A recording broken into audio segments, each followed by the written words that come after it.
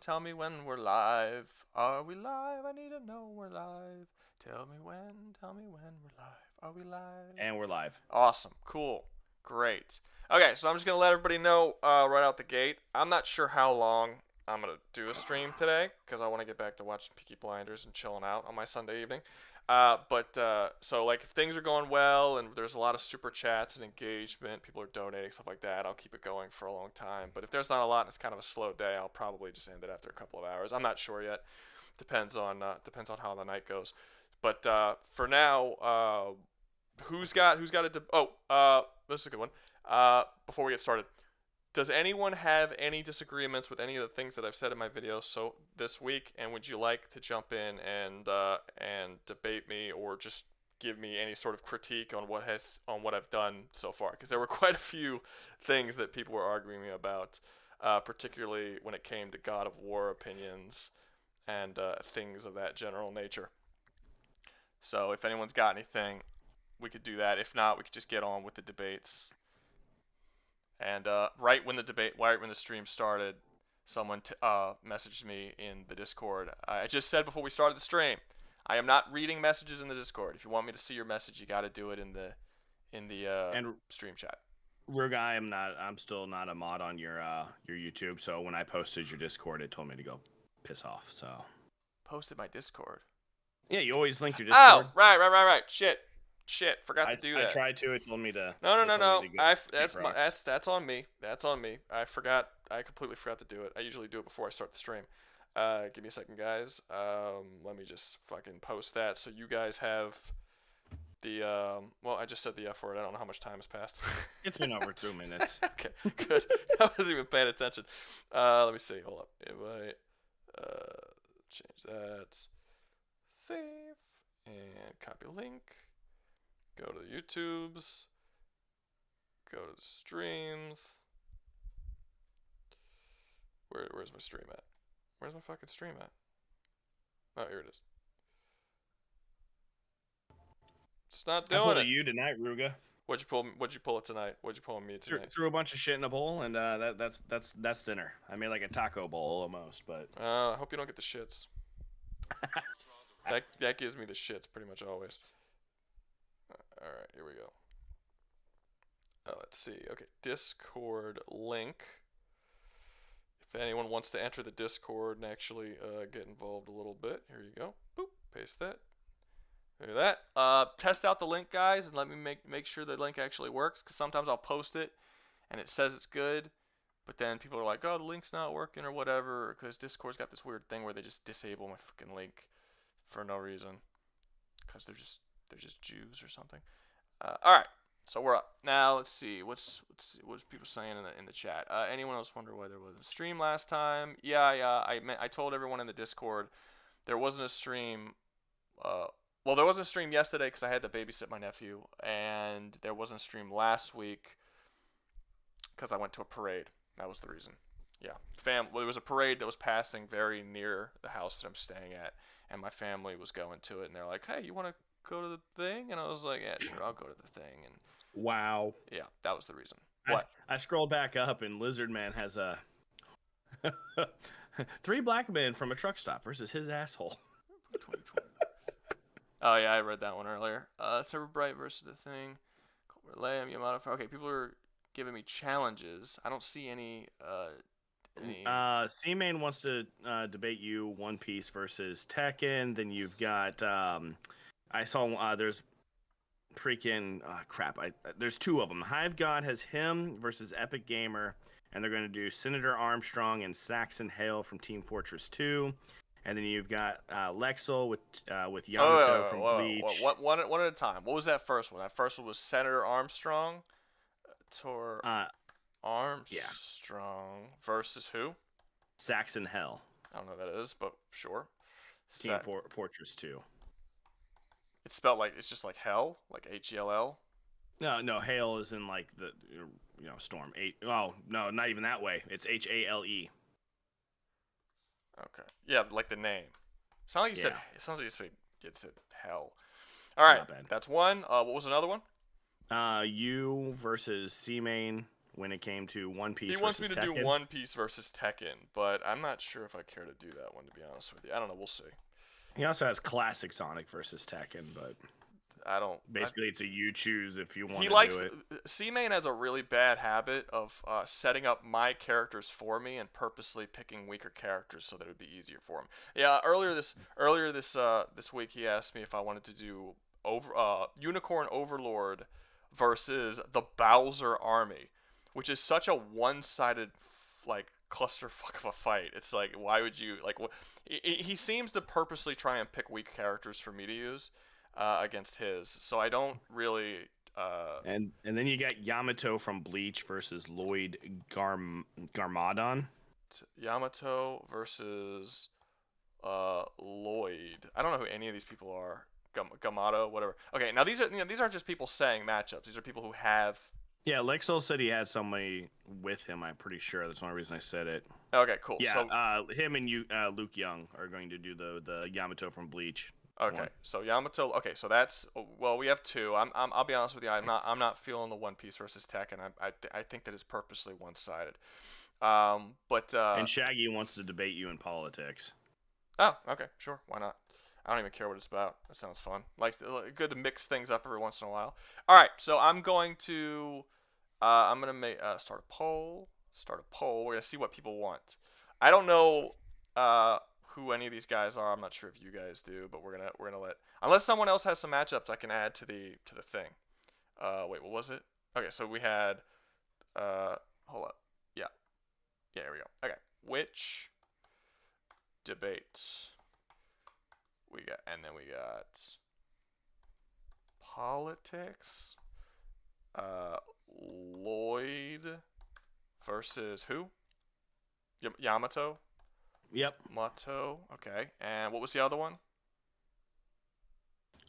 Give me a second. I gotta go back up. No, it's cool. It's cool. Senator Armstrong versus Saxton Hale. All right, Armstrong versus Saxton. Armstrong versus Saxton. Okay, and then I exit that one. I'll be honest with you. Maybe I'll do the One Piece one later, but as of right now, I'm not feeling it. I do think it's purposely one-sided. All right, start poll. You guys vote on who you all, what debate you guys feel like watching more. And then we'll see. I don't even know what the political debate's going to be. I have no idea. I don't really care, to be honest. Oddly enough, the two people that brought up the Bleach argument, like, I know they're debating, like, the two people who are doing it, and I know their style, and that's why I voted for that one more than the character matchup, because they usually tend to entertain me, at least, when they debate. Yeah. This is actually relatively close voting. Armstrong's winning, though. But yeah, Yamato and politics are neck and neck. That's kind of funny. I was expecting politics not to get any. I think that people who watch my channel really don't like politics at all. Like, they really hate it. Anytime I even bring up even things that I don't really consider politics, just like shit that's not two people beating the shit out of each other, I get a lot of hate for. And then this DEI bit. Oh, whoa. I don't care. I'll debate anything. I don't care if it's politics. I don't care if it's versus battles. That's cheese. It could be whatever. All right, so politics is beating Yamato. I like it. I think it's funny. That's great. All right, so I think I sink anything I vote for, honestly. yeah, that's true. Everything you always want, people are just like, nah, we're good. Okay. So, I guess we'll do. I'll give it another, 20 seconds, and if Armstrong is still in the lead, we'll fucking go with Armstrong, and that'll be that.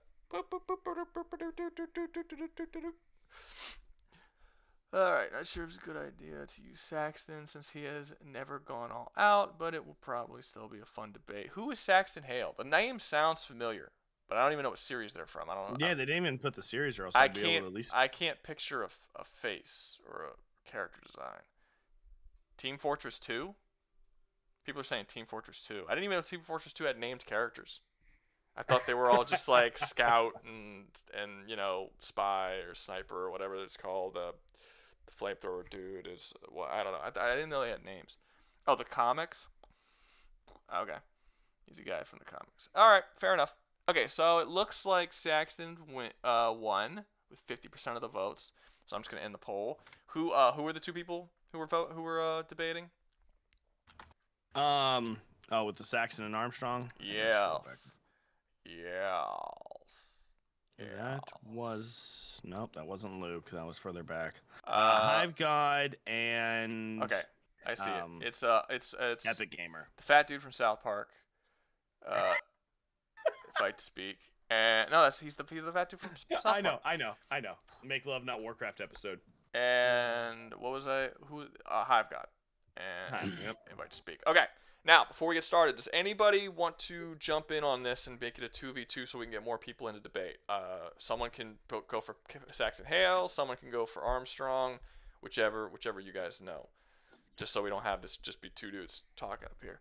Saxton Hale. I mean, TF2 is a very good game. I love that game. It's good. I'm glad you like the game. It's nice. Nobody's saying they want to jump in. I'll give it another 10 seconds. If not, we'll start. We'll just start with you two. And then if it's not entertaining, we'll kick you guys out and then move on to something else. Sorry. That's the way it works. My first debate. Yep. Yeah, no one's saying it, whether or not they want to come in. So it's gonna be you two for now, and then if anyone wants to jump in somewhere in the middle, just let us know. All right, you guys get started. What? It's just a fight just between these two dudes. Simple, easy peasy. All right. All right. So, who's gonna go first? Oh God, I hate. Okay, that's my least favorite question anyone can ask. I'm just gonna say this from this point. I'm just gonna say, just start. Just whoever says, if you're gonna say, right, open your mouth right. and say who's gonna go first, just start. Like, I hate that so much. Just go. I've got you go. Okay, so Senator Armstrong, he is much more powerful than Raiden physically. He's not as who's the character from Metal Gear. Well, hold on. I don't really well, know that much about those games at all. Just have to clarify alright, that. okay. So, a weaker version of Raiden was able to easily able to throw what are called like Metal Gears, which are pretty much just giant mechs.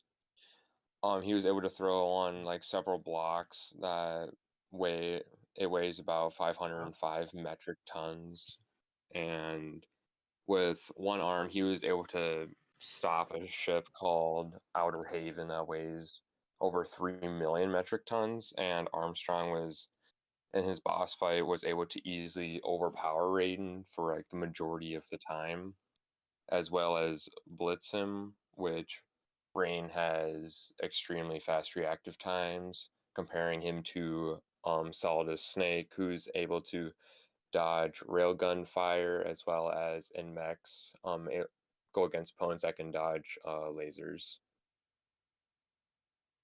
And Armstrong has these things called nanomachines that are the most powerful ones in the verse that are able to have an incredible healing factor for one, and is able to reattach lost limbs if one does get cut off in time. If someone's able to cut off his arm within the time of his nanomachines actually activating, which mainly comes from physical trauma, and when they harden, is able to block Raiden's sword that's able to mess with atoms on a molecular level, which it just bounces off his nanomachines.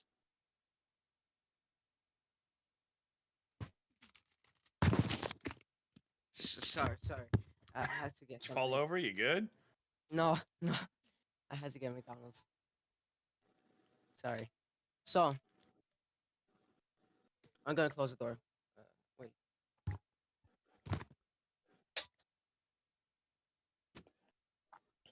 All right. Finally.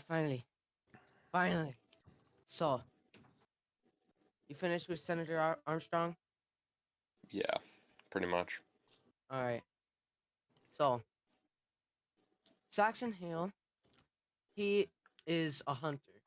He doesn't use guns. Doesn't use weapons. He just uses his fists, and he made I think, two species extinct: gorillas and yetis.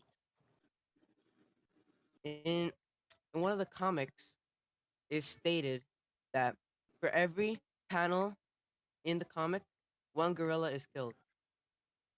So, and he's capable to overpower, I think, a 12, I think 12 or 33 team, uh, what is it called? Mercenaries. Yeah. And yeah, he's very, very powerful. He exploded one time. He exploded the Yeti by punching it. Oh wow, punching! I didn't know. Yeah, he's very strong. Just have to say that. Um, I think that's it. So you got two Okay. very strong guys. What you got? Oh wait, hold on. Yep. Both of them, Saxon Hale both really just want to also fight has. hand to hand. Wait, I forgot one thing. In the game, you could play as Saxon Hale in a game mode. He has a charge ability that is like is very powerful. He lunges forward and it does a lot of damage. He has a super mega jump and very powerful too.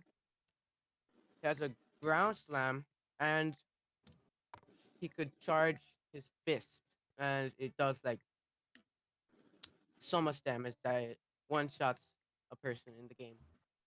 And it's like an explosion. And that's all. Okay.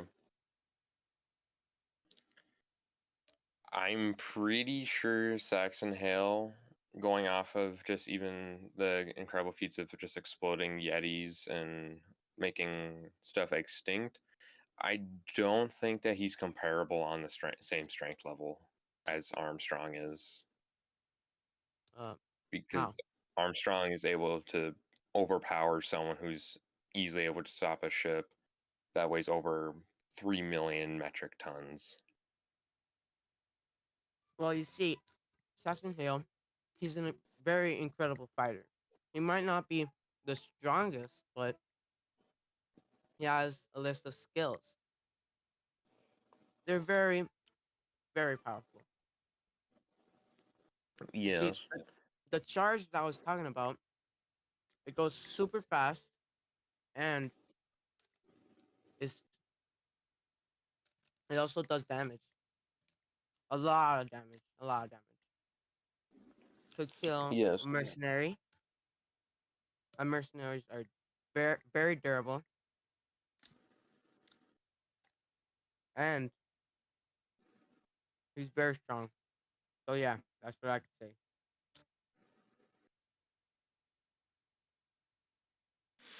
Okay. All right, as exciting But as this has been, yeah.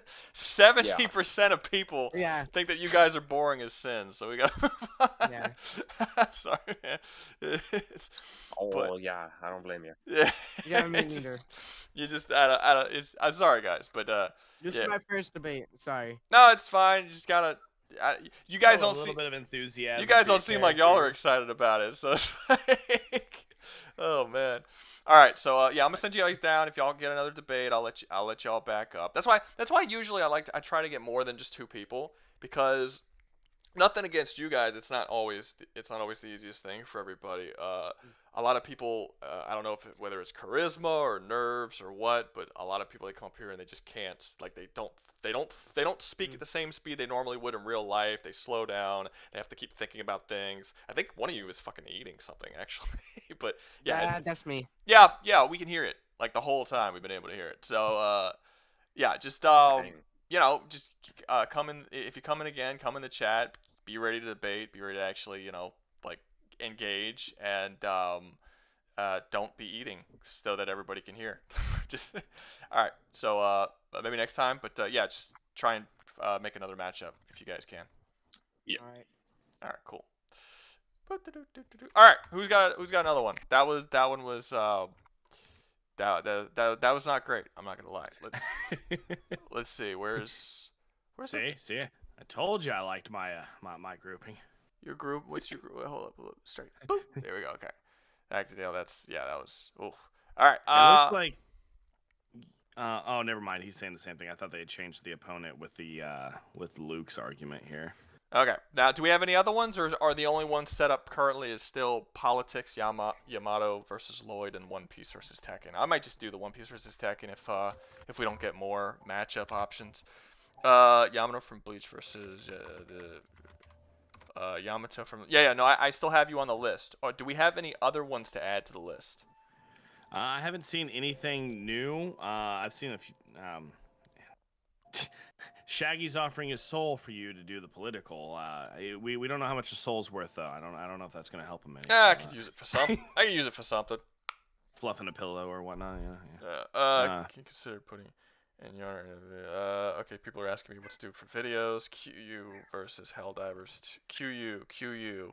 I don't know what that is, but I'll put it up since we don't really have a whole lot to go on.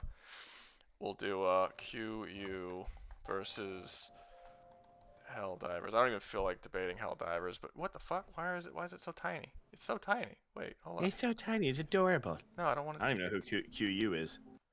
Wait. Okay. Neither do I. It might be very one-sided and be like 5 minutes, but we'll see. Oh yeah. That's always an option. You know, maybe I won't have to debate Helldivers for very long. Okay, so we've got QU versus Helldivers, Politics, Yamato versus Lloyd, and One Piece versus Tekken. Who else? I just realized 3 out of 4 of the ones who are up here involved me personally. That's bad. That means you guys really were not making matchups this whole week. What else? Hi D. I could have joined versus Armstrong, but I wasn't here. Well, let's see. Guys are saying matchups, but it doesn't matter if you have a matchup in your head. You have to have a partner to debate with. If you don't have a partner to debate I'm trying with, to find one that I would jump into. it's not relevant. I see people saying the Thing versus the Blob and a bunch of people versus a bunch of other. It's like, okay, cool, but do you have a partner to debate that with you, or are you just saying random stuff? If you need information on Ymir versus okay, we're gonna you guys just try and come up with some stuff, and I'll make a poll. Okay, next debate, and then we got politics. All right. Next, Lloyd versus Yamato. And then we got, what was it? QU versus Helldivers. And lastly, we have One Piece. I guess the QU is a species. Versus Tekken. Okay, One Piece versus Tekken. Start poll. You guys start. It's so weird that 3 of them involve me. Other people got. Well, I mean, it is your channel. Yeah, but that's not usually the case. There's usually other people. I know. That the only reason why it involves me, why there's so many that involves me, is because people didn't come up with their own shit. Oh fuck, Helldivers is winning. I don't want to debate Helldivers again. I'm so sick of talking about it. I tried to vote it out, but it didn't work for you. No, you should vote for anything. You should vote for the one that you want to lose. That's what you should start doing. Oh, okay. Well, then I should have voted Helldivers. Damn, I'm sorry.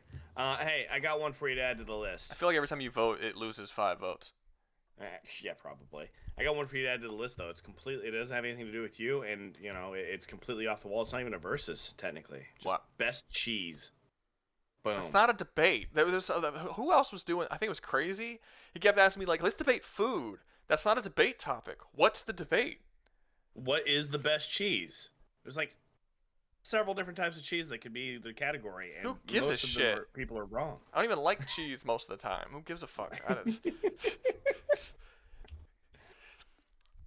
Oh well, then why are you throwing out debates, G Helmet? Man, you can throw them out all day, but you have to find champions. This is objectively the best cheese. Cookie clicker. What the hell is QU? What is QU? I'm going to say it one more. Nemesis, the Warlock versus Sung Jin Woo. You say it one more time. This is the first time I'm seeing it.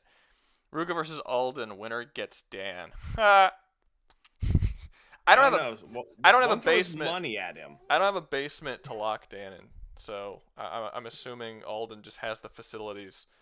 Ruga's got the charisma to make him work for free. I have to throw money at him to get him to show up. Well, no, he's never edited any of my videos. He's editing Well, I for mean, you. no, he's done your tech guy stuff. Like he's made sure your shit's set up, and Fuck, made sure your dude. sound's checked, and Helldivers won. All right, who wanted to debate fucking QU versus Helldivers? who was the one who was debating for that? Who? I'll go find it. Luke comes up with a lot of good debate topics, though. So. Yeah, but he's got to have partners to debate with.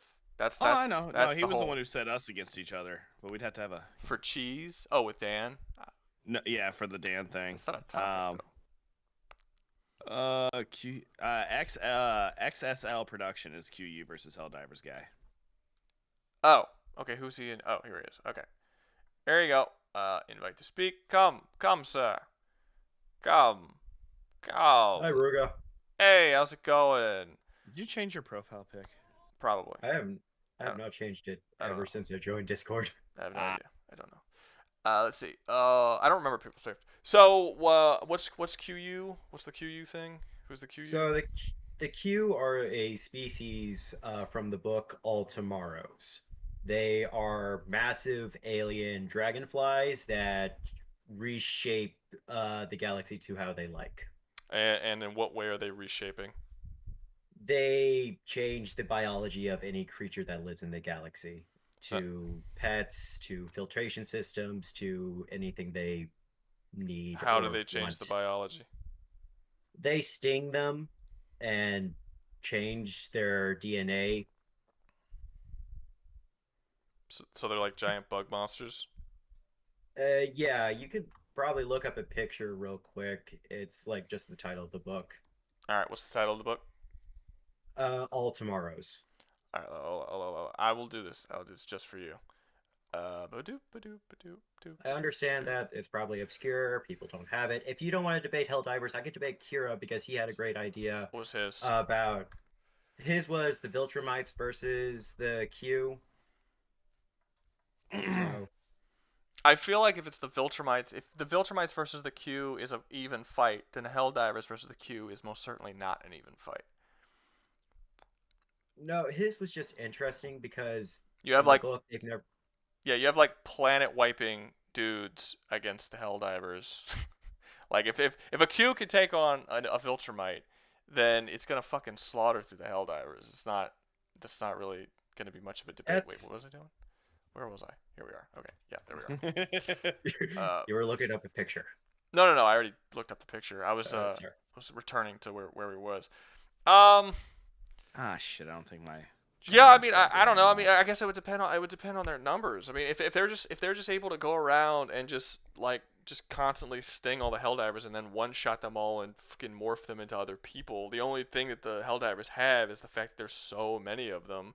If they vastly outnumber the Q, then maybe they can overcome them. But if the Q have just as many numbers, then they what you described is something that would overcome many Helldivers. So I don't know.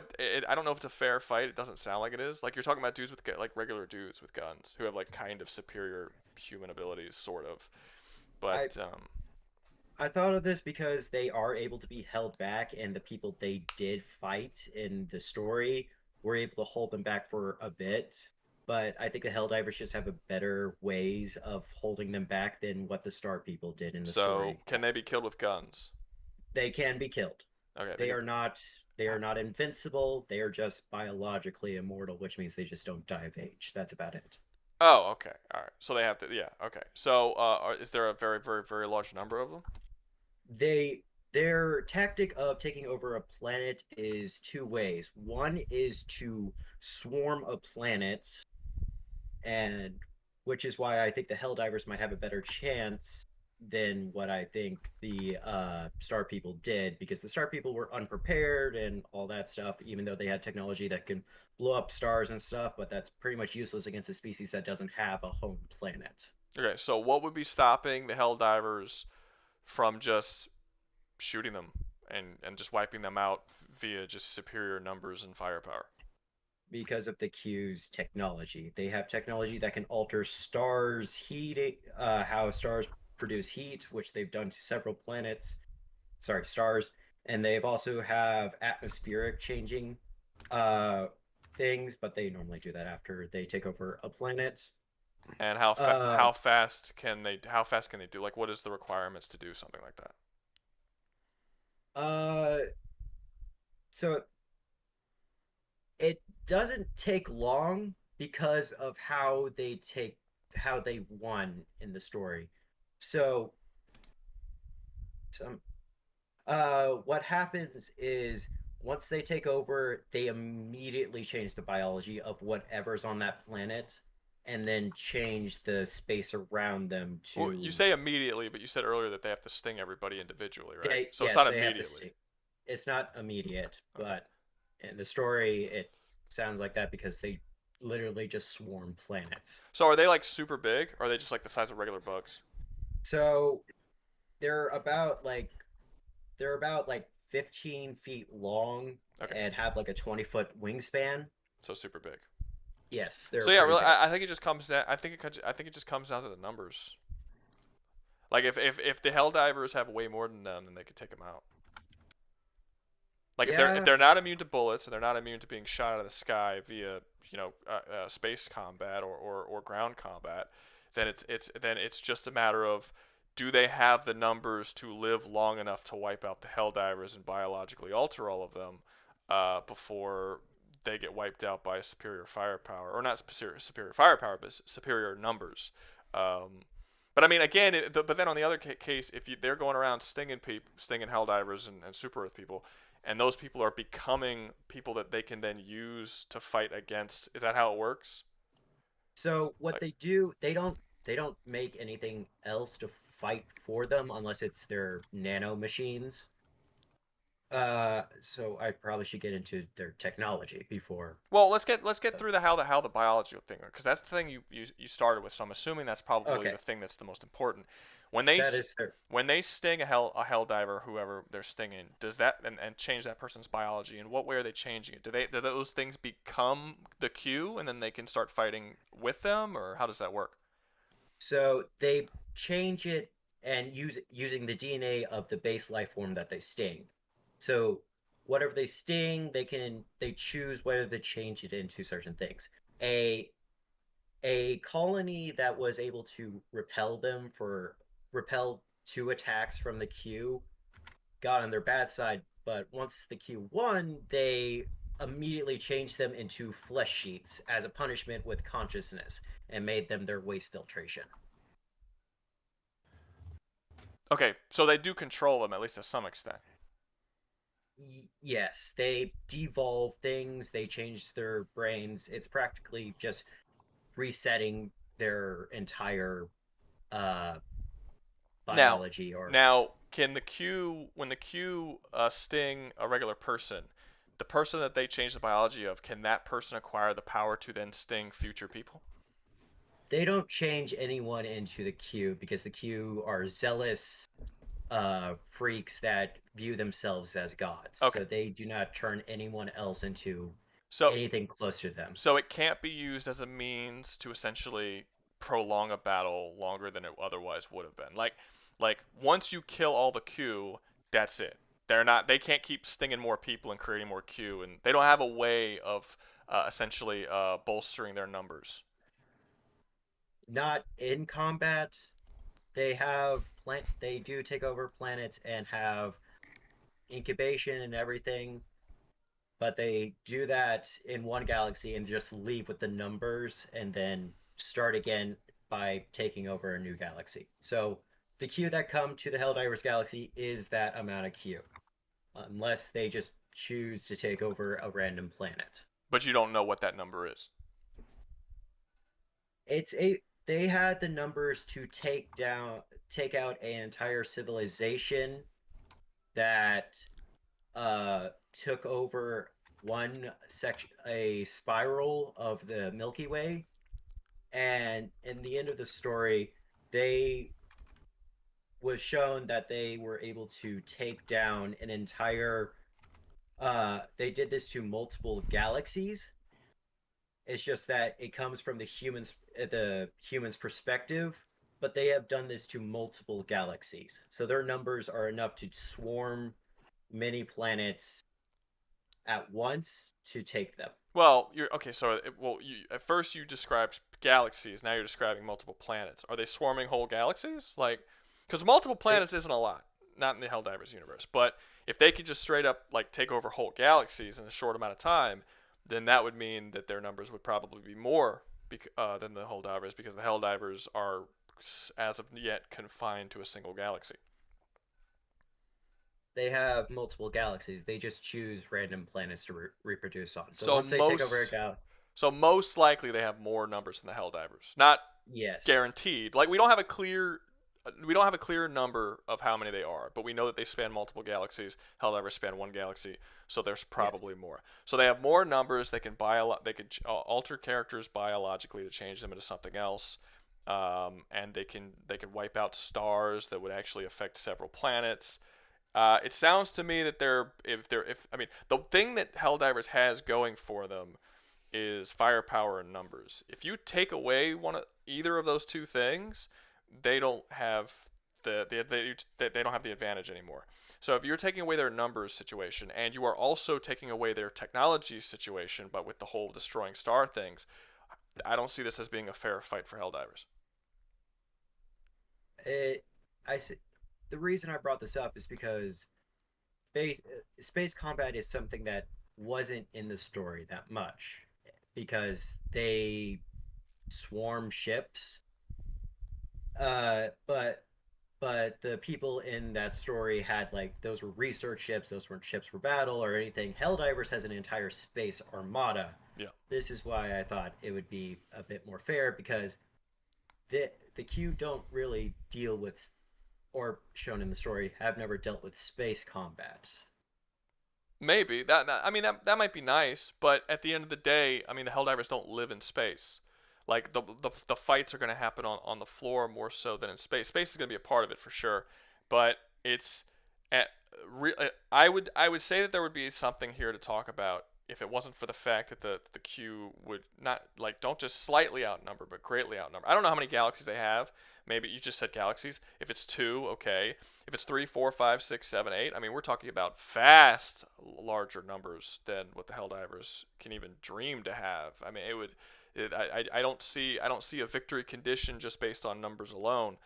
But even if they had the same number, I think if they had the same numbers, there would be maybe something here. But even then, it seems like if you're taking out stars, you still have way more, you still have more power in terms of your weaponry as well. So, like I said, you're taking away the two things that they got. Like the most powerful thing that Super Earth has is opening up a black hole that they can't even really control, and it's just sort of something that they've done one time. Normally, all they do is blow up small moons. So you're comparing Star Destroyer characters, like a race of people who are vastly outnumber Helldivers, who destroy stars, to the Helldivers who can destroy small moons. That's not even close. Like, you're talking about hundreds of thousands of times the firepower if they're capable of destroying stars to moons. Now, with the Star Wars debate that we had in the past, they also had Star Destroyers, and I said that Helldivers would win, but that's because they only have like 25,000 Star Destroyers, and other than Star Destroyers, their weaker ships don't do anywhere near that.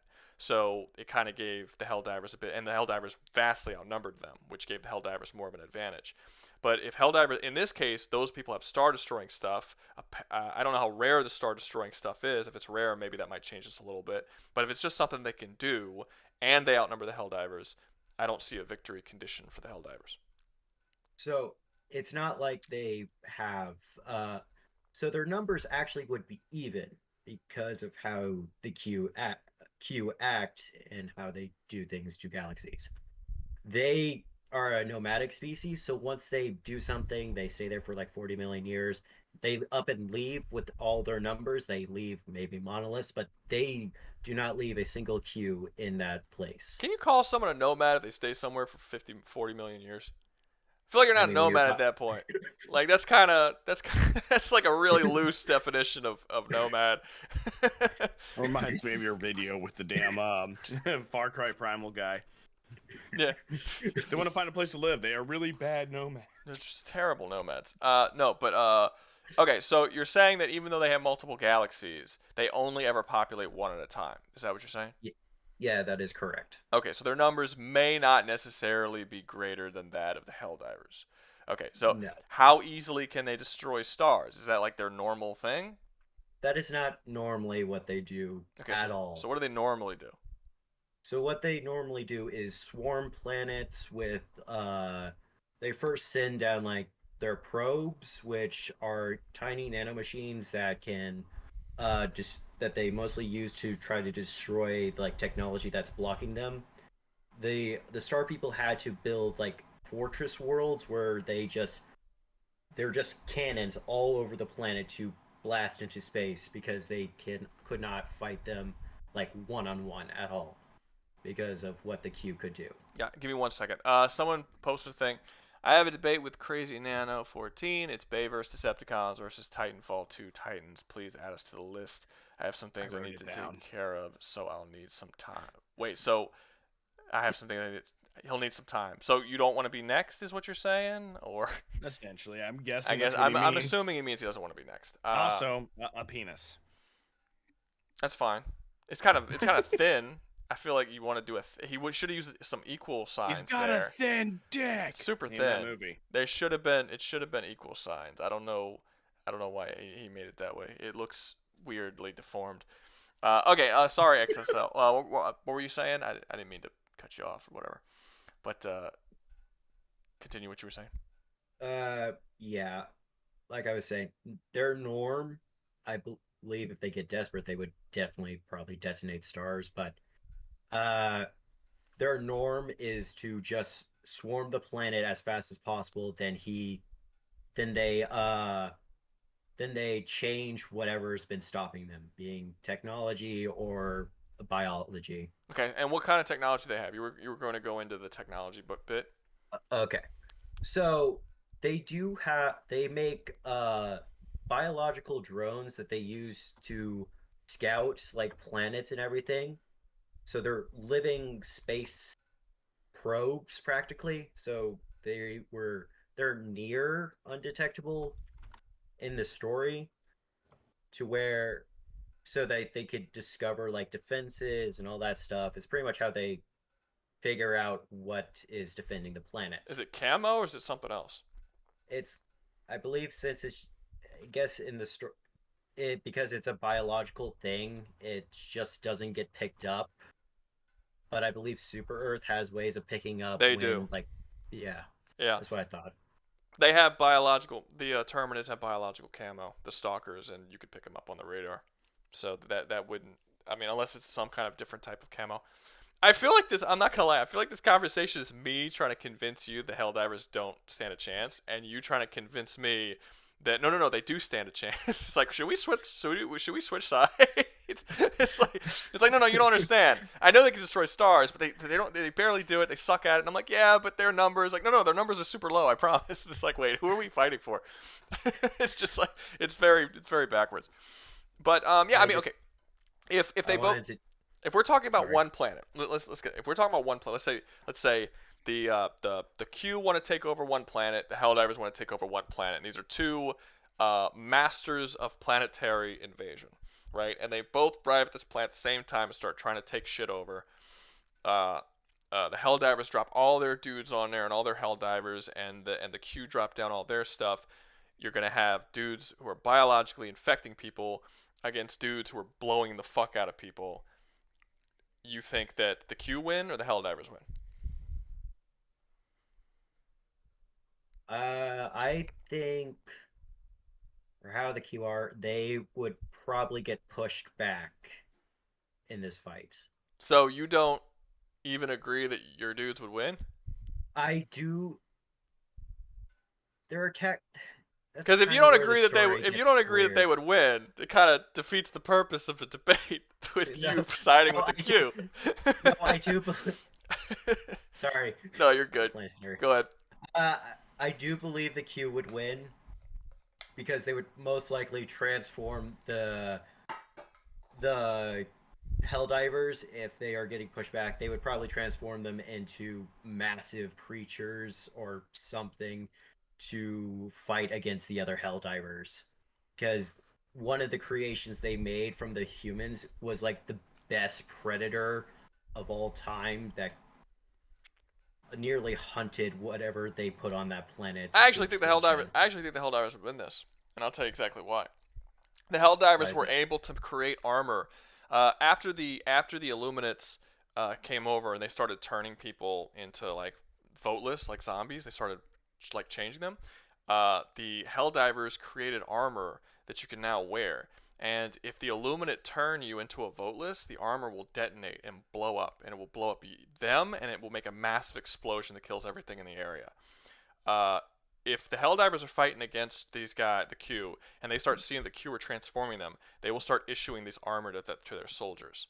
This would take away the Q's ability to sting and biologically alter anyone, because anyone they sting would immediately explode, killing the Q and themselves. You would then have a bunch of Helldivers and people essentially suicide bombing themselves to kill all of the Q.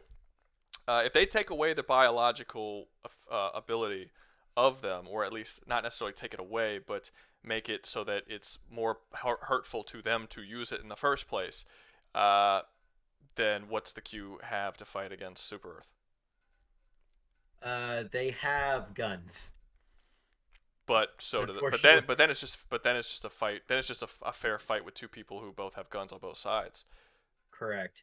But you took away the main weapon that the that the Q have, and the Helldivers still have the Super Destroyer, that they can like basically not nuke the planet, but like miniature nuke the planet individually. Yeah, that's where the nanoprobes come in. All right, what's the nanoprobes do?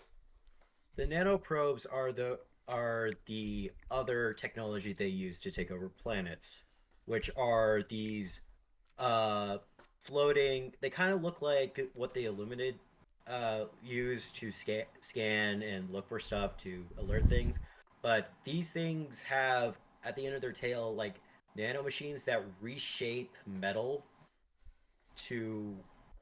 They normally just blow up bases with it. But they can travel with the Q through space. They travel with them on planets. The Q normally come equipped with like a plasma type gun, their stinger, the living probe, and the nanoprobe. That is their basic loadout that every Q has. Okay, so the nanoprobe, what like you think they're gonna like shoot it at the super destroyers in space and blow them up or something? I feel like the probes might swarm the destroyer and just pop them open, killing the crews. Is there a reason why air type weapons won't work against it? No, I do believe that would work against them. They have been destroyed in the past. The Q is normally the focal point because the Q is the one controlling them.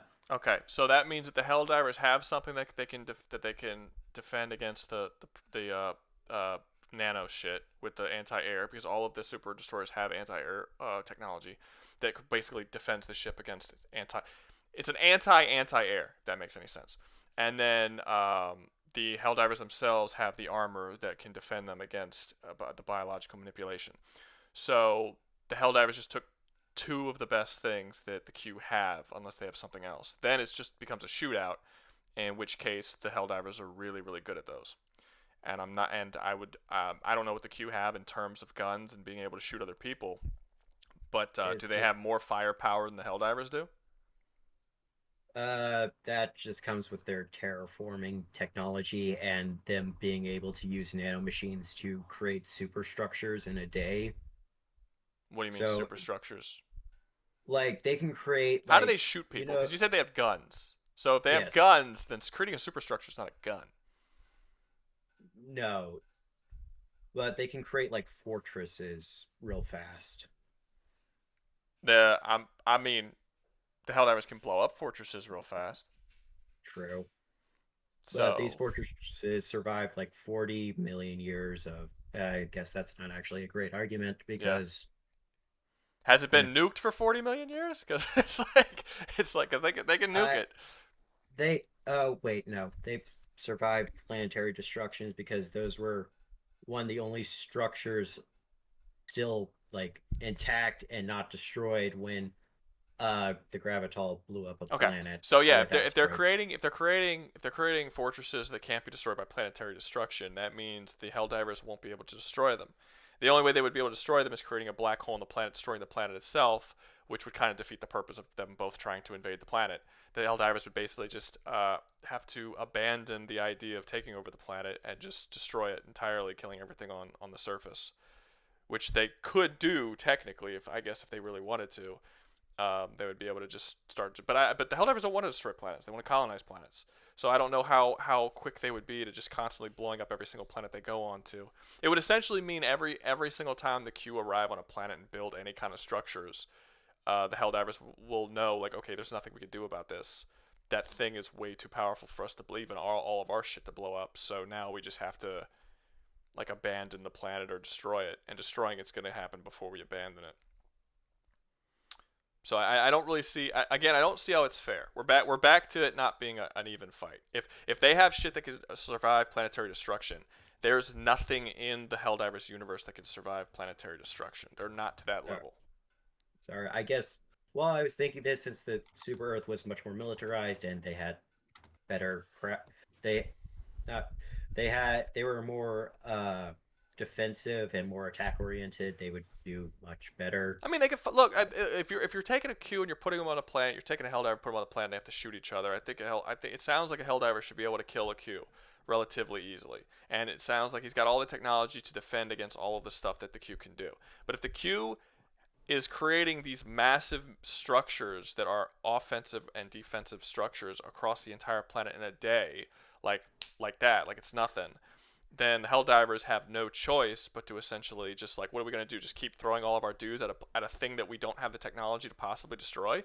The only alternative that we could do, that I could think of, is the fact that the Helldivers are capable of utilizing the technology of their enemies very, very quickly. So if they kill the Q, they could take the technology and they will adapt it like within weeks, and then they'll have the same technology as the Q. And if that's the case, then they'll win, because they have all the same technology as the Q now, which completely takes away all of the Q's benefits. But they would have to survive for long enough to be able to utilize that technology, or survive long enough to be able to adapt that technology and then utilize that technology. So it would just really depend on how long it takes them to utilize it. And they're usually pretty fast at it. Usually it's weeks and months and not years. Like things that should take like hundreds of years to figure out, like stuff that's way past their technological ability, they're usually able to figure out in just a couple of months. It's like the most impressive thing about the Helldivers, their ability to adapt technology.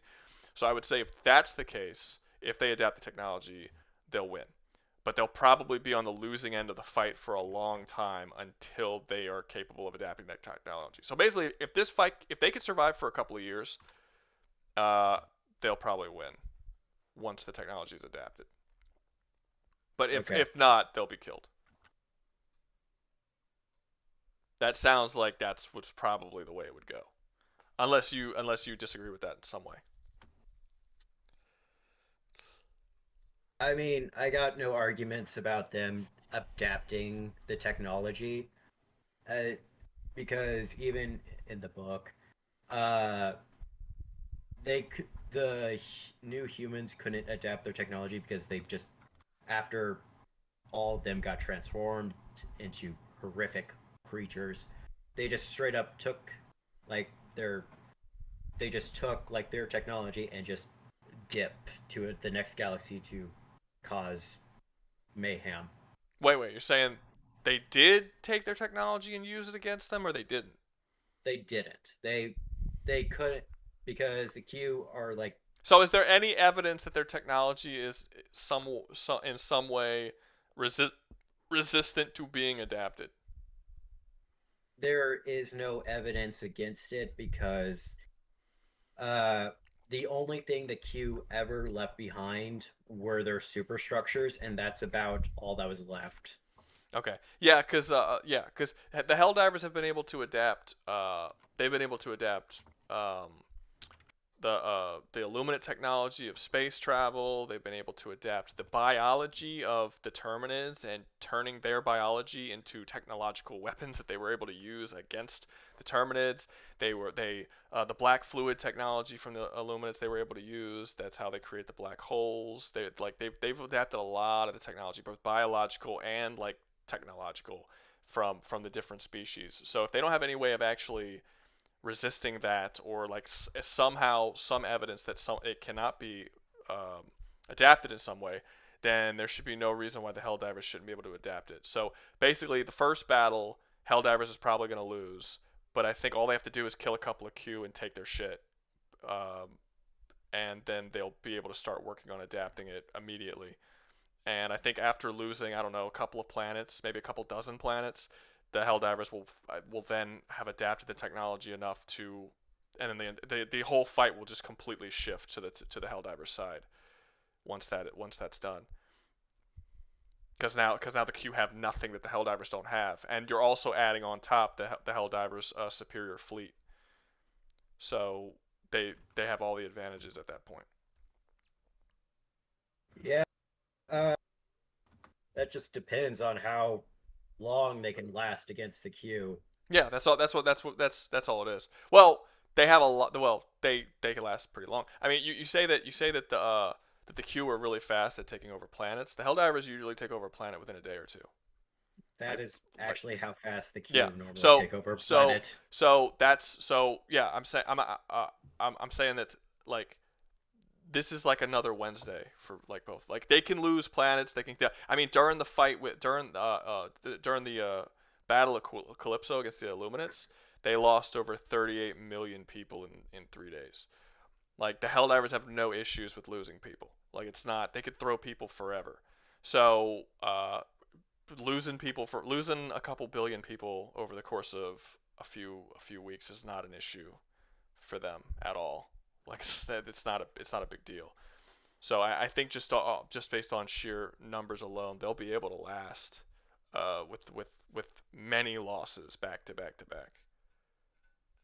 And let's say the Q actually make it all the way to Super Earth and they take over and destroy Super Earth, which has happened in Helldivers 1. The Super Earth just moves to a new planet, recolonizes, and then names that new planet Super Earth, and they just continue on. They don't actually care about the planet. It's more so about the government. As long as the government still stands, it'll still continue.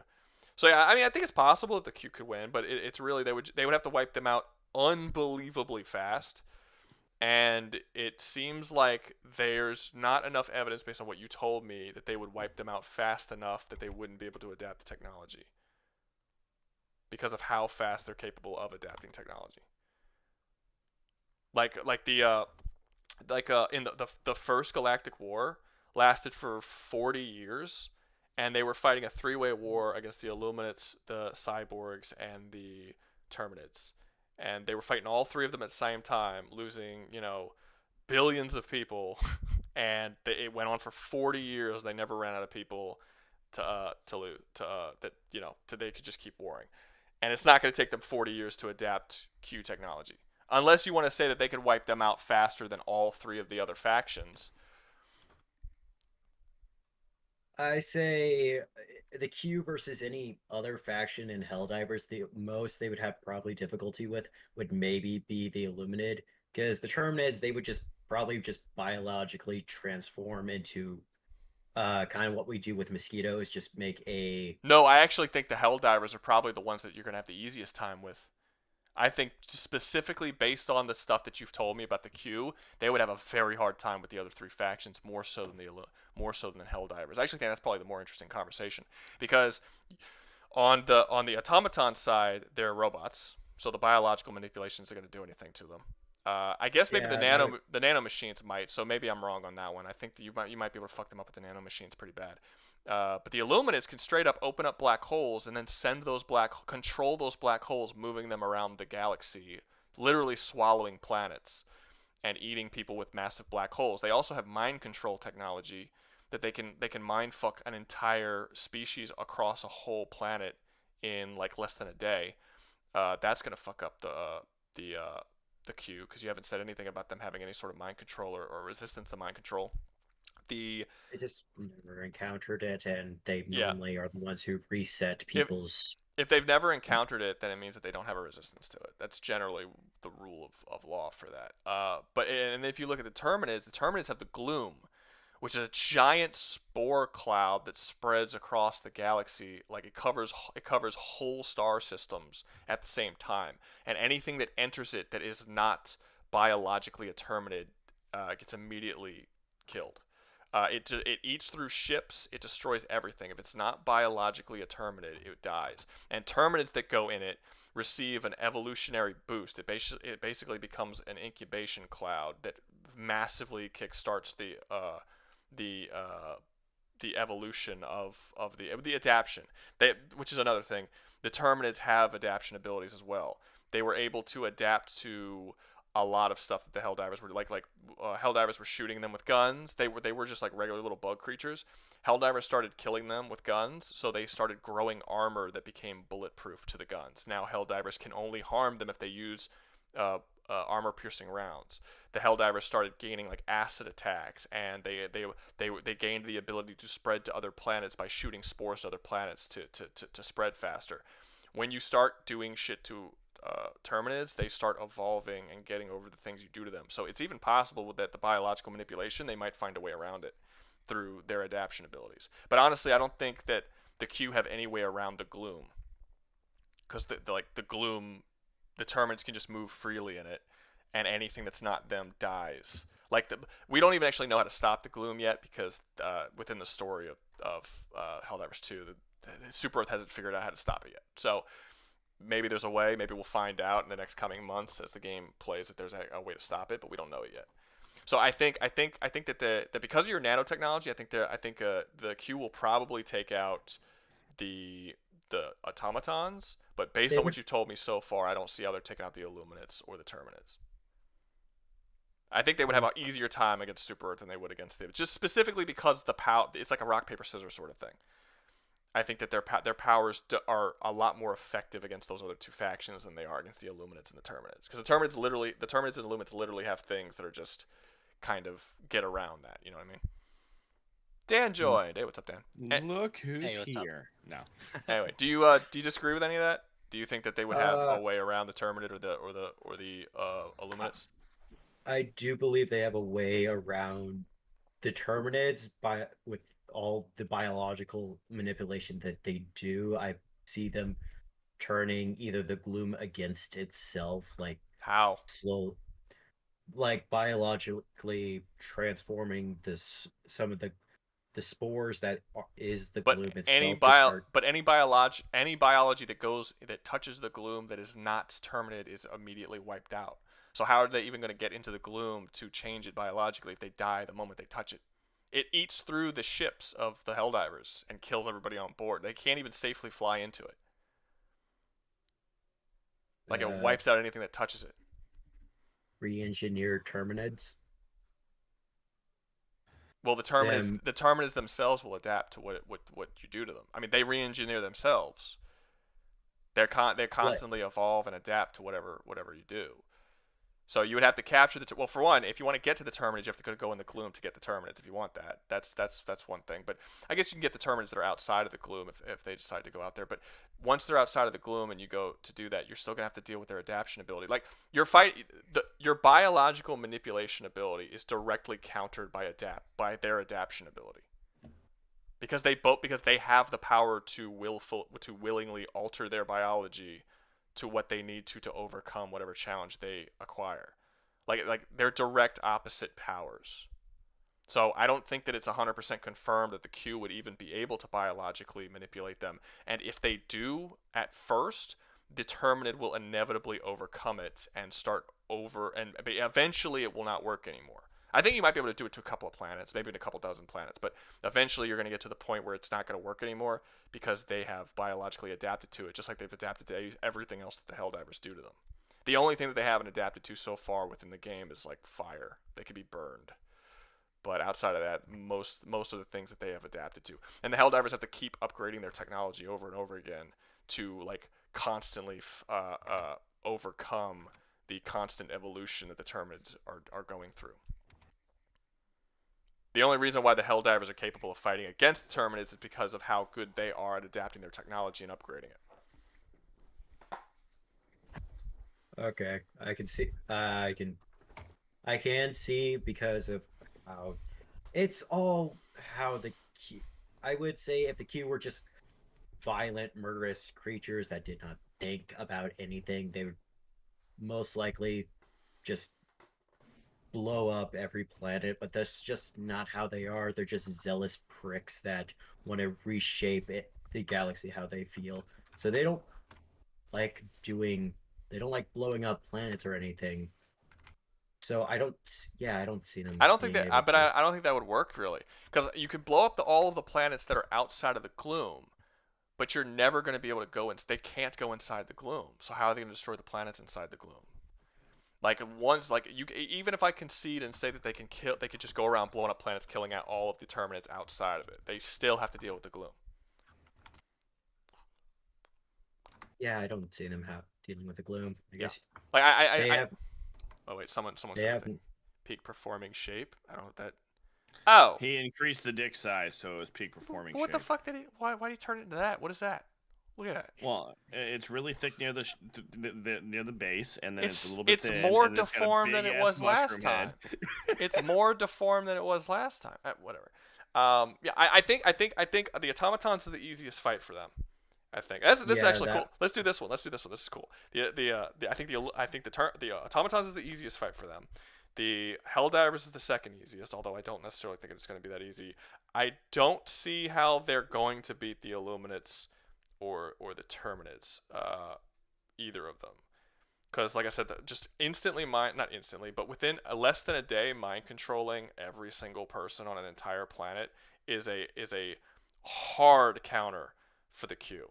Like, hard counter. And the fact that they can create black holes and then send those black holes like fucking Pac-Man around to swallow planets at will, that's also it's not a hard counter, but it's something that the Q don't really have anything against. It's arguably just as dangerous as the star destroying power. You also have the fact that the Illuminates are capable of actually leaving our dimension and like bailing through portals into other locations very, very easily. So like in order, you would have to, like, even if you destroyed all the planets in the galaxy, you haven't wiped out the Illuminate. They are capable of just leaving through portals to other universes, or not. We actually don't know where they go, if it's another dimension, universe, or another galaxy, but they could travel around very quickly. So yeah, I don't see them getting over the who would be harder between those two though, between the Terminids or Illuminate. I don't know. I think either one, they're not winning, because I think they have way too hard counters on against the Q. I would say you're probably correct, most likely correct about both the the Terminids and the Illuminates. I did not know that they could just summon massive black holes to devour planets. It's relatively new. So the Helldivers used Illuminate technology to create a black hole to destroy Meridia, but and then the Illuminates showed up, and then they controlled that black hole, and now they're sending the black hole flying across the galaxy, wiping out planets currently. So technically, Illuminates didn't create the black hole, but the Helldivers created the black hole using the Illuminate technology. So I don't think it's not an assumption to say that the Illuminates can create black holes, because the Helldivers literally did it using their technology. So they would be able to make the black hole and then control it at will. They can, like, we don't know how they're controlling it. Like the Super Earth is still trying to figure it out. They're like, how the fuck are they doing this? But all we know so far is that they're using black fluid or dark fluid to essentially speed up and alter the direction of the black hole to travel wherever it is they want it to go. And they're sending it directly at Super Earth currently. So the reason why you haven't heard of it is because it's very new. It's only been going on for like 2 weeks in the game. 2 or 3 weeks, something like that. I might be wrong, but it's only been happening for a couple of weeks. Okay. It's very cool. It's a very cool power. This is where the book All Tomorrows kind of gets weird, because the best like feats for the Q and what they have is goes only against one group of people, which is the Star People. They had technology that could blow up solar systems and such, and they viewed the Q's technology just beyond anything they could comprehend at that time. Well, that's cool. It would depend on how advanced you said the star people. That's what they're called. Yeah, that's what they're Yeah, called. it would depend on how advanced the Star People's technology is. But even if, let's say the Star People is more advanced than the Helldivers, it doesn't really matter because the Helldivers throughout the games are shown being able to adapt technology that is so far beyond what they should be capable. This is the thing that kind of makes them broken, really, more so than the big guns and the ships and the destroyers. They were able to adapt technology that was created by species that were like thousands of years more advanced than them. They adapted the technology and they made it better than the people who invented it. Like the Illuminates, when they saw how their technology was being used against them, they had no idea how the Helldivers were able to do that with their own technology. Like they can use it better. So I'm not going as far as saying that, but it is possible that when the Helldivers take the Q's technology, they could start using it in ways that the Q never even thought to use it in. Like the Q might be seeing their technology being used in certain ways and be like, how the fuck did they do that? It's like because that's exactly what happened with the Illuminates. The Illuminates are super, super advanced. The Illuminates are capable of opening portals into another. I believe it's other dimensions. I could be wrong. Maybe it's just other galaxies. But I believe it's heavily implied that it's other dimensions. They're able of opening up black holes. They can mind control people. They can alter the biology of other beings. They are vastly, vastly superior in technology to the Helldivers in the first Galactic War, and the Helldivers took their shit after a couple of weeks, just started fucking wrecking all of their stuff, and they're just we could they're way more advanced than us now with our own stuff. So yeah, I don't think it's I think the Helldivers have a really good chance of winning. I think it's probably like a 65-35% chance the Helldivers are probably gonna win. It just really depends on how fast the Q can wipe them out before they adapt the technology. But I will say that before they adapt the technology, I think that it's pretty clear the Q is gonna wipe out Helldivers at a relatively fast rate. They could fight back. It's not entirely one-sided, but it's gonna be one-sided enough that the adaptation of the technology is going to be a necessity for them to win. If that makes any sense. That is their only chance of winning is what I see. Rouga, I didn't say anything earlier when it was just 2 or 3 people, but we've got about half a dozen, maybe more, saying that we're repeating ourselves and going in circles now. Are we? Well, we've got around to numbers and the I don't freaking know. You've got Archmage now who was behind you doing it longer. Whiners.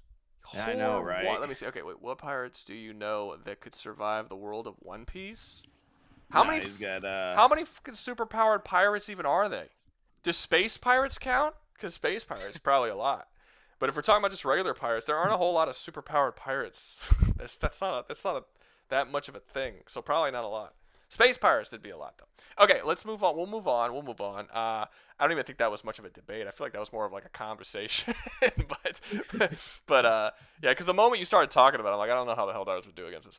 But yeah, we'll move on. Half the time he was like, well, it like, sounds like your guys are gonna win. Yeah, he was like trying to convince me that my dudes would do really well. I was like, no, these guys are gonna die. And he's like, no, they're gonna do really well.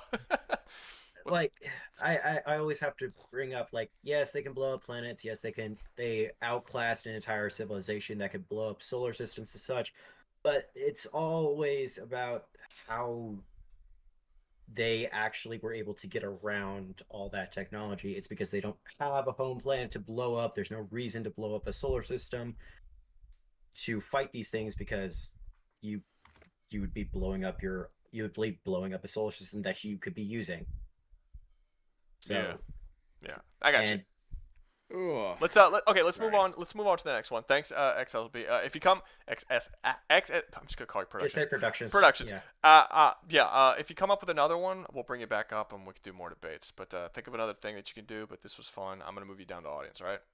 See you later, dog in a green hat. All right. Cool. All right. I see one down here. Someone said Poe versus Rocky. Yeah, I've got 4 more. Okay, to your list. Give them to me. So obviously Poe from Kung Fu Panda versus Rocky from Rocky 3. What was a very stupid matchup! I'm sorry, I'm not putting that one on. I'm not putting C-Main's fight again. Let me guess. C-Main's got Poe. I'm guessing. Of course he does. That's so one-sided. So Are you kidding me? Titanfall versus the Bayverse. I don't know how Transformers powerful Bayverse. Titanfall is, but that sounds all right. Versus Bayverse. Okay, who else? We got Roland versus Raiden. Roland. Who's Roland? I'm guessing he's from a fighting game. It's Archmage versus Hive God. Raiden's another character, Metal Gear Solid character. I know who Raiden is. I don't know who Roland is. Yeah, neither do I. And then we've got Undertale versus Hollow Knight. Did they have a matchup? Like, someone to debate? I hope that's not me. No, it's Lex and Silva. Good. Okay, versus Undertale. All right, I cool. thought there was one more, but I wasn't quite certain. Okay, let's see. Let's scratch out some dudes. What did we do? We did Q. That really depends on how you want to take Hollow Knight, because it's implied that it's a small world filled with sentient bugs, but it's also implied it's a human-sized world filled with human-sized sentient bugs. Well, So they've been debating it a lot. All right, let's see. Over in chat. So we got. All right, so we're gonna for the next one we're gonna put. I can only make 4 on the thing, so one of these has to be left out. Okay, how about this? I think Shaggy did. We're gonna put politics and Yamato into the. Yamato keeps losing. We're gonna put politics and Yamato in with 2 of these, and if politics and Yamato do not get voted, I won't put them in anymore in the future. I got the idea that nobody wants it. All right, cool. We'll do that. I mean, I will gladly debate politics with you, Ruga. No, Shaggy wanted to. Shaggy wants that. Quite literally against Rouga. Yeah, specifically against me. I don't know what about, because I'm not. I think people assume certain things about my political beliefs, because of certain things and they don't. I think that I would surprise them with what I actually because believe. of the way that you present yourself about certain things. Which I'm just me, baby. I had those same assumptions when I first started watching you, though. I'm like, sure. This is probably this, but then as soon as I started talking to you more, I'm like, wait a minute, what the fuck is this guy? That's right, because I'm a person with unique opinions. All right, let's see what's okay. So we got that one. What do you guys think? I think Titanfall versus Bayverse could be pretty cool. That one could be. Archmage in the chat is saying that Sauron from Lord of the Rings would lose to Bowser. The fuck? Bowser's pretty. Probably. Bowser's pretty powerful. The whole Mario universe is really powerful when you get into the comics and shit. Yeah, but even the he's saying games. Sauron and his whole army is gonna lose to Bowser and his army. I'm sorry, but a Goomba can be squished under an Italian plumber. I'm pretty sure an orc. That's a Star Child though, and the Star Children are way powerful. Yeah, it's you're looking at it way too simplistically. There's a lot more going on in the Mario universe than I think you're aware of. Okay. No, I'm well aware of the Star Child bullshit. I honestly don't take any stock in it though. Who should be the fourth one? Who should be the fourth one? Hollow Knight versus Undertale or Roland versus Raiden? Which sounds like the better matchup to people? I think Hollow Knight versus Undertale is probably the more popular one. We'll go with that one, and then next debate when we remove him, we'll put Roland in. We'll do Hollow Knight versus Undertale. So Hollow Knight. I'm pretty sure politics are on the list, Shaggy. You're fine. It's going to be on the list for the last time, though. If no one votes for it this time, or if it gets like second place, I'll add it in the next time too. But if no one votes for it, I won't add it to future polls. All right, I got one against Dan though, because it's already lost 2 polls. All right, start the poll. You guys vote away. Vote. Apparently, Alden has a debate that he wants to do against me. What is it? I want to take my Kylar Stern versus his Sauron. I don't know what that is. I don't know who Kylar Dude, is. you said Kyler Stern is continent, barely. Yeah, but he kills gods. Dude, politics is trying to win. It's fighting for its life over here. That's funny. Oh, it's in the lead right now. It's winning. It's tied for first. It's in the lead. Politics is winning. All right. It's like a horse race right now. I'm actually interested in this shit.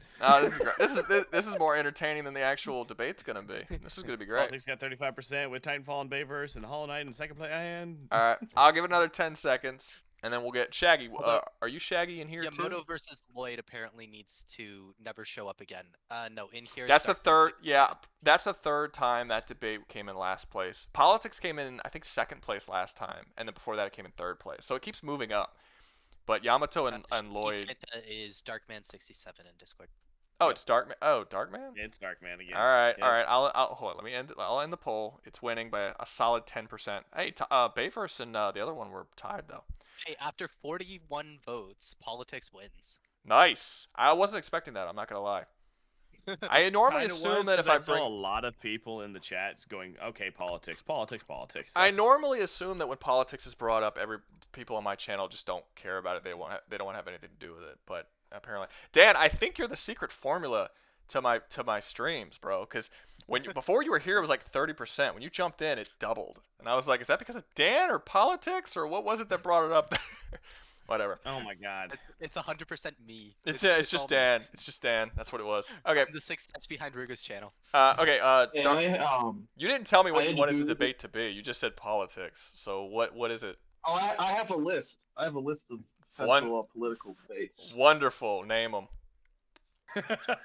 We got foreign policy and military intervention in other countries. Okay. Immigration policy. Okay. Second Amendment rights. And traditional family values in government. Okay. You know what? I gotta be honest. I want to hear Ruga's take on the Second Amendment rights.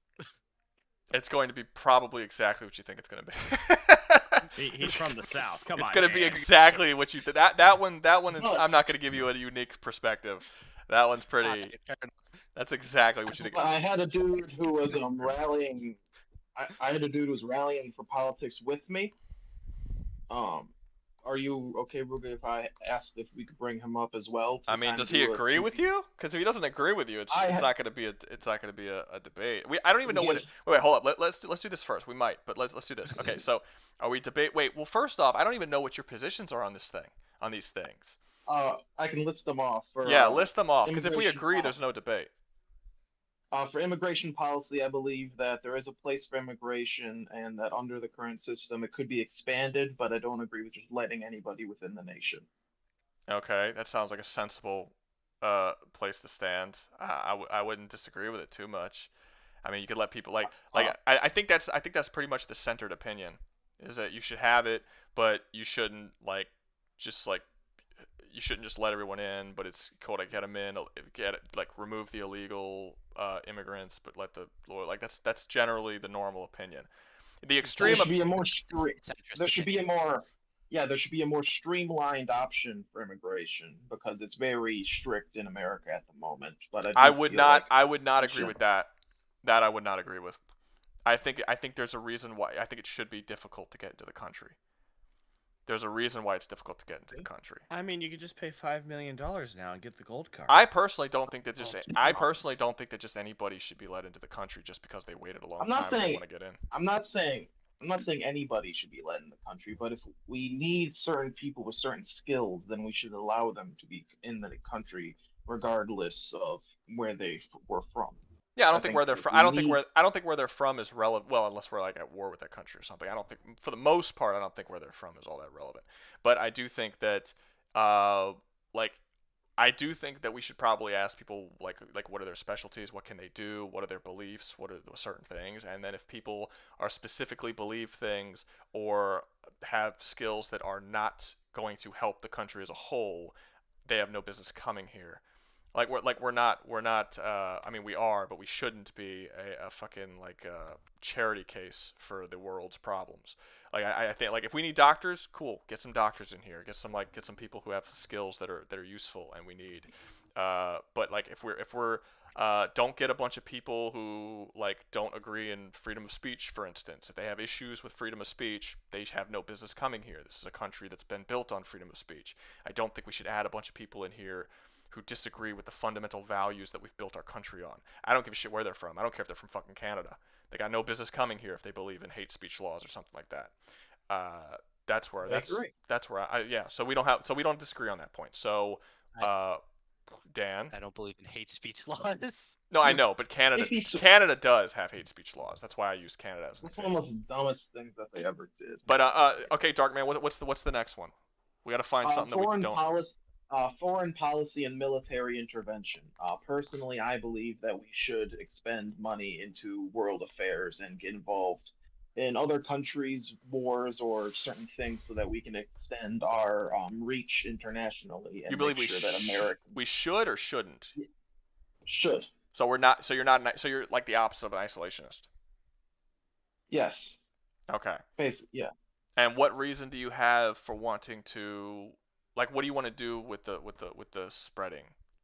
You To think we should have? guarantee them, Go ahead. Sorry. Go ahead. we should we should expand our reach internationally and help in foreign wars to make sure that America's enemies don't gain footholds in key regions, and to make sure that American interests are number one wherever we go. I don't. I don't like it, but I think it's necessary. Like I don't like the idea that we have to keep getting involved in everybody else's shit.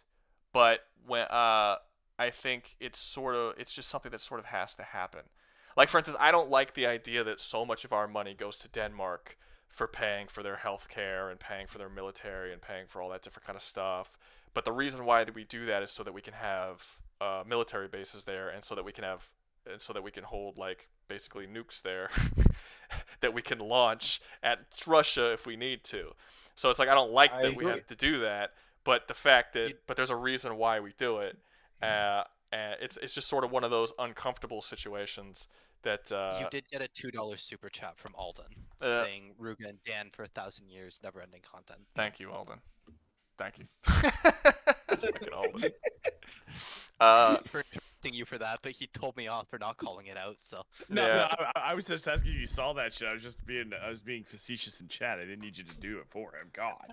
Yeah, but yeah, no, like, so I guess I agree with you, but I agree with you begrudgingly. If that makes any sense. This is I was texting a buddy of mine and I was asking him for topics, and this is one that I think is pretty interesting. Okay. National sovereignty versus globalism. To what extent should the nation prioritize national sovereignty over international agreements and organizations like the UN and the EU? Should It would global depend on. cooperation come before a nation's own self-interest? No. a nation can't have global cooperation if it doesn't put its own self-interest first. No, you have to put your own self-interest first. You have to. I agree for the most part, but for military like blocks like NATO, I feel like we should put ourselves first, but if another nation needs help in a conflict that we don't have any stake in, I do believe we should also assist them, which Why? might go against because we are a part of a military organization. We We signed up do for it. help We them know by what. paying twice our what we said we were. going Why to do we pay. have to help them by giving them by giving them the lives of our people in situations that they got themselves in? Why So that if we why ever do got into a war, why they do would also why do sacrifice people that I know personally in my own life here in the United States have to go off and die for shit that has absolutely nothing to do with our country whatsoever? It's not defending our country. It's not defending our country's rights. It's not doing anything like that. It's just helping some other asshole on the other side of the world who decided to get into a conflict that has nothing to do with us. so that when it comes time and America may get into a conflict, they would be more willing to assist us. We don't need anyone's help in a conflict. We're America. Fuck yeah. No. There's literally no one on earth that can defeat us at war. Nobody.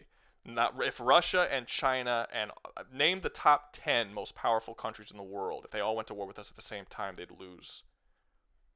We don't need anybody else, and there's no reason why we should put our people to go and die for other people's war. Now, if you want to fund them because they're allies, I mean, I'm not a huge. I guess it would depend on why we're funding them and who we're funding them for, like what's going on there. But I don't. We shouldn't be sending troops to fight other people's wars. No. Well, I that wasn't actually necessarily begs the question, how would thinking you of- pick which side in a war to support? Because you're saying that we should, or that America should do that as a way to gain more allies. But if you ostracize one side in a conflict, which you inevitably will if you're supporting one of the sides, then you're possibly losing out on an ally as well. Again, he said we're America. We fund all sides of every war. What are you talking about, man? I know you do. That's You're how No. dumb we are warmongering- sometimes. with You're this stuff. warmongering profiteers, but like that doesn't matter. I don't like that From they're From the war. point the point I was coming from, and to answer that, I would say that it would be first we should put, if we're in like a military pact with them, we should obviously ally with whoever we're allied with already. And B, whoever would be the most powerful in the situation. Like with Russia and Ukraine, even though it does put us against our allies, Russia is arguably one of the most, besides America, we are the best, but arguably Russia has a lot of resources and a lot of military power. Nowhere Well, yes, near. I disagree. Not even half. Not even a quarter. They're nowhere near. If you look at the number of ships, first off, their navy is pitiful. Like they don't even have the Yeah, means to properly come over here and war with us in either their air force or their navy. Almost all of their army is ground forces that could fight countries that are like directly tied to them, not separated by water. They're no threat to us whatsoever. not saying that they're a threat China to us, either. but they could China be also has valuable allies. Russia has never been an ally and never will be. Neither will China. They will always be begrudging uh, uh, uh, associates. I don't know how you would call it. They're not enemies, but they're not allies, and they never have been and never will be. We're always going to be competing to each other. We're not outright enemies, but we're always going to be competing with each other in terms of everything from military power to economic power. We're constantly fighting. Like it's not going to happen. People who are trying to be like, oh, we're going to be friends, it will not happen. Even if we try, they will look for reasons to get over on us, and we should be looking for reasons to get over on them too. That's just kind of it's not great, but it's the world we live in, and you have to live in the world you live in. Right now, our greatest, our longest lasting, greatest allies aren't even like, as Rouga was saying earlier, not to bring people in that don't even believe in freedom of speech. They're arresting people for the dumbest crap in European countries right now, dude, for speaking their minds and stuff. So. Yeah, I mean they're not free countries. They're not free countries. If you go to China, they literally have a camera on like every single street corner. They're constantly watching you. You can't say certain things. You can't go on the internet. These are not people that you want to be friends with, regardless. They want control and power. They're starting to arrest ministers for just preaching the Bible as it's written. Yeah, it's Not saying that we have to agree with these people. But no, it's not about not agreeing. It's about what they're not allies though. But you don't want to be allies with people who are diametrically opposed to what you believe in. They're not allies. They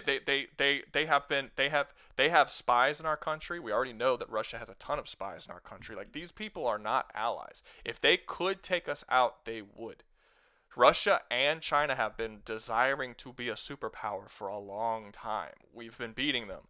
And we are constant. And the reason why we kind of have to be warmongery a little bit. I think we overstep it a lot, but there has to be some kind of warmongeriness within us, is so that we do not allow them to overcome us within that power struggle. Because right now the world is sort of tooting to America's horn, and while a lot of people might not like that, it's a lot better than tooting to China or Russia's horn, because those are way worse places.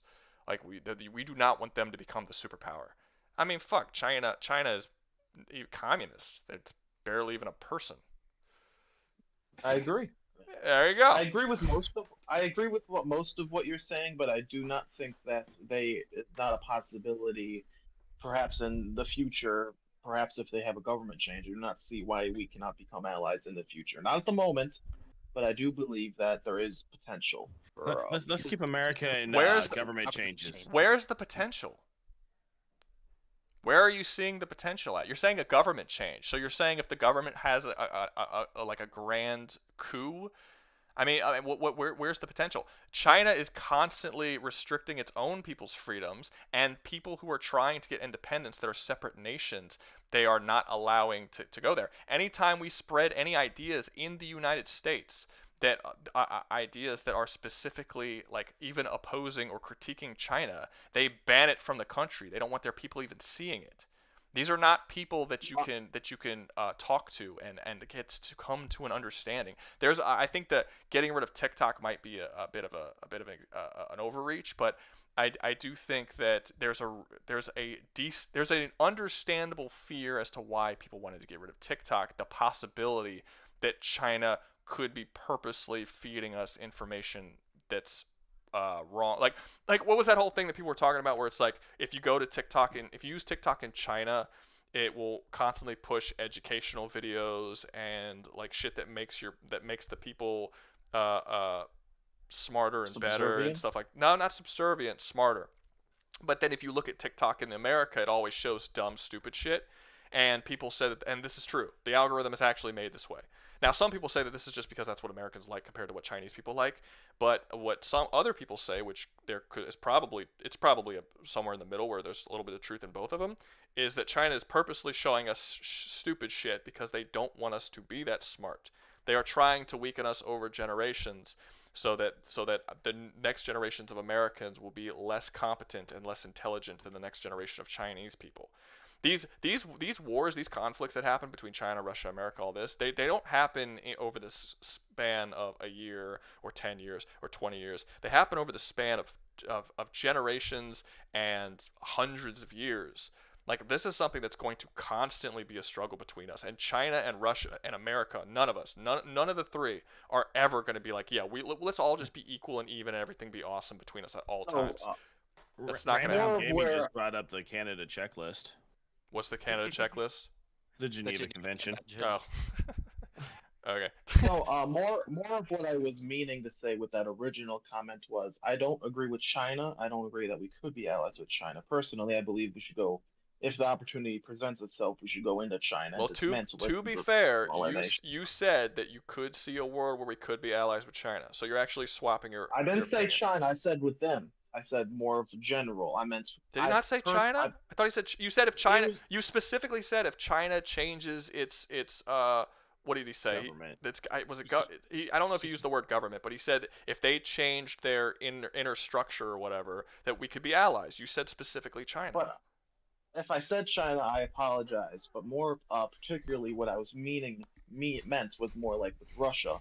Perhaps when Putin dies, depending on the type of government follows after him, I do believe that we could become Right. allies. That's with not gonna the happen. next Russian. That's Can gonna- I interject here for a sec? Yeah, though? go ahead, Dan. All right. So first off, Putin is most likely already dead. That's more of a conspiracy theory than anything, but it is a high possibility thing, just due to the KGB, its nature, and protecting the president the way they do. Didn't they just On have a top of fucking that- speech with Putin like a week or two ago that we all saw on live TV? We all saw that Hitman We- movie, yeah. man. Where they can replace those guys and put in I doubles. think that's a bit of a pretty massive conspiracy theory. No, But go ahead. It's not really a massive conspiracy theory. Putin had many body doubles who had to undergo years of plastic surgery just to look almost exactly like him. Yeah, It is almost. very But possible. we've had people go over and meet with Putin several times, at several points. You're not going to talk to a guy who you previously knew and have talked to before and be like, yeah, this body double got a lot of plastic surgery. Is the same exact guy. Like I Like, mean, how would you replicate the voice? yeah, like it's just that we don't have that technology, and Russia sure as shit doesn't have that technology. No, it's more so vocal training in Russia, which they do produce a lot of musicalists and have very good vocal trainers. Yeah, but for you that kind can't of thing. trick someone. It's one thing to trick someone into believing that you're someone else other than yourself. It's another thing to trick someone into believing that you're a different person who that person knows, and be like, yeah, I'm totally this person, and like The Beast like, in chat says Trump Right. just talked with Putin. yeah, like it just happened. This is absolutely a conspiracy theory. There's no Trump's way. also in Putin's pocket. But anyway, Based on what? If you say so. Based on what? no, not getting into No, no, that. no, no, Hey, you no, just no. started political debates. Based This is on political debates. This is what? political debate. You gotta Yes, talk about he's- it now. Oh, I will talk about that in a minute. What I want to finish saying about Putin, though, is that there is almost no chance that a dynasty, the way that Putin is ruling over Russia right now, is not going to continue. What we are seeing in Russia is already in the stages of a totalitarian dictatorship, and it will not change. It will not change even after he dies, because somebody else, possibly worse than him, will likely get the keys to power. That's And fascinating. so Now, Trump being in Putin's pocket. Explain that. Based on Yes. what? I want to hear this. Okay. Trump has had many business ventures over the course of his lifetime. I don't remember the exact number. In many of them, there are traces to very large deposits. Oh, hey Romero. There are traces to very large deposits of Russian cash being put directly into Trump's accounts. Couple Where? that with the fact that as soon as Trump came back from Russia on a business trip, well in, like, I think it was the 1980s, well before he did any of this run for presidency, he started spouting pro-Putin propaganda the minute he landed back on U.S. soil. Okay. What did he say? Because you're being vague. Every point you're making is super vague. Because What? don't have like the actual dates, and Okay, I so don't want what- to look stuff up. Okay, so what did? Well, then your points don't matter. What did he say that is pro? If you're going to call something pro-Putin propaganda, you have to prove it. You can't say that Trump came back and said that Putin is actually like a very clever leader or whatever. That's not pro-Putin propaganda. My Not thing any. is, What did I he don't say? think. Go ahead, Ramel. No, but my thing is, I don't think it's him saying things specifically. It's not the fact. It's not about what you say. It's about how you act, right? So, check it. If 1980s, like you said, he has failing businesses in Russia. A lot of Russian oligarchs, who are at the time come and bail him out. He says, "Okay, cool. This has happened several times over several decades, and the facts that his actions now, 2016's administration and 2025's administration, are now looking to be more, I guess you can say, lenient with a foreign adversary. Lenient with a foreign adversary will eventually say, hey, look, yeah, I'm not saying I'm pro-Putin. This thing would have never happened. However, if one of my allies who are, close to them, I guess you can call Ukraine an ally, who are that close to him in that proximity, saying, hey, look, yeah, we're going to help you. However, when we do talks, we're not going to invite you on these things. Or when we talk to you, we're going to call our allies' leader a dictator and blame him for being invaded. Shit like that. You don't have to necessarily say, I'm pro-Putin. I love Putin so much. It's the things that you do. Okay, so what did he do though? Tell me exactly what he did. All right, so like I said, the propaganda speech that puts propaganda speeches. He propagandas. I guess you don't want to say job in a sense for Putin. So okay, how did like he job? What did he say? Oh, like I said, when Ukraine and Russia are at war, if you call Zelensky, hey, look, Zelensky's a dictator, or stuff like that, or it was Zelensky. Ukraine's well, fault. okay, first off, when I say it was Ukraine's fault, when you say it's Ukraine's fault or Zelensky's fault for being invaded by a foreign power, you give credence to say that Russia's in the right here, and for you being the strongest guy, the hegemonic power in the playground. It doesn't matter what the EU is going to say afterwards. It matters what you're going to say. So at this point, Russia's already like laughing, saying, okay, maybe we can be a little bit more bolder. Maybe we can push a little bit harder. Maybe we don't have to have... he's basically giving them the bargaining chips in these situations. He's giving them more and more credence instead of, hey, look, let's help an ally. Hey, France, you can go in there and help them. We'll still back you up. All these things that you're doing and then taking away, even if you're giving them old-ass equipment and then say, hey, we're going to stop giving you our old-ass equipment now, and then go in and push. Okay, you what? Want Russia to come in. You're inviting Russians. Well, he's not inviting Russia. He's not inviting Russians to come in if he's trying to stop the war. Well, yeah, but when you stop the war by not giving your allies weapons, you're inviting Russia. Okay, well, this is the part. They have the bargaining power. This is the part. This is the part that aggravates me. I'm so sick of people. There's this belief anytime any sort of conflict happens between multiple places, where just because someone is weaker than someone else, that automatically makes them the good guy. People seem to forget that the Ukraine is unbelievably corrupt, as is Russia. These are not good people. Yes, that is absolutely the point. They're not. They're not. At the dissolution of the USSR, we went to the Ukraine, and Ukraine was like, "Hey, we have a bunch of nukes in here." We convinced them at the time. I think it was like late '80s, early '90s. We convinced them to say, "Hey, get rid of your nukes. If we get rid of your nukes that the Russians placed there, you have all the things to upkeep them. You have the staff to wait. Are you produce more? You're doing wait. No. Because you're talking about something that happened at the fall of the USSR, which happened in 1991. Yeah, but when we went to them, we told Ukraine, hey, look, we want less nukes. We want more nuclear. Like, who the fuck is we? Trump wasn't in office. Zelensky wasn't in office. These are totally different people. But this is administrations may change, but the alliances or the agreements stayed the same. It doesn't matter if Trump was in office. Fuck, George Washington had been in office. We told them, hey, get rid of your nukes, and we will provide security. When it became inconvenient for us, We said, fuck it, leave them out to dry. We told Is that what Russia we do we now? wouldn't invite any of the countries in the non-inclusion area to NATO, and we've been trying to invite them to NATO since we told them we wouldn't. If they would have been, that's what. So you we've been call breaking political- our agreement to begin with. But they have not, though. If they wanted to be in NATO, they would have been in NATO. Finland just got in. I think I forgot another country just got in, and they're right there on Russia's border. Why are they allowed to go in, but not Ukraine? Okay, That's something that we tell people. Go ahead, Dan. I'm sorry. Stepping away from the world stage and going back to Trump for a minute, I looked up what he said in the 1980s. Soon as he touched back down in U.S. soil, he started saying not that Putin was a clever leader, but that he is a great man and provided Trump with so much support and assistance. And I am paraphrasing. I'm not going to go read his full interview. Why are y'all pulling shit up from 40 years ago? He was a left-wing guy in 40 years ago. He's a fucking Republican now. It doesn't even make... He's not actually a Republican.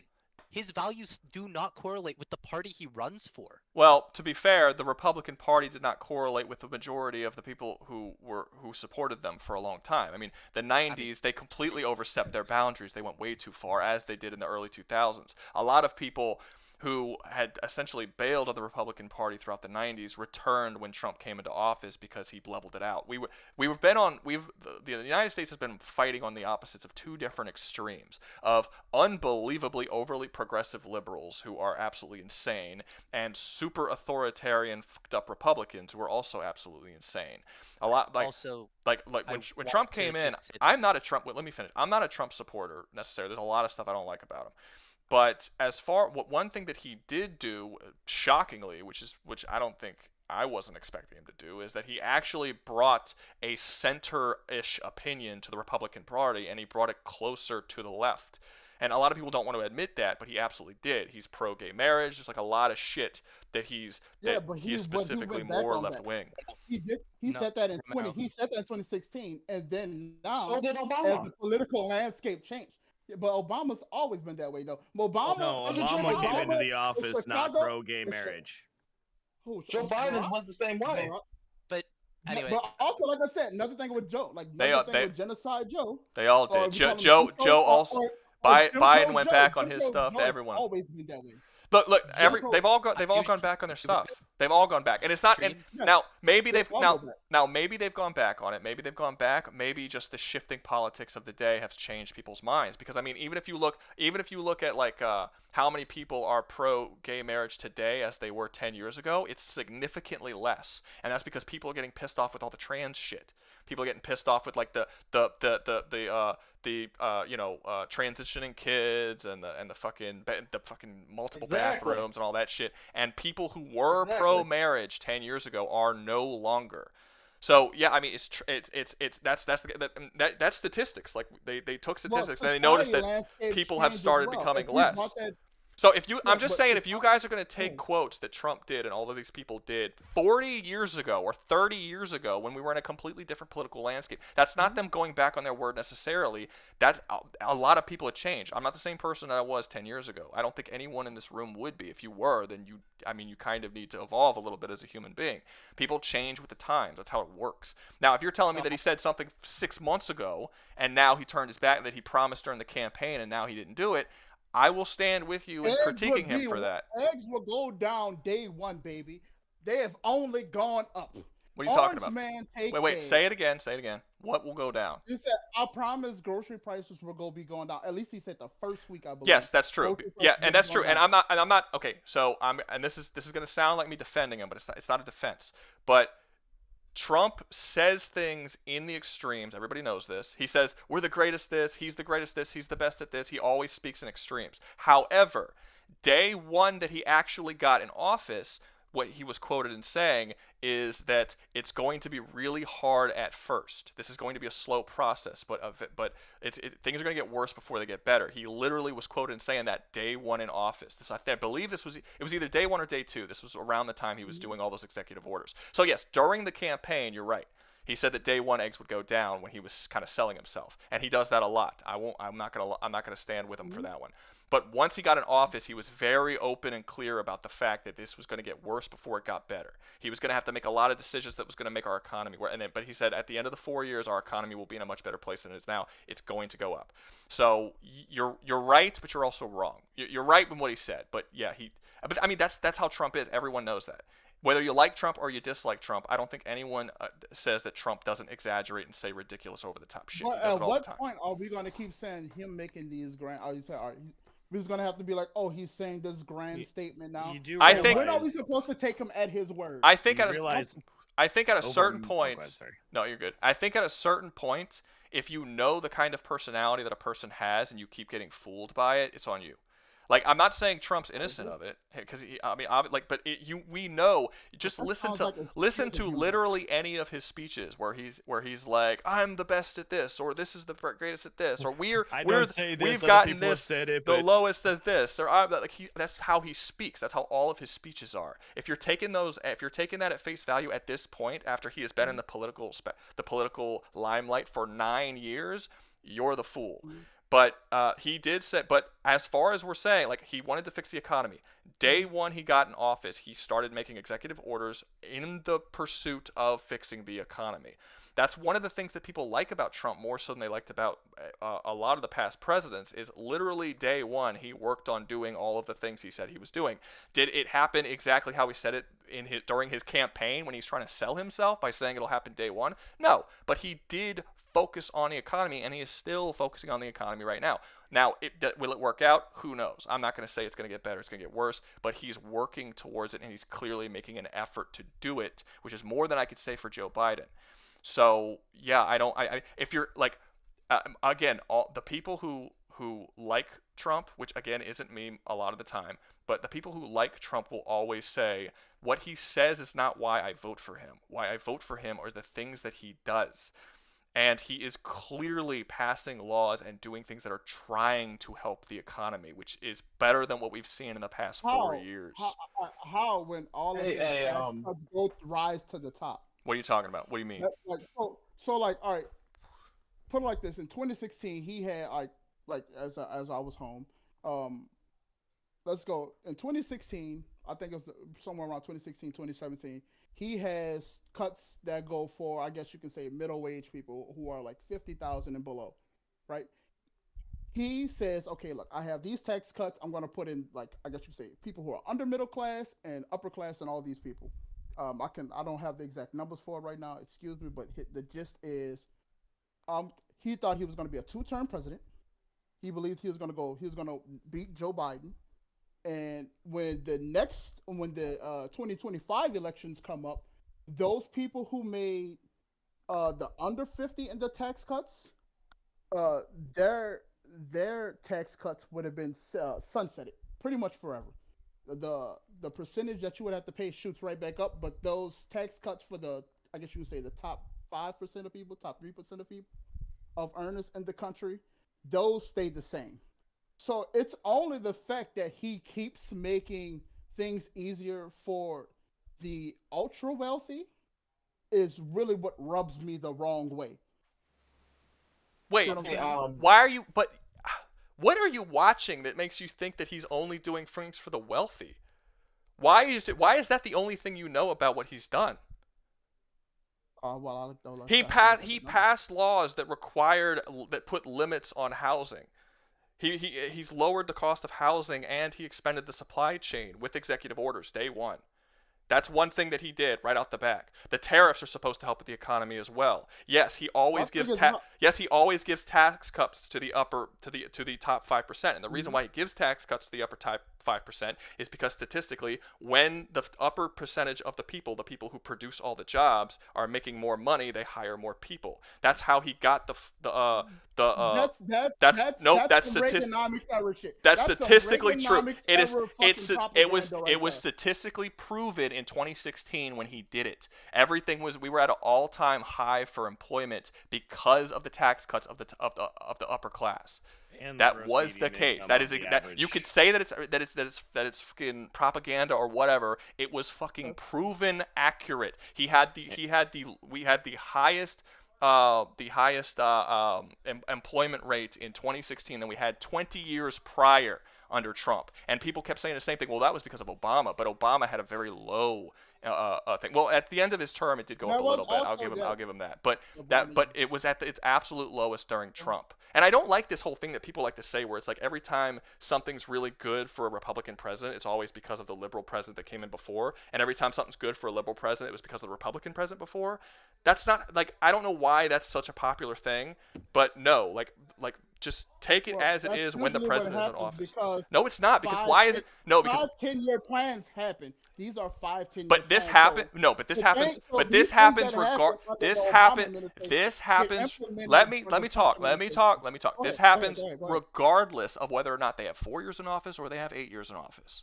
Obama had 8 years in office, and he was doing pretty fucking shitty up until the last few months, likely because he didn't want a Republican to get into office after him. That's usually how it works. And then when Trump was in office, it was up the entire time he was in, and then once he left, it went to shit immediately when Biden got into office. Why is it that it didn't last 8 years with Trump like it lasted with Obama, since Obama was so fucking good? So was Obama's 8 years of shit that was blamed on the prior 8 years with Bush? That doesn't make any sense. Like, it's not like, why is it so perfectly lined up with who's in office? Like Trump's we were doing really well under Trump, and then all of a sudden Biden's in office for 4 years, everything goes to shit. Oh, because the post-recession miracle with Obama. That's what happened. Bush, I cannot say it wasn't for Bush. It was Clinton. It was actually another Democrat who fucked over Obama, and Bush just happened to accelerate it with 2 overseas wars. Why is there so many excuses for Obama but no excuse? Wait, okay. Why are there so many excuses for Obama and the shitty things that he do, but you give zero shits about the whole Trump? I'm not excusing. It was an excuse. That was literally an excuse that you just gave. The things I have with Obama are not for his economic plan. It's for his immigration shit. But the economic shit that Obama did after pulling out of recession and having to restructure things, and also and bringing in things like making Americans healthy, the ACA, things like that. Like a lot of things that happened under Obama, Trump also wanted to get rid of.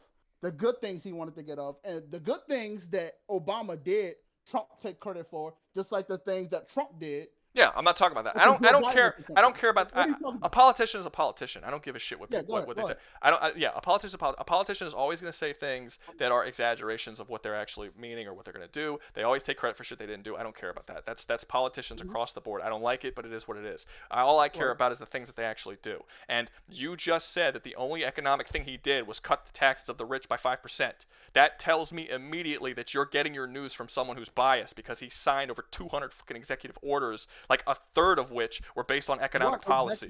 So the fact that I just told you one that he passed an executive order. Go through a Congress. It still has to go. Okay, well then that's not on Trump, that it has to go through a Congress. You said the only thing that he did was lower it by 5%. That's not true. I just told you another executive order that he signed. It not getting through Congress does not mean that he did not do what he said he was going to do. That's not on Trump that it doesn't get through Congress if he attempted to do it with an executive order. He had 200 executive orders, and almost a third of them were economic-based policies. And you said the only thing he did was reduce it by 5%. Go read the executive orders, because wherever you're getting your information, they're lying to you, and they're only telling you the parts that are negative. He did way more than just do the 5% for the rich. That was one policy of like 80. Before we move on, can I hear your opinion on the cutting of the funding from the U.S. Department of Education and USAID, and can I also get your opinion on people calling Donald Trump fascist? I don't think they know what fascism is. If you look at all the fascist regimes throughout history, they tended to take away your freedom of speech, take away your guns, and increase government size. He's done the opposite of all that. I feel like it's weird that I'm becoming like the defender of Trump, because I don't love Trump. But like I do think the demonization of Trump is ridiculous. It's over the top. He's not that bad. In fact, he did relatively well in terms of again, not everything I agree with, but he did relatively well, and he did a hell of a lot better than Biden. He was definitely better, and I liked him better than Trump. Look, Obama fucked me over personally. Like what? Like my life and my economic situation and my job situation was all worse under Obama. It went up over Trump. I noticed this before I even knew anything about politics. I noticed this was happening almost immediately. When Biden went in office, everything went to shit. Trump's in office again. I don't know if it's going to be better or if it's going to be worse. I have no idea. But what I do know is that he signed 200 executive orders the day of, many of which were economic policies, and a lot of it was on shit that he said he was going to do, and day one he did it. So, what? Like maybe it'll fail, fine, but he's attempting something, and that's doing a hell of a lot more than what Biden ever did, or what Obama ever did. I'm fine. I'm fine if he like I'm fine with. Also, like I said, this may become for me. I'm sorry about this. May become for me knowing you personally, but the opposite happened under me when I was talking to you about this before. The opposite happened where I only got worse under Trump. And I was able to get things like healthcare under Obama. So I guess that happens from whatever material background you come from. I'm not rich. Like, when you tell you're not rich, exactly. However, go ahead. One thing that no one's pointed out is that under Trump's first term for mid-class citizens and lower class citizens, the fucking middle class and lower class.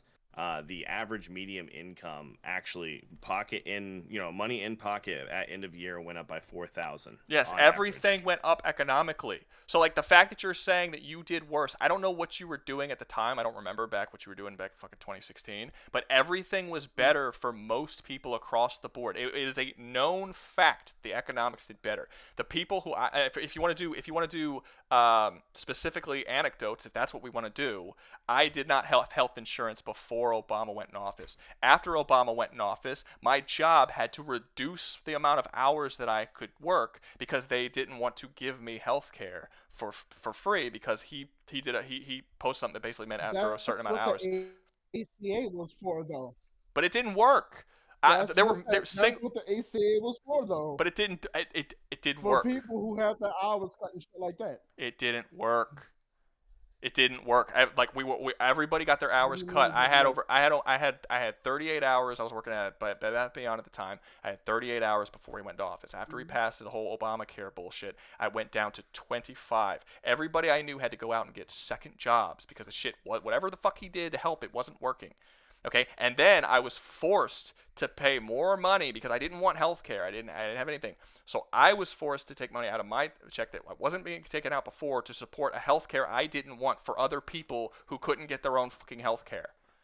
No, I was not cool with Obamacare. It fucked me really bad. It's not the only reason, but it's one of the reasons I couldn't get enough money that I had to drop out of college. So, no, I'm not okay with Obamacare. I'm not okay with Obama. I think he was a shitty president. He killed way more people in bombings than Trump.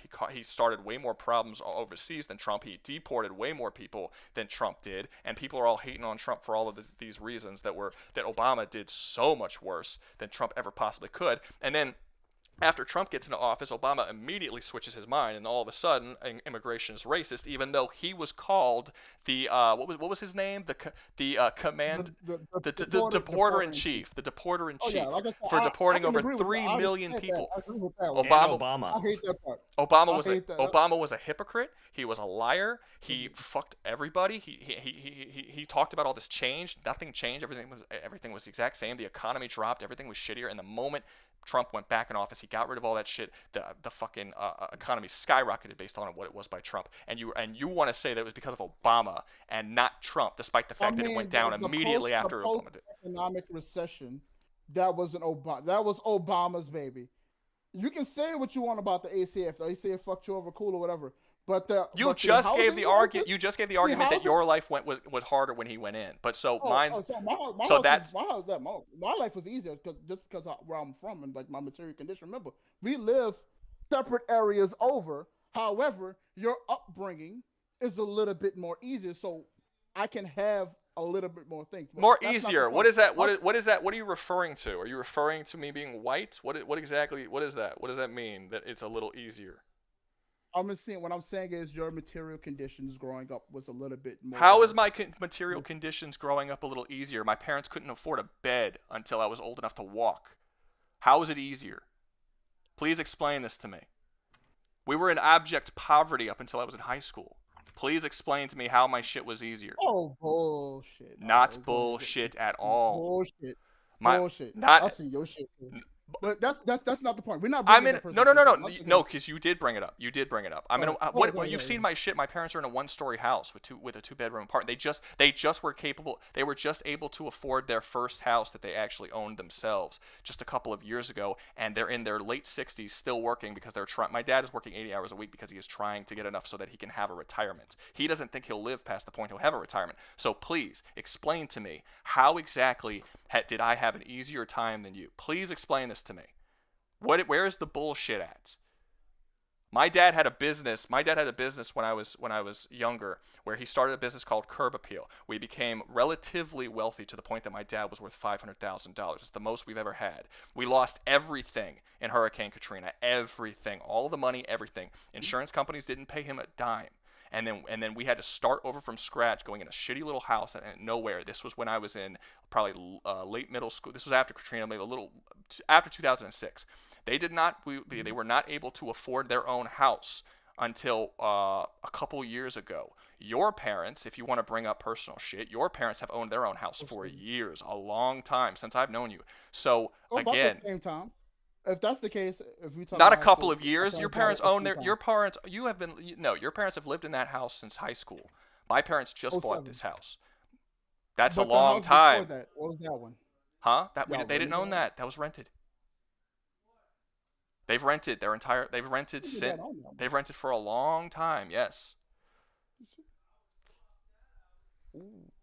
My parents were never rich. They still aren't. And my parents are currently at this moment terrified at the fact that they will not have enough retirement that they will be able to retire in their lifetime. So say what you want about me, but ain't nobody gonna say that I grew up fucking rich. Because no, I didn't. I didn't grow up with good means, and nobody has better means to me because they're one fucking neighborhood over.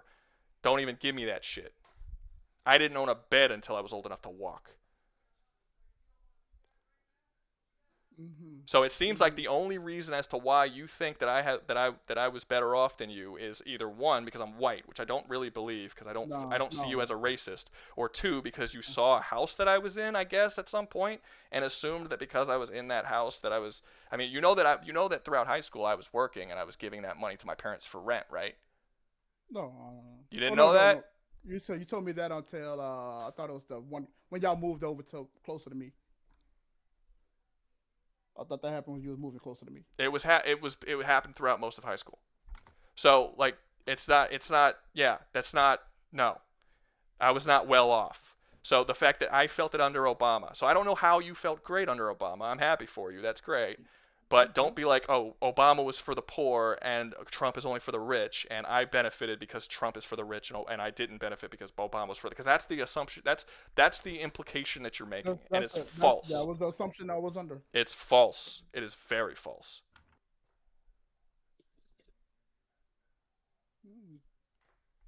Well, shit, my bad. My bad. Jesus. Okay, 69% of people think we should move on. So, Nice. Hey, I just want to point out, Rouga, you've had the highest viewership numbers you have had in weeks because of this. No, not really. I get up to 70 pretty often. But yeah, no, I don't have an issue. I don't have an issue with debating politics. Like I said, I've said it before. There's nothing that. Shane Ham's like, damn it! I just finished my popcorn. It's my favorite thing. Yeah. It's our favorite. Yeah. No, but okay. So I mean, I could do another one to see maybe you guys change your mind. I'll start another poll. Do you want us to continue with the political conversation or no? Oh yeah, I like this. I like that. I hope they do. We'll see. We're a pseudo democracy here. I have one that I have one that we disagree on. If you have it, Rook, I have one. All right. I don't know if you mind me saying this, but you explicitly state to me. I love how you say I don't mind if I say this, and then you say it anyway. But go ahead. Sure, why not? You know I always do this. Like you just said. You said you know how once you know the guy for a while, you know exactly how they about to do it. Go ahead. What's up? All right. So you explicitly state to me that dating a trans woman is gay. Okay, so funny enough, we had this conversation. One of my mods in my Discord left because there was a dude in the Discord. It was a hot take. He was given a hot take where he said that exact thing, and then he got attacked by a mod in my Discord because the mod had a she was dating a trans dude or whatever you call it. The dude who's like a chick The dude now. that puts it in hot takes said it specifically about the mod. He did, but he said it Not specific. just- He did, but he said it specifically about the mod because the mod wouldn't stop fucking talking about it. Like he brought it up first, and that was one thing that I know because I actually talked to him like, why did you attack him specifically? And he's like, because he was in general and he was telling everybody how like his trans is actually going. He's like and all this, and he was like he brought it up first. So I was like, okay, and I looked back and it was true. He brought it up first. So I was like, all right, if he wants to fucking talk about his personal life, someone is allowed to talk to mention it back. Like you're posting this out to a server, to a Discord server that has 1,300 people in it. So like he has the right. So he came out and he said, he basically was saying that this mod was gay because this mod was doing whatever. Do cinema, baby. Yeah, and then they had this whole thing where everybody was like talking and like they had a whole argument about it basically, and like a lot of different people because there's a lot of trans people in my Discord. Like I'm like it's cool, do what you want, but they basically wanted me to kick this dude for just saying it, for saying it. And I said, like, that's a pretty common opinion. A lot of people have it. I'd say half the country probably has that opinion. And if you count the world, probably about 70 to 80% of the world has that opinion. So I'm not kicking a dude for an opinion. It's just not happening. And then there was this whole thing about me being transphobic and all this other stuff. And it wasn't relevant whether or not I agreed with him or not. Even if I disagreed with him, I still wouldn't have kicked him for any opinion. But yeah, no, I mean, if like I said, if people want us to continue this, we can continue They this. But started attacking me afterwards when I was just telling them why they got their perms. they were all bullies, dude. Like all the You're me. people. Yeah, this was like whether you want to talk about whether you think they're dudes or whether you think they're chicks, it doesn't matter. The people who were saying that they were chicks and fighting against the dude who said it was a dude were bullies. They were bullies. They were lying about what happened and what said to them. They took photos of the negative stuff that he said to them because it got very heated and they started like insulting each other.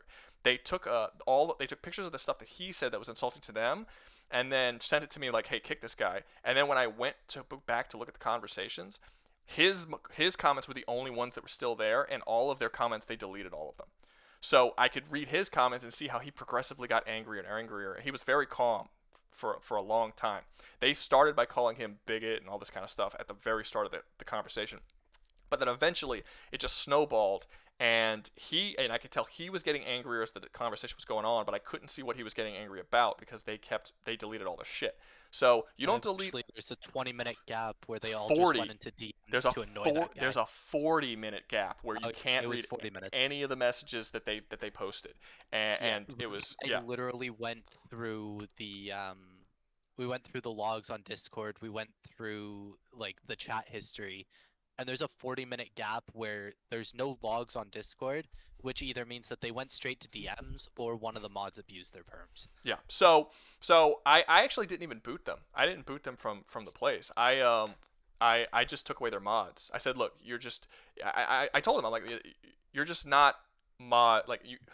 You're not mod material. No, I took You their can't be mods away. mods anymore. Yeah, I said you couldn't be mods anymore. I'm like, you can stay. I'm not punishing you. I'm not timing you out. It's fine. If you guys want to get in arguments about this, again, free speech server. Say what you want. Doesn't bother me at all. But you know, you can't use your power as a mod. Like there was a couple things that pissed me off. During the debate that they were having, they actually threatened the guy and told them that I was going to boot him for having that opinion. And they're like, oh, when Rouga gets back, he's going to boot you. He's going to kick you from the server, so you might as well just leave now. You don't weaponize my fucking name and opinions on people. Like, I'll decide how I feel, and you don't get to scare people into leaving the Discord by using my name as a threat to them. You can go fuck yourself. So, and this was coming from a mod. So, like, this was coming from a person who this guy felt had some kind of authority. So I took his mod for that, and I took the other guy's mod for calling him a bigot and doing all this kind of stuff. Anyway, point is, they're mods. If they want to get into a debate with another person on equal footing, that's fine. If y'all want to curse at each other, I don't really care. Do whatever you want to do. But you're not then, after having the debate and participating in this debate, then trying to use your mod powers to convince me to kick him. Like that's not how this works. So yeah, I took their mod away. But then both of those mods just ended up leaving. Because they didn't they were all butthurt about having their mods taken away. But I mean, I didn't. That's all I did. I didn't like fucking punish them or anything. I actually have more to that story. They didn't just leave. First, they asked me directly like why their mods were taken away, and I guess they asked me because I was on before you that day or something. A whole thing started over in general. Eventually, they brought me into a DM where they just started throwing more insults at me, and I was just like, "What the fuck? How is me trying to explain what you guys did and how you did it wrong and what Rouga and I talked about literally the night previous? Because he and I stayed up till like 3 a.m. talking about it. Yeah. Literally just trying to explain that. And suddenly I'm being called out for being a racist, a bigot, and a narcissist. I'm sitting here like, bro, what the fuck? Yeah, we don't. I don't like playing those games in my just Discord. The DM and unfriended both of them. I'm But, like, hey. well, the one of the mods sent me a message asking me why he was kicked. But it was after he had already left. Like he left the server. He left the server, and then he sent me a message like, oh, tell me why. Like, and he was very like emotional about it when he sent it to like the comment was like, why did you kick me for some bullshit? Why did you basically why did you support that bigot or something like that by removing my mods or something? I never replied to him because I feel like I don't have to. If you leave the server, you're not my concern anymore. I don't owe you any explanation if you're not a part of the Discord and we're not like, why? Okay, fine. And I get a lot of messages every day, and I didn't see the reason to do it. But yeah, that was what happened. But anyway, to shorten your answer to just get to the point. No, I don't think that a man can become a woman and a woman can become a man. I just don't. It's not. And the thing is that people get really mad about that, but people only get mad about that on the internet. People don't get mad about that in the real life. I live in Louisiana. I don't think I know two people who believe that a man can become a woman and a woman can become a man. I believe if I went to New York or California or certain places, I'm sure it would change, and I would be the lesser of those people. But there's very few places that you can go across the South or the mid or even like a little bit higher up north where you'll be able to find anybody who believes that. That's a very specific cultural thing that is sort of in the zeitgeist of certain places. Like you're all the way in fucking Oregon, so you probably meet a lot of people that have that kind of situation, right? But I'm in Louisiana. I don't meet that many people, except maybe on college campuses, possibly. I think in my entire life here, I've met two girls. They were both teenagers. Two teenage girls told me that they believe a man could become a woman and a woman could become a man. But like I'm a fucking construction worker. Like, why are you expecting me to believe that? I'm going to work with a bunch of 50-year-old dudes, a bunch of guys who are like calling each other slurs and shit and fucking throwing shit, and none of us, we're not the category of human being that's gonna be like, yeah, dude could totally become a woman could totally become a man, which is fine. Like, I'm okay with me having this opinion. I'm okay with other people having the opposite opinion. It's fine. It's just like it's the ridiculousness that so people are evil because or bigots, or it's like those words have no meaning anymore. They're just thrown around for fucking everything. Yeah, but that to answer your question, yeah, no, I don't. A man cannot become a woman cannot become a man. I mean, I don't think that's necessarily true. But then again, like I said, when you say a man can't become a woman, I know you don't believe that's true because you're in Oregon. I mean, but also, it's like I said, I'm from where you from. I don't give a fuck. I don't give a fuck. You've changed a lot since you moved to Oregon. Can't lie to me about that shit.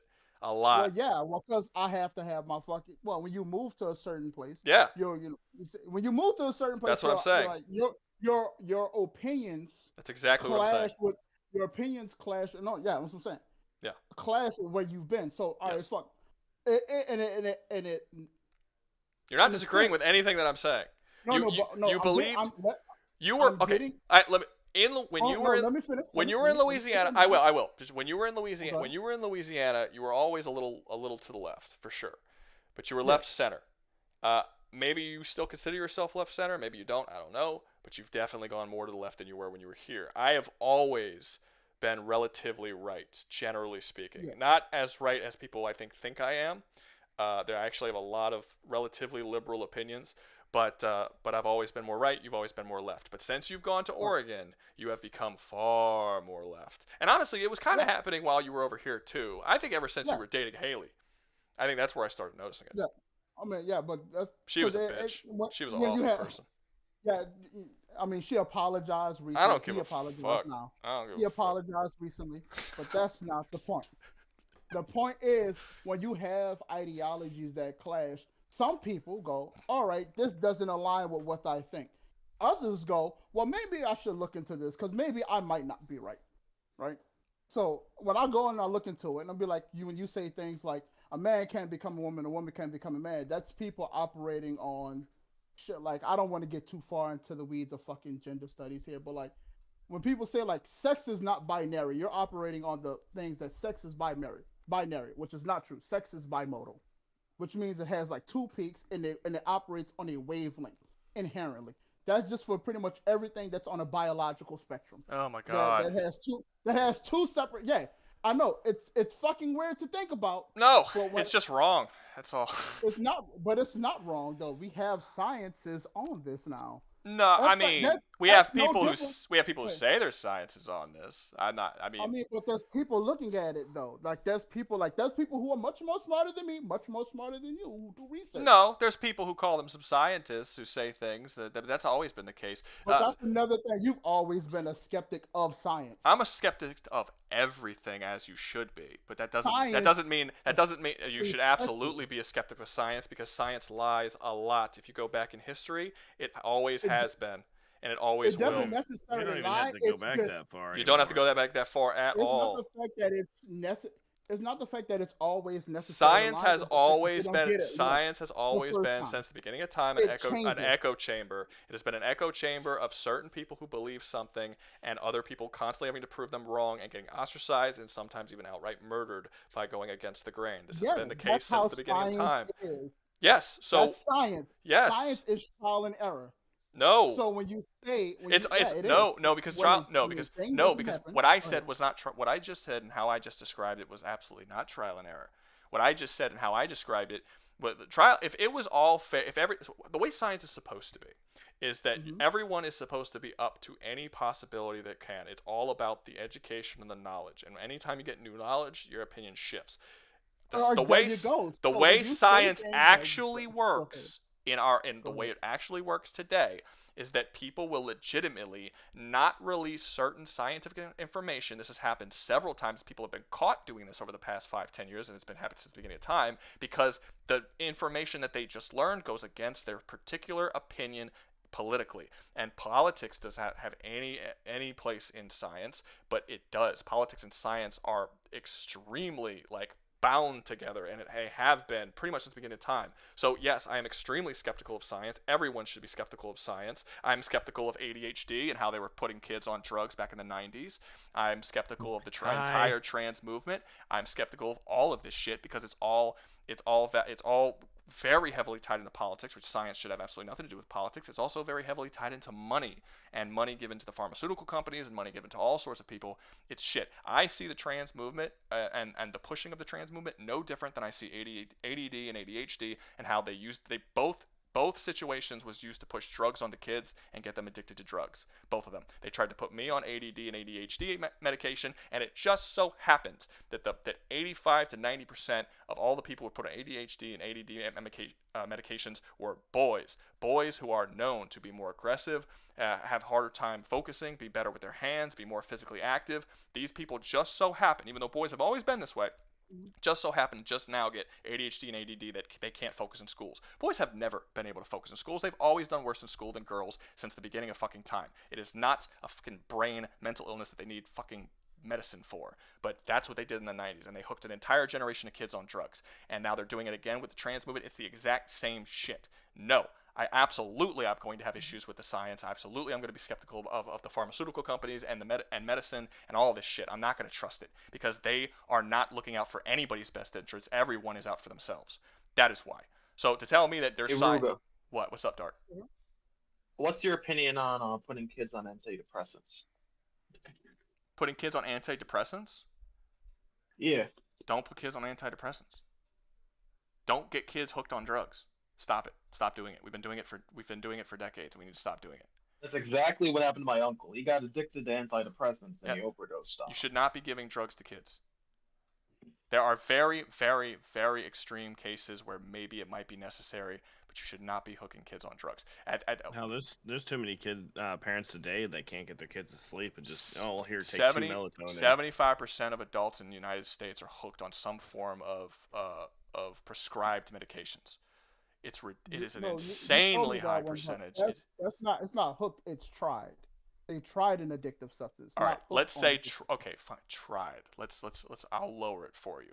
But by the time you get to age 50, you got 6-7 different medications that you're taking. It's absolutely insane. There's no reason for it. People have been able to, and the funny thing is that with all of those medications, since we've hooked people or even tried these medications, and we've got people all on these medications, the lifespan of humans hasn't gone up. It hasn't raised in like 60, 70 years.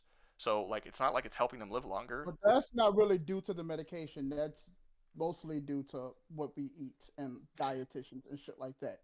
That's not really the medications. No, but I'm saying I'm not blaming it. I'm saying that the medications isn't helping people live longer. That's what I'm saying. And honestly, our food only got really shitty around the 90s.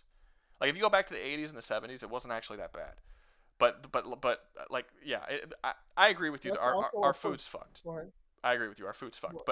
But yeah, I'm saying that with all the medications that we're being given that's supposed to be saving our lives, you'd think that we would start living longer if it was as helpful as people are saying it is. But we're not really living longer. It's not a philosopher's stone. It's if you need fucking heart medication to stop you from your heart disease. That's not the same. You know damn well that's not what I'm talking about. But all right. So if you want, all right. So what are you talking about then? I made it very clear. Things like ADHD, mental illnesses, depression. They are inventing new mental illnesses every couple of years that didn't exist prior to get people.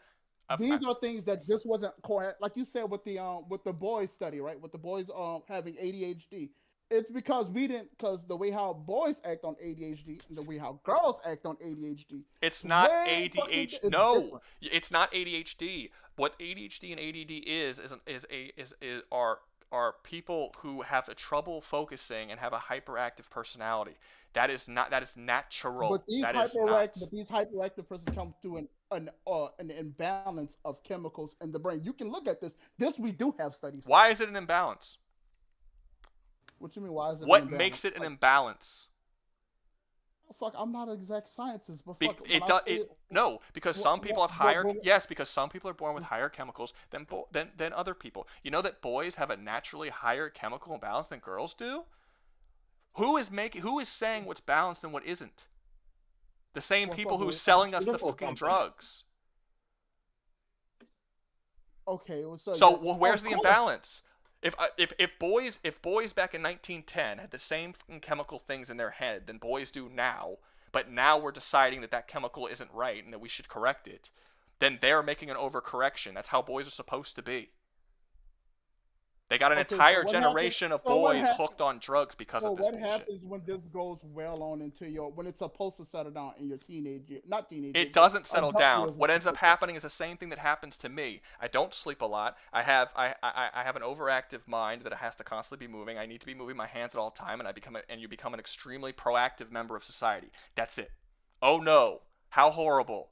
I don't want to sit in a fucking college class and listen to lectures. Or like I said, that's a you thing. No, or that's not. You're unable to hold a job and be able to stay still and fucking think on a constant, wavelength. Some people can handle that. Who? You, I know you can. Who? Oh, Matt. Matt can't hold a job? Oh, no. Well, he's taking. Is it discipline? Medicine, so. No, it's just using this medicine. Okay. No, why can't he hold a job though? Well, he can hold it now. Is it because you think that it might have more to do with the fact that his parents didn't want anything to do with him, that he was raised by his aunt, that he was kicked out of his house by her boyfriend at a very young age, that he's been on his own for a long time? You don't think that has anything to do with it? You think the fact that he's lacked discipline for most of his life doesn't have anything to do with it? You think that it has to do with the fact that he has maybe not ADHD? Matt himself has always been disciplined, but is he? Because you just said he can't hold down a job, so clearly he's not. A lack of focus is a part of not being disciplined. He never had stable parents his entire life. Having stable parents also, I have stable parents. I'm not that fucking disciplined. So what do you say about me? I'm saying we're not talking about you. Do you have issues with holding down a job? I don't know. I haven't had a. Not really. I guess I can say I do. Okay, 'cause well, it I doesn't don't. I matter. always, Like we're always constantly, talking about always Matt. Yours constantly no, change. you're making a correlation between Matt not being able to hold out a job and the fact that he has ADHD. And I'm saying that throughout his life he has had so many other issues that have delved into his personality and created who he is as a person today that is not that you cannot say it is correlated directly to ADHD. I was stated to have ADHD and ADD. I was said to have a very severe case of it. I couldn't focus. I constantly looked at the window. I started failing every class that I had past 6th grade, getting straight Fs. My parents had to beg me to not drop out of school. I dropped out of college. I do not like sitting in school and being on my own. I am arguably more successful than all of you, and you guys don't have ADD or ADHD. I just got into electrical. I started making a ton of money doing that. I constantly move my hands. I like to move and do things and move around. I have no issues. My job has me constantly doing something different. If I'm doing the same thing constantly going. Before I got into electrical, my longest job that I ever had was about 1.5 years because I would keep getting bored with it and have to move on to something else. So again, that is natural. That's a natural thing. What is school is unnatural. Jobs and going and doing this menial tasks that don't matter are unnatural. Building things and creating and furthering the human species is natural. If Matt found the right thing that he's good at, something that he found passionate about, that he wanted to stick with, he would stick with it. And he needs to find a job that works with the fact that he can't sit still, that works with the fact that he can't focus on that he can do multiple things, and he has to be moving around. He needs a job that matches his hyperactive personality, because that's how it works. And to alter someone's brain chemistry from drugs from a very young age because they don't fit in you don't alter the kid's brain chemistry to fit in a school that you didn't design for them. You alter the school to fit the children who are going to the school, who are going to that school, and allow it to work with how they are as a person, not the other way around. You don't alter people to fit the system. You alter the system to fit the people. That is my issue. But what if the people would like these medications to help them in a system that isn't built for them, because the system isn't going to change. Then change it for them. Okay, well overnight. now you're doing a new argument. Now you're saying that they're not going to change the system. I'm not saying overnight. I'm saying this is like a form of yeah, but you're shifting to a new argument. Now you're talking about whether or not people want these drugs. We were talking about whether or not these drugs are needed. So if you're saying they want them, they're not needed. But the thing is, sometimes they are needed for people. They're not. Saying, like, they're not needed. People do need these. They're never needed. A lack of discipline, a lack of being put into a position That's of society. Some Sigma grind shit that you just put into people. It's not. Sometimes people say, I don't speak in meme language. I don't speak in meme language. Discipline has been something that has been talked about since the beginning of time. It's got nothing to do with fucking red pill bullshit. Discipline is important. It's something that everyone should have. Those people still use some type of medication if they didn't have anything before, they just fucking fell out. Who the fuck are you talking about? No, what I'm saying is before we had these things, there weren't these things before, right? So the people who didn't have these things, who weren't like you, who didn't I can't fucking say disciplined or what the fuck ever, they just kind of fell out. Now, if they have these things, they can actually participate in the system, although not meant for them. They can still obtain some type of modicum of success to help them overcome their natural disabilities for their hyperactive. Again, you're arguing a totally different point. Now you're. But that's their need, though. That's the need. It's not a need. It's not a need. It's absolutely not a need. I just told you, if Matt wants to go, if Matt wanted to, had the discipline in order to do it, and decided to go off, and he's gonna go and get a job that fits his hyperactive personality, he could do that. If he could stick with it, and he could do it, and it was something that keeps his mind engaged. That's one option. That's the option. The SS, that's not the only option. I said that's the. I didn't say that's the only option. Obviously, what he's doing now is an option, but that's the option. That would be the best option, the one that doesn't hook him on fucking drugs for the rest of his life and doesn't harshly change his brain chemistry. That would be the better option. But if he could do whatever option he wants. It's a free fucking country. I'm not saying that people can't do it. I'm saying that's bad for them, and I'm saying that people are going to lie to you and they're going to invent shit that's not necessary, isn't necessary, because they want to sell you a drug. and they want to get you hooked on drugs because the pharmaceutical companies are making a fucking killing on them.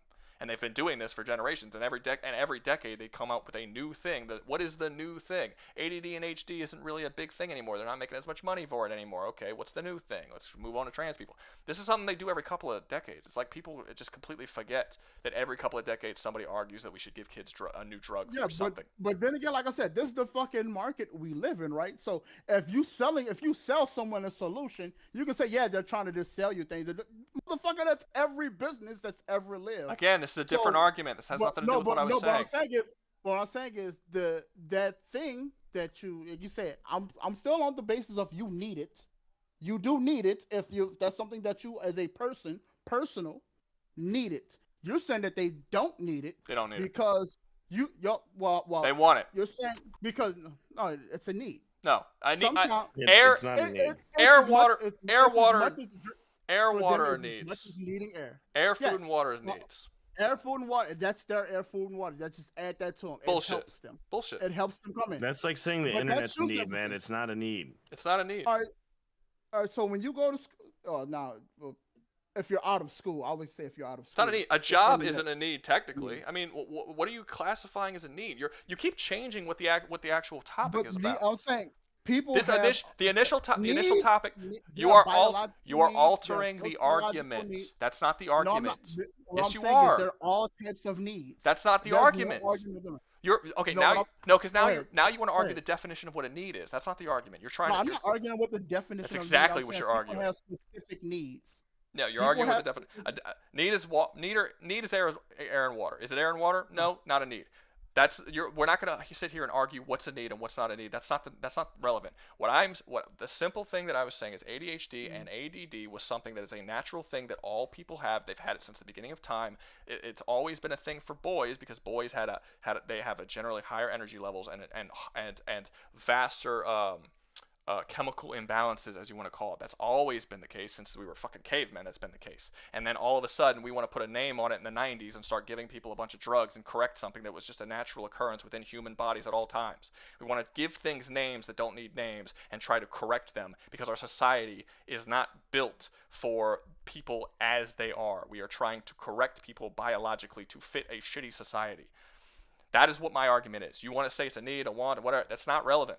It is not relevant to the situation. This is what I'm saying, what is happening. And it has been happening for a long time. You really can't argue that it's what's happening. And it's the same fucking thing. Yeah, because as this is... Go ahead. Finish no, go ahead. Continue. Say what you want to say. No, well, what I'm saying is, as they had it, you're saying people have had this fucking ADHD and all these mental disabilities since the beginning of time. And as society advanced, these people who had these things, a lot of them get left behind.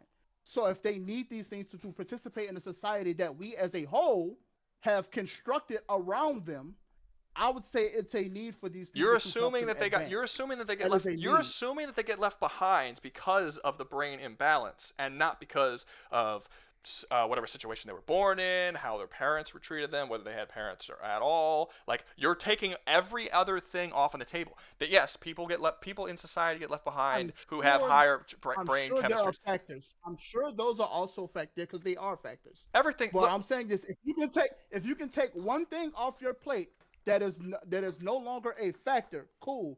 You can just now deal with all the other personal shit you have. If this thing helps again, this isn't an argument to what I said. This isn't an argument to what I said. Right. This isn't an argument to what I said at all. I don't understand how this is in any way debating against what I said.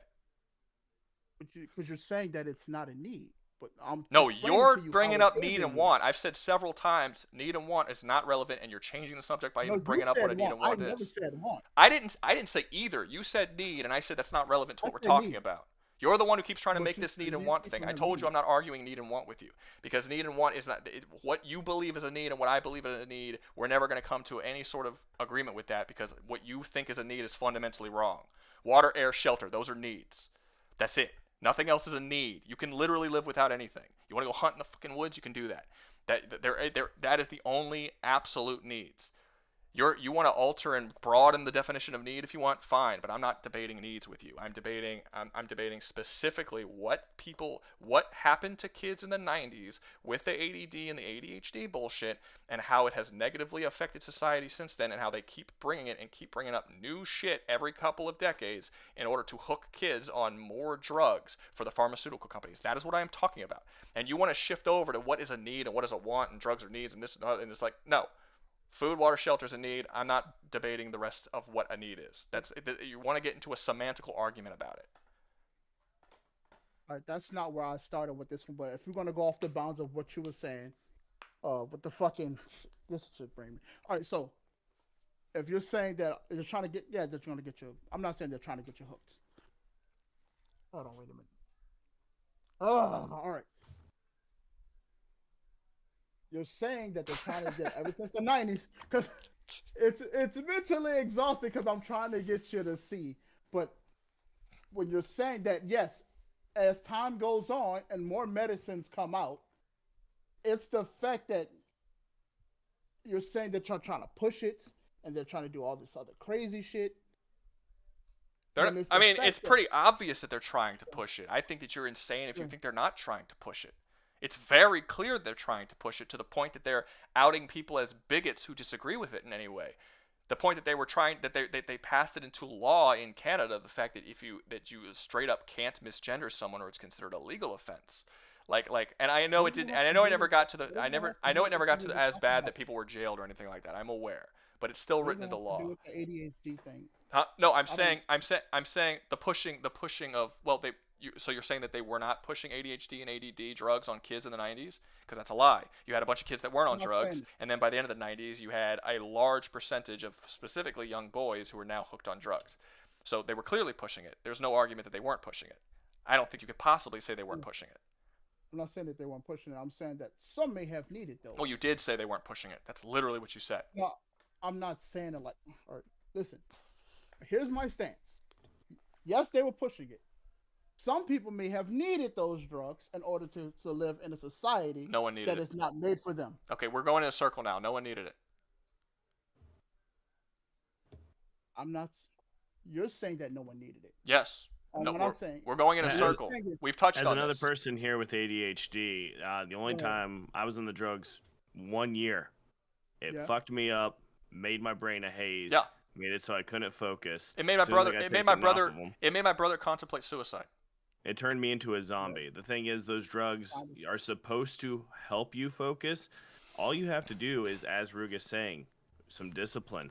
I can focus on 100 different conversations going on around me at the same time right now and tell you what mom in a room is looking for her kid, which is on the other side of the room. It's a goddamn superpower. It's not something that needs to be drugged and holding people down. They need to learn how to actually use their ADHD in a productive way, like Rouga did. Yeah, like anything. It's so strange. It's like saying that everybody needs fucking knee surgery to make themselves taller because being shorter is somehow a negative and it's going to hold them back in life in certain aspects of life. It's such a ridiculous argument point. It's like, yeah, everyone's got different shit. People have different brain chemistries, people have different heights, people have different skin colors, people have different everything. You should not, I mean, let's dye your skin white because it'll make your life easier. Like, it doesn't, like, these arguments are dumb. No, don't drug people, don't alter people with surgery, don't fuck with people, especially not kids, just because your society is built in any particular way. And a lot of times it's not even helping you should always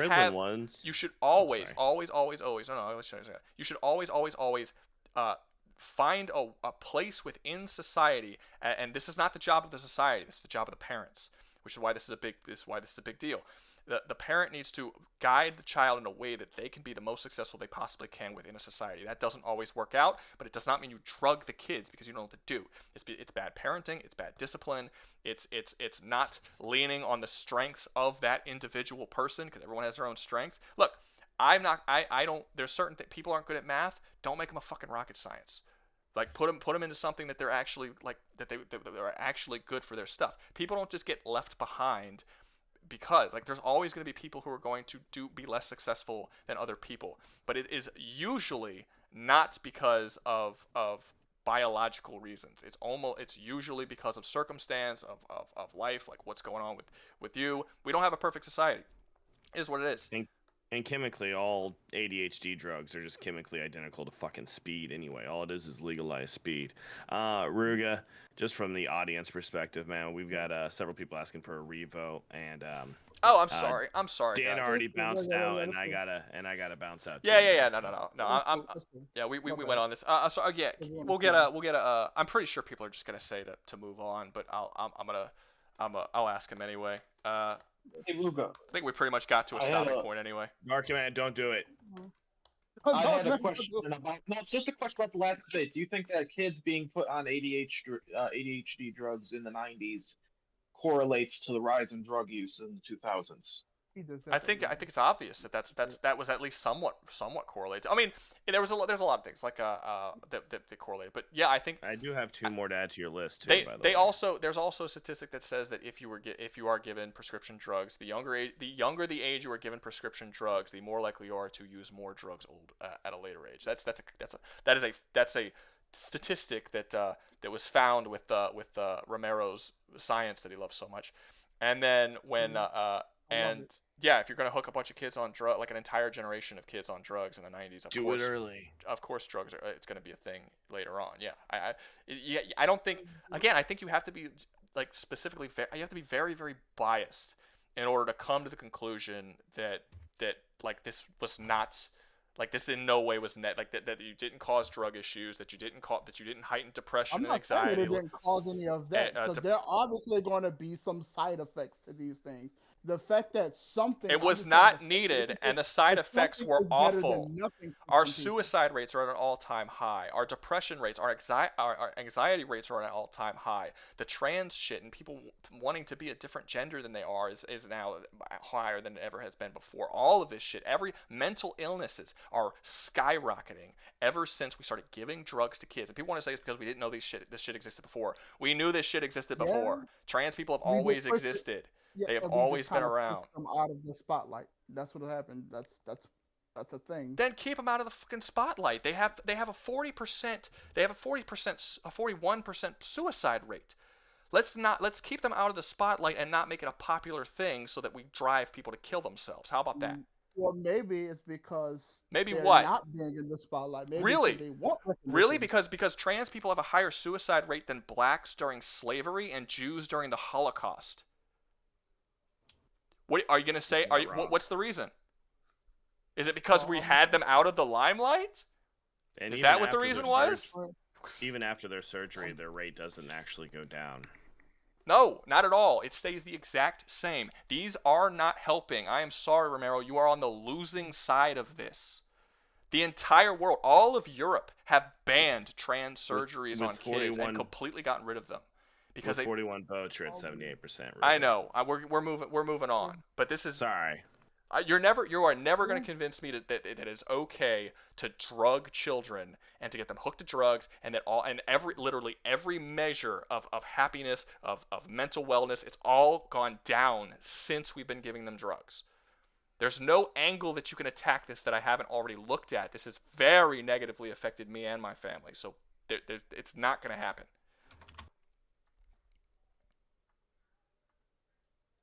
All right, there we go. All right, we're good. Thanks for having me. Yeah, no problem, Dart. This was fun. This was a lot of fun. I thought I was gonna have to debate fucking Helldivers again. Oh, when we get on the other side of this phone, it's only magic. We only do cinema. It's only magic, baby. It's only magic. All right, Romero, I'm gonna move you back to the audience, okay? We're gonna try and see if we can get some other people up here. I do have two more to add to your list, Rug. I didn't get a lot of other people's. I know they've been talking, but I haven't seen actual. But I do have all right. Luke and Random Gaming. I got to piss like a racehorse too. What's up? Go ahead. Okay, you got Aku, and they brought Lloyd back, but it's Aku and Lloyd Gurmidon. All right. And then you got Fulgrim and Percy Jackson. Those are the two that I've. Oh, and G Helmet.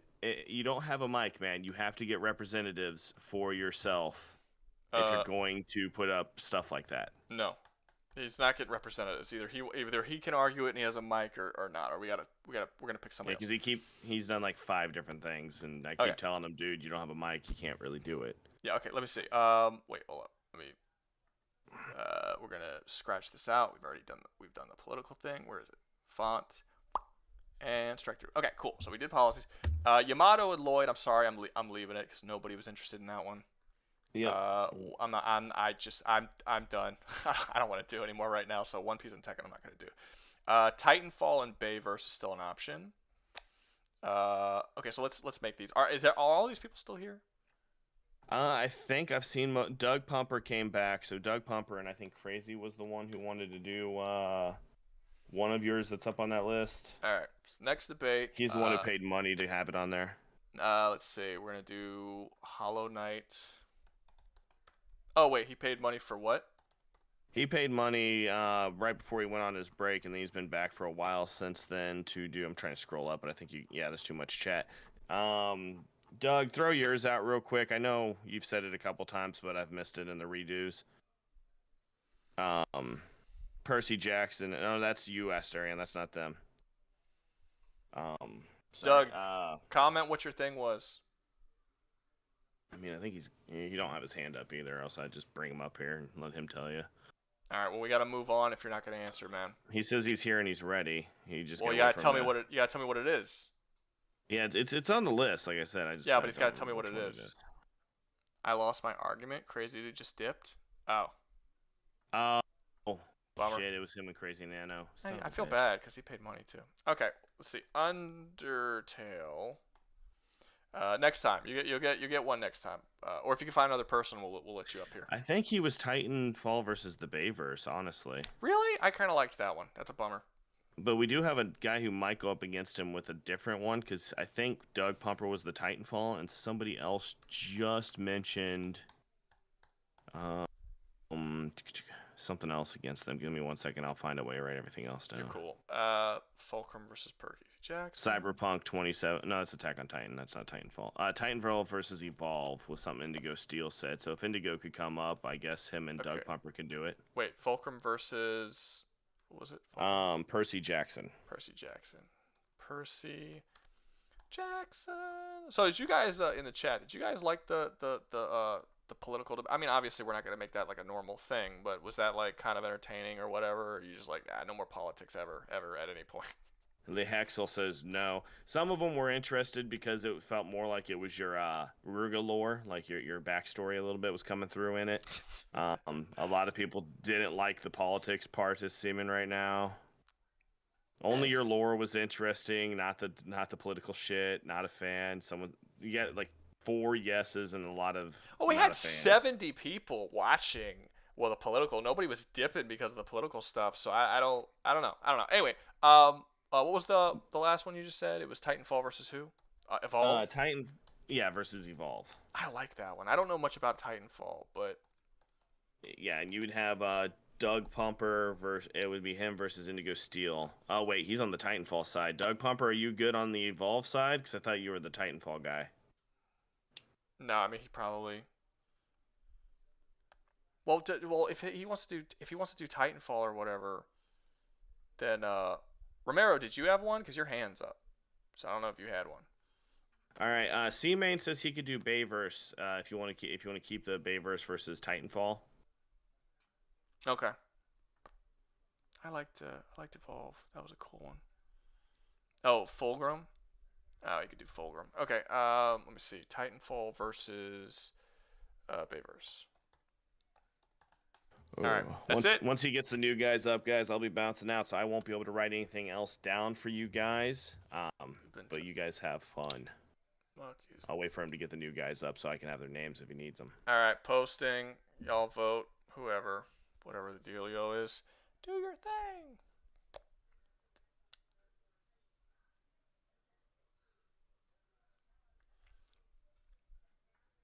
thing. Who's Fulcrum? I don't even know who that is. Fulcrum is one of the Primarchs from Warhammer 40k. And Percy Jackson. I know who Percy Jackson is. He's a water boy. Looks like Titanfall versus Bayverse is winning. Holy shit. The one I voted for might win? No, you voted for it? No. It's going to drop down immediately as soon as you say that. Well, that's why I waited until you're already 40 votes deep. Maybe the chat's like that's what it is. You waited too long, and then the chat couldn't swap their votes over. Yeah. So maybe I should let them vote again and this time they'll specifically not vote for that one. I doubt I can do what Dan usually does. Yeah, I can't.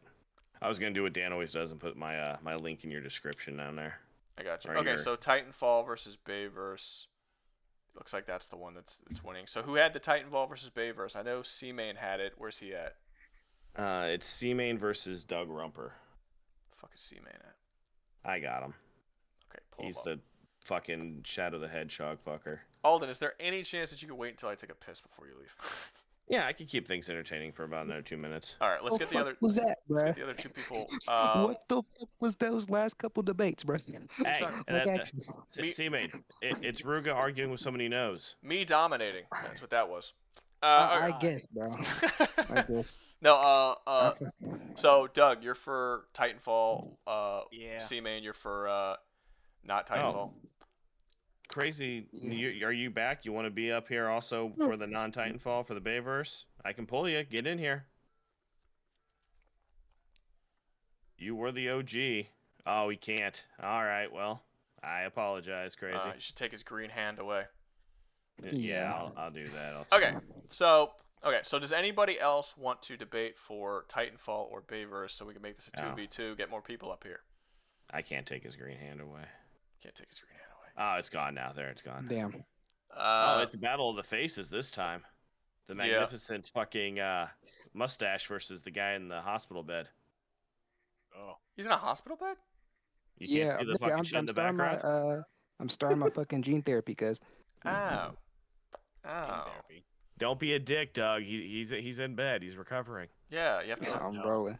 Yeah, let No, him funny win. thing is, we all talking about that Trump shit. I was like, bro, it's gonna cut off some sickle cell funding, but I was like, yeah, that's neither here nor there. I don't give a fuck.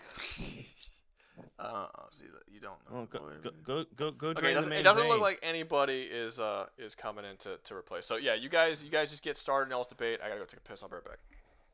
Okay, so can you explain to me why you think Bayverse, not Bayverse, Titanfall slams Bayverse, or do you think they slam Bayverse? I'm confused on your stance.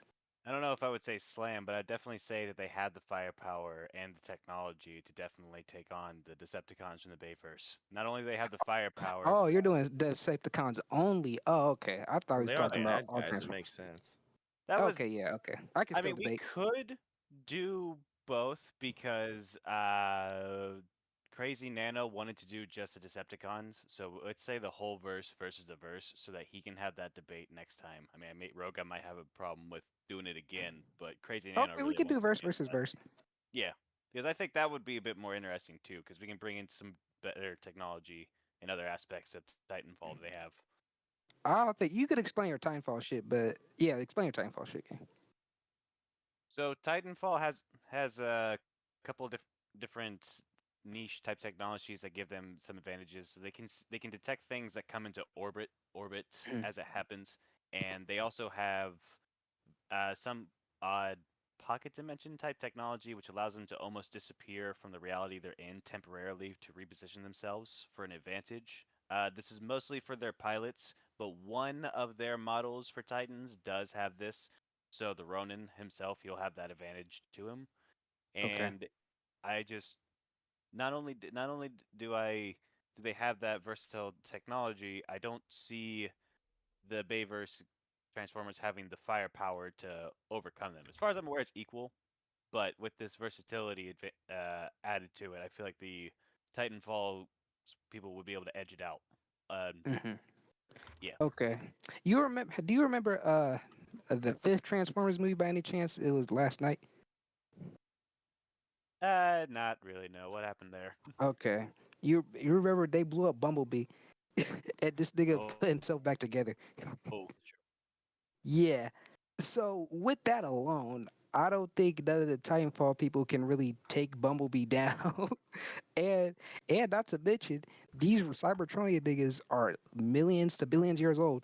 So it's like a safe guess to say they have a way better battle IQ than any Titanfall pilot would ever have. You know what I mean? Right. Okay, well, I could definitely see that being helpful, but the thing is whenever we saw the Bayverse Transformers getting into conflicts on Earth, most of them were getting taken down just by the modern military, which is much more inferior to what the Titanfall I'm gesturing to my TV because it's on. Titanfall universe has, and the Transformers would not only have to deal with the Titans, but the Titans and the pilots would be able to fight alongside each other, not and it'd be and it would double their fight and would give them more routes of attack, which I don't see, which we've seen before, just the cooperation with normal humans and with Transformers. That's Yeah, enough to but take thing is, on villains. they had to like separate the Transformers. You never seen like a whole bunch of like military going up against a whole bunch of like Decepticons and Autobots. They had to separate these niggas. They had to scatter them. They usually you saw a whole bunch of people drop Ratchet, but as soon like in Transformers 4, Age of Extinction, when they rolled up on KSI the little building, the Autobots weren't playing. They would say, "Yo, this shit it ain't cool," and they was boxing with Stinger and Lockdown, whatever. I don't even remember that. If you remember a little bit of Age of Extinction, they have to separate the Transformers in order to get an advantage. That's that's fair. Well, one thing that the humans don't have that the Titanfall people have is links to the Transformers. The Titans themselves almost work as that stand-in to where there's almost no necessity for splitting them up. First, I don't know how much we can say I don't know, I guess we can say Decepticons and Autobots would work together on this, but I don't see how they would be able to I don't see how they would still be able to overcome them in firepower because there's still Okay, their let's planet think. How many like has Titans are there? We can do this by numbers. How many Titans are there? oh fuck hundreds of thousands. Hundreds of For if thousands. there's yeah Okay. Hundred each each Are we pilot's got taking the one. whole for Bayverse? Are we taking the whole verse or just I was every about on fucking not every bot on Earth? Are we taking the whole Bayverse or every bot just on Earth? I was thinking all the Transformers that survived what Cybertron's destruction.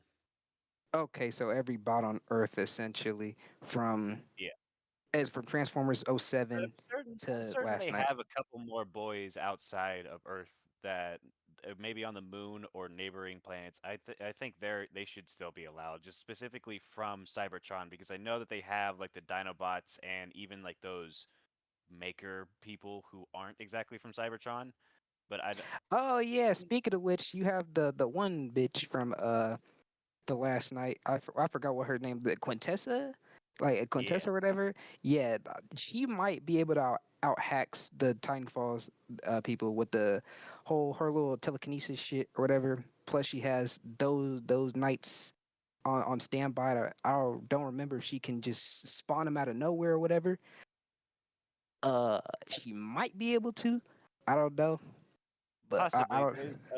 There's a variety of drones. Like when I say drones, like they're bipedal robots and even supplying drones that they have that contend with the Titans and are on par within the Titanfall universe have access to as well. So then they can definitely mass produce a good portion of those. I don't know how quickly they could for the battle, Wait, but mass produce. So these robots have to be made like yeah, humans or whatever have to. I don't think that would be as fast as like Quintessa just spawning these niggas. I'm not saying it's instantaneous, but I would say her spawn rate of creating these robots, knights or whatever, would be yeah. faster than the production rate of the Titans. Perhaps 1 to 1 for the Titans, but when you take into account all the different robots and drones that are being mass produced at once, I would say that evens out in a numbers advantage, like numerically, I should say, in how many things are being produced at a time. Mm. Because she's doing so many every second, while they're no, they're doing so many at a second. She's reaching her production point faster. Mm. I don't know how Okay, to rephrase that. That makes I'm sense. thinking, is Unicron allowed? This might be contentious, but is Unicron allowed? I don't know. I mean, that's just kind of the whole planet just falling apart and there being no battle to be had because in both cases it takes place on Earth, and Unicron I is Earth. mean, yeah, but that'd still be a win for Transformers because Unicron is a Transformers character. So, bro just transformed. It just murked everybody Yeah, on himself. I give you that. There's nothing they could do about that.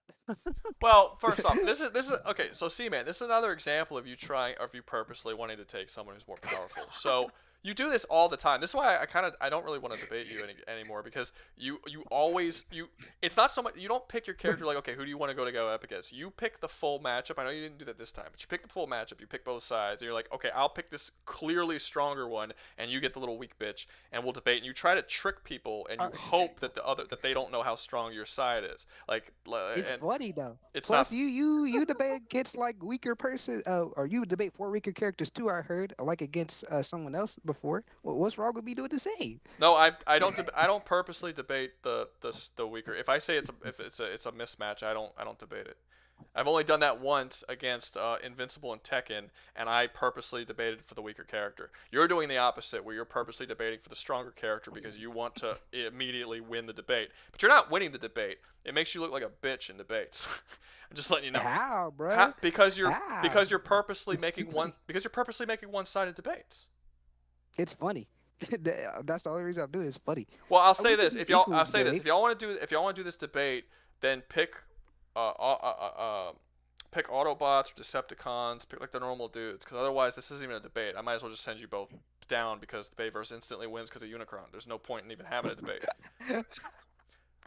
I mean, I get that Okay, I get okay, that you fine. find it funny, but it's just a waste of everybody's time. So, like, it's just what am I gonna do? Keep bringing you up here for a single minute while you dance around the inevitable you bringing out the one thing that's going to immediately win that you knew from the beginning? Because you're just wasting everyone's time in the debate if you're doing that. You could have brought up Unicron the moment you came up and you knew that would have been the winning thing, but you purposely didn't because you thought it would be funny to just fuck around for a little bit.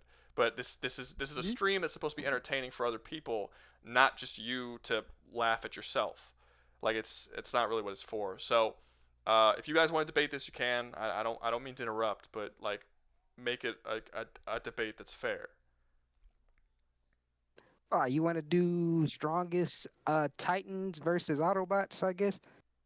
Yeah, I was gonna say doing the Autobots, and honestly, we could go with all the Titans because there's no particular strongest. They're all in a kind of like a. Oh, they're all in the same range. Okay, fine. Yeah. I'll take Let me all before you Autobots. guys get started, let me do new survival challenge idea. Could these fictional American heroes survive Wolfenstein: The New Order and maybe even defeat Death's Head? I generally don't care about people giving me. If you want me to do a survival challenge and you're gonna give money, it's gonna be a lot more than $5. So that takes a lot of time to actually make those. But I don't know. Maybe one day. I'm not sure. We made a joke on the Discord that we were gonna do a Jewish character. Can Jewish characters survive Hitler's Nazi Germany? And we're gonna take a bunch of Jewish characters and throw them in and see how that would go. We said that as a joke. I might do it one day for just for fun, just for shits and giggles. But no, that one's not one that we've thought about. Anyway, sorry, we had that. Y'all continue. You're all good. Okay.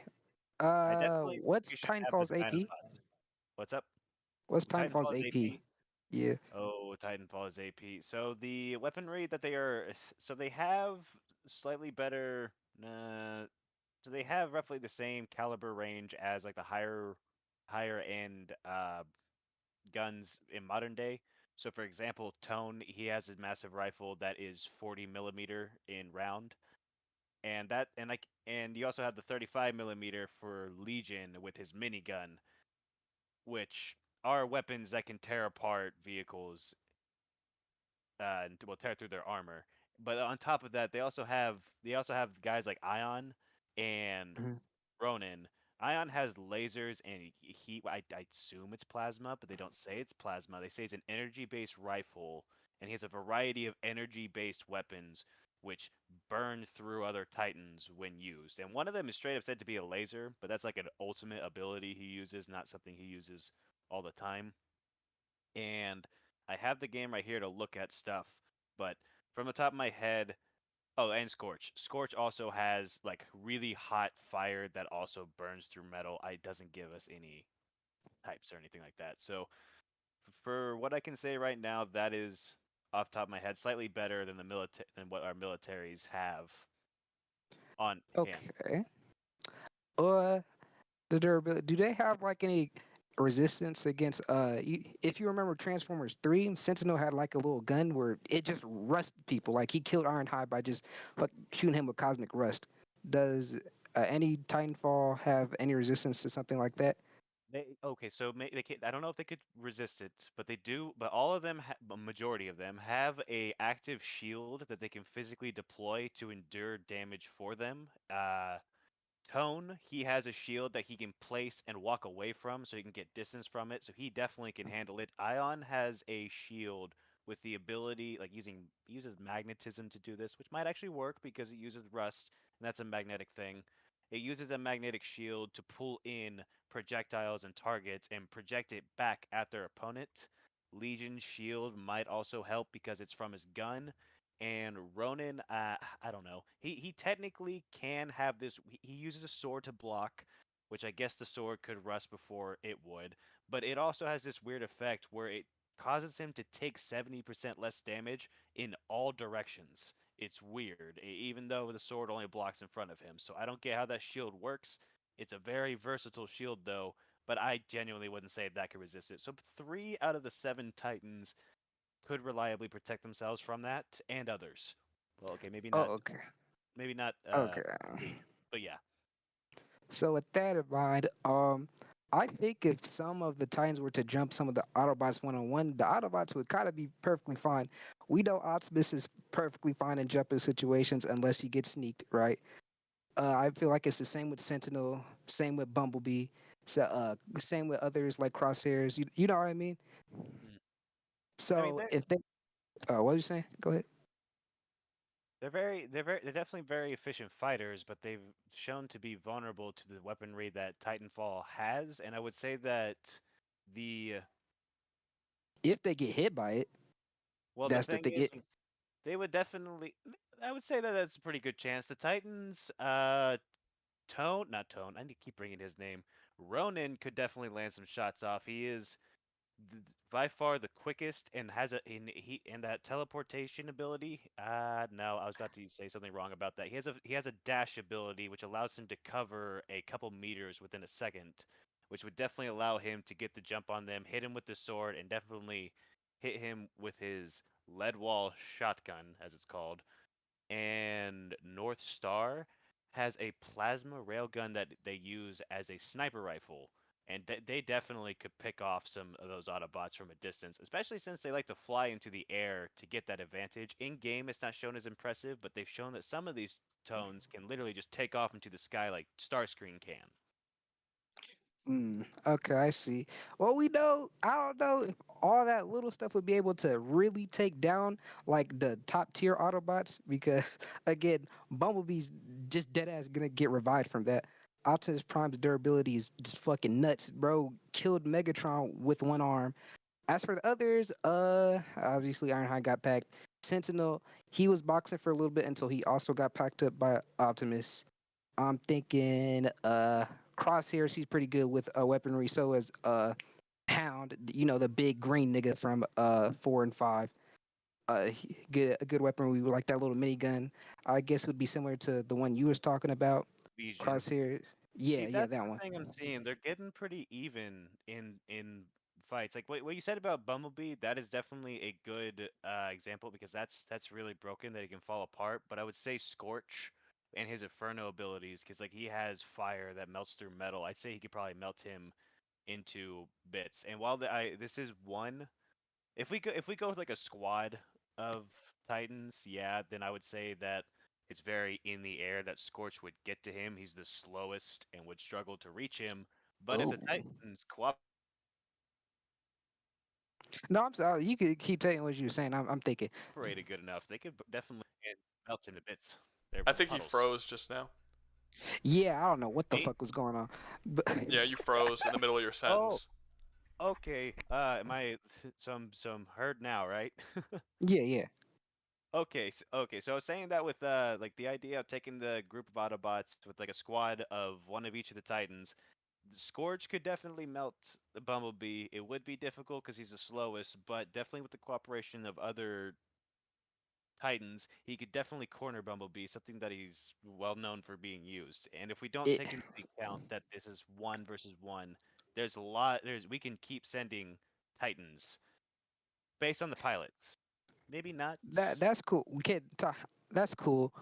All right. I feel like it's gonna damn near be an infinite war because again, I went back to the reference of Bumblebee. He's an excellent fighter in jumpings. Like even if you jump him, he's not.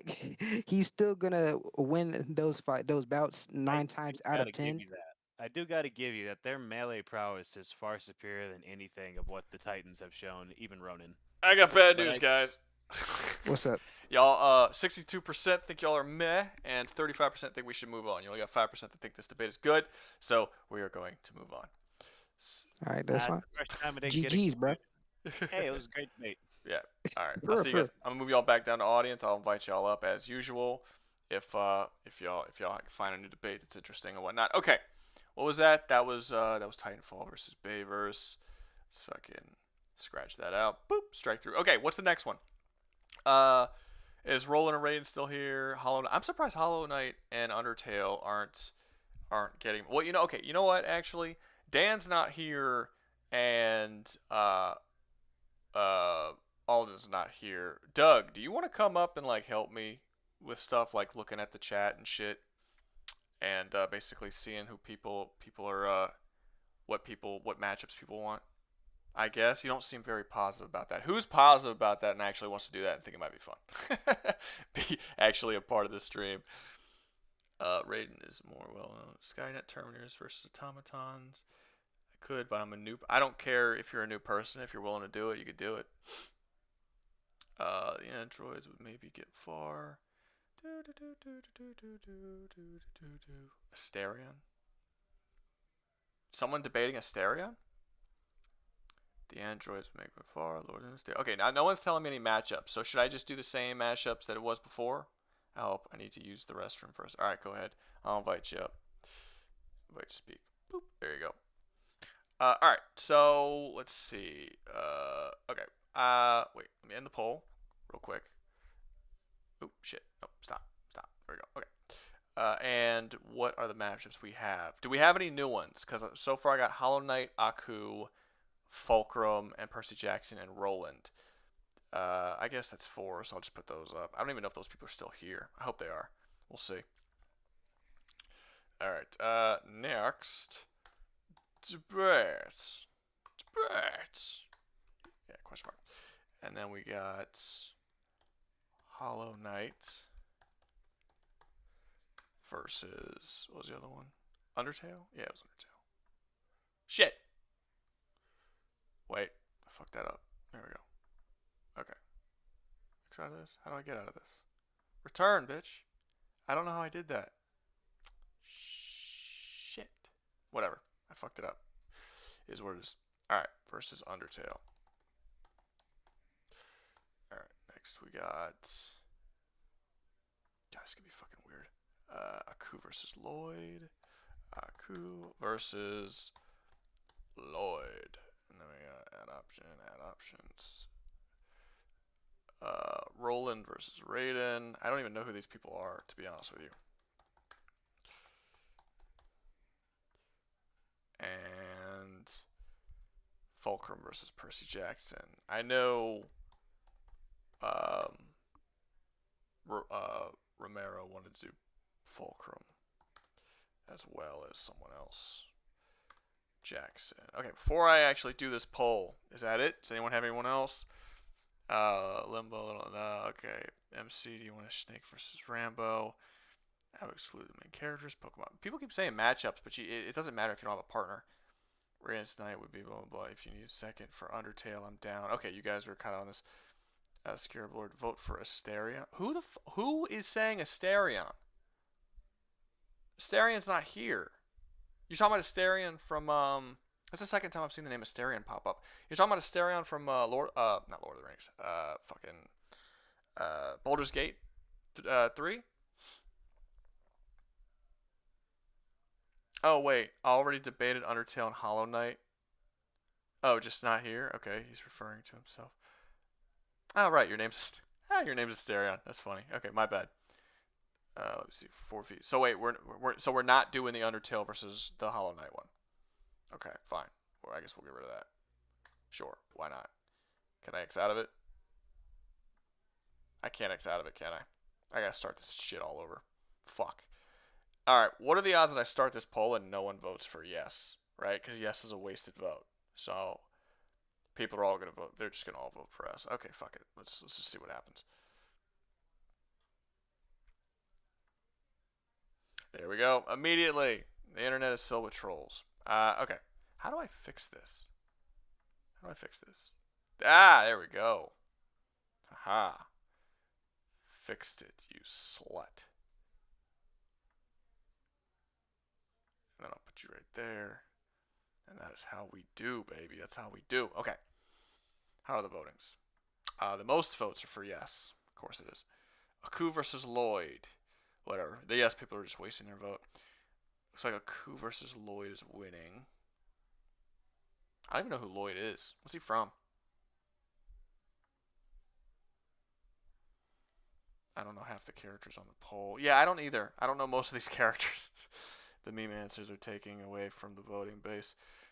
Lego Ninjas. Well, look, if you guys came up with with new matchups, I can add new matchups to the list that are interesting. But I get that you guys don't know anybody, but I mean, I don't know half these fucking people either. But like, y'all aren't coming up with matchups for yourself that you want me to actually add up here. And just saying a matchup without having a partner, like this guy who just put Max Payne versus Manhunt, is not helping your situation. You need a partner to debate with. You can't just say a matchup. You have to get a partner, pick your dude, let them pick their dude, and be like, okay, we're ready to debate. We have a dude on each side, you know?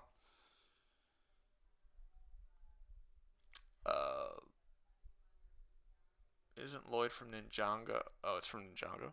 I gave a matchup versus someone from Metal Gear Solid Revengeance, but looking at it, my partner is gone now unless someone wants to go for Raiden, Dragon, or Diablo. Okay, so if your partner's gone, that means we can't do Roland versus Raiden. So it's going to be between Aku versus Lloyd and Fulcrum versus Percy Jackson. So should I redo the poll, or should we just go with Aku? Who's Aku versus Lloyd? Are you still here? Jack versus Lloyd and Ninjago. Yeah, I get that, but are those two people still here? Who had Aku and who had Lloyd? Who is Aku versus Lloyd? Okay, Luke Young. All right. And is your name Luke Young in here? I always forget what your name is. Wait, yeah, but what's your name on here? Is your name Luke Young here? What's your name so I can invite you? Darth. Okay. Yeah. For some reason, I actually thought for a second that might be it, but I was just guessing. All right. Come on up. Now, who is for the next one?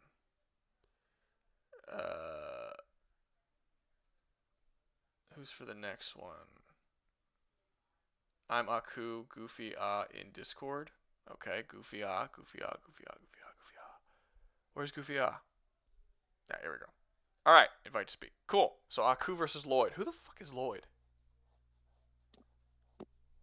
It's been forever since I've heard about Lego Ninjago. Oh, right. I've never seen it. I don't know anything about it. I know, right?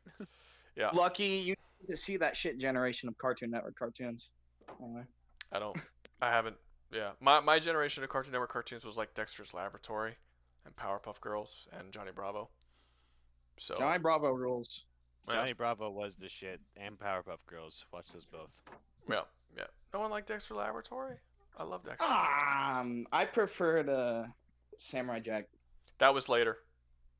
That was a little later, yeah. That was like that's what I knew. Almost 10 years later. I don't know. I'm Dexter's Lab. Almost. I know the finishing of it was 10 years later. Yeah. Well, the Samurai Jack came out in 2001, and I want to say Dexter's Lab came out in like the mid to early mid 90s. I might be wrong. It might be. I don't think it was the late 90s. I'm not sure. 90s were all a blur to me anyway. Darth Gator, are you there? Because you haven't said anything yet. Oh, shit. Darth, you know the rules. You don't have your shit ready. I gotta kick you. Darth. Count to 10. 10, 9, 8, 7, 6, 5, 4, Well, yikes, 3, Aroni, Tony. 2, Guess that ain't happening. 1. All right, going down. Okay. Goofy, was there anyone, since you're already up here, was there anyone else you wanted to debate with? I don't think Giving you the there's anything. If anyone wants to do an Undertale debate, I was gonna do that before, but I don't know. Okay, so who was it? Was either Undertale, what was the other one? The other one was, well, y'all said y'all already did the Hollow Knight Undertale thing, but I wasn't No, here for that. I didn't. Someone in the chat Well, said that they did Someone it. in the chat, that's what I'm saying, they did. Well, I said y'all. I don't give a fuck. They didn't do it in the stream, so you can have it if you want. I don't care what they did in the Discord chat. Well, I mean. Oh, if anyone's here for Hollow Archmage. Knight. You said you could do. Archmage is saying he could do Hollow Knight. Is that what you're Alright. saying? Because I can bring up Archmage and we could do Hollow Knight versus Undertale. I'm excited to do it because people like to conflate the down. power of Undertale way too much. It's silly. Wait, so you want to fight for Undertale, but you think they're weaker than people say? Honestly, kinda, yeah. I don't want to That's wank fun. them. That's funny. Okay, You're correct. Archmage, what's your name in the Discord? Archmage, MC. Oh, is it also Archmage? Yeah. Where? I can't read the names. Oh, it's on the top. It's on the Left? top left. Top, his hand up, okay. yeah. Yeah, on my screen it looks like an A and 3 dots because I have it on the Okay. streaming. So like if anyone has it blocked on the Discord, their name will be blocked out. Okay, I'll check the stream to help you out next time. All right, no problem. Okay, so we got 2 people. Does anybody want to help with the Undertale versus Hollow Knight? Anybody wants to come up and hey, we could tag team this shit or double team or whatever we want to call it, a double 2-way. Undertale having no direct feats is like weird to say because a lot of it is kind of statements, but there are practical feats for monsters and for the human that we can go over. All right. Hey, Lee, look, just for future, if someone's gonna say yes, they will immediately reply right after that. Say what your name is, so I don't have to waste time being like, okay, what's your name? Say yes, my name is this on Discord, or just yes, it's okay. It's Lee. Okay. Oh yeah, right, with the glasses and cartoon black guy. There we go. Okay, so he's gonna do Undertale. No, he's gonna do. What did he say he was gonna do? Archmage was the Hollow Knight guy, right? Yeah, I can do Hollow Knight. I can do either on the debate. But Okay, and Lee, who are you doing? Undertale, probably. Okay, you're gonna have to speak up though if you want to do the debate. The story of Undertale. Okay, fix your mic because you are super low, like super low, and you have this weird humming behind you for some reason. Oh, his mic's not plugged in all the way, I think. Plug it in all the way. Okay. Does anybody? Okay, so he wants to do Undertale. So we need somebody else for Hollow Knight. So Lee, before we you gotta talk fix about your. Undertale, Lee, you gotta fix your mic, man. Okay. It's got this buzzing noise going like constantly. I'm assuming it's gonna be genocide frisk too.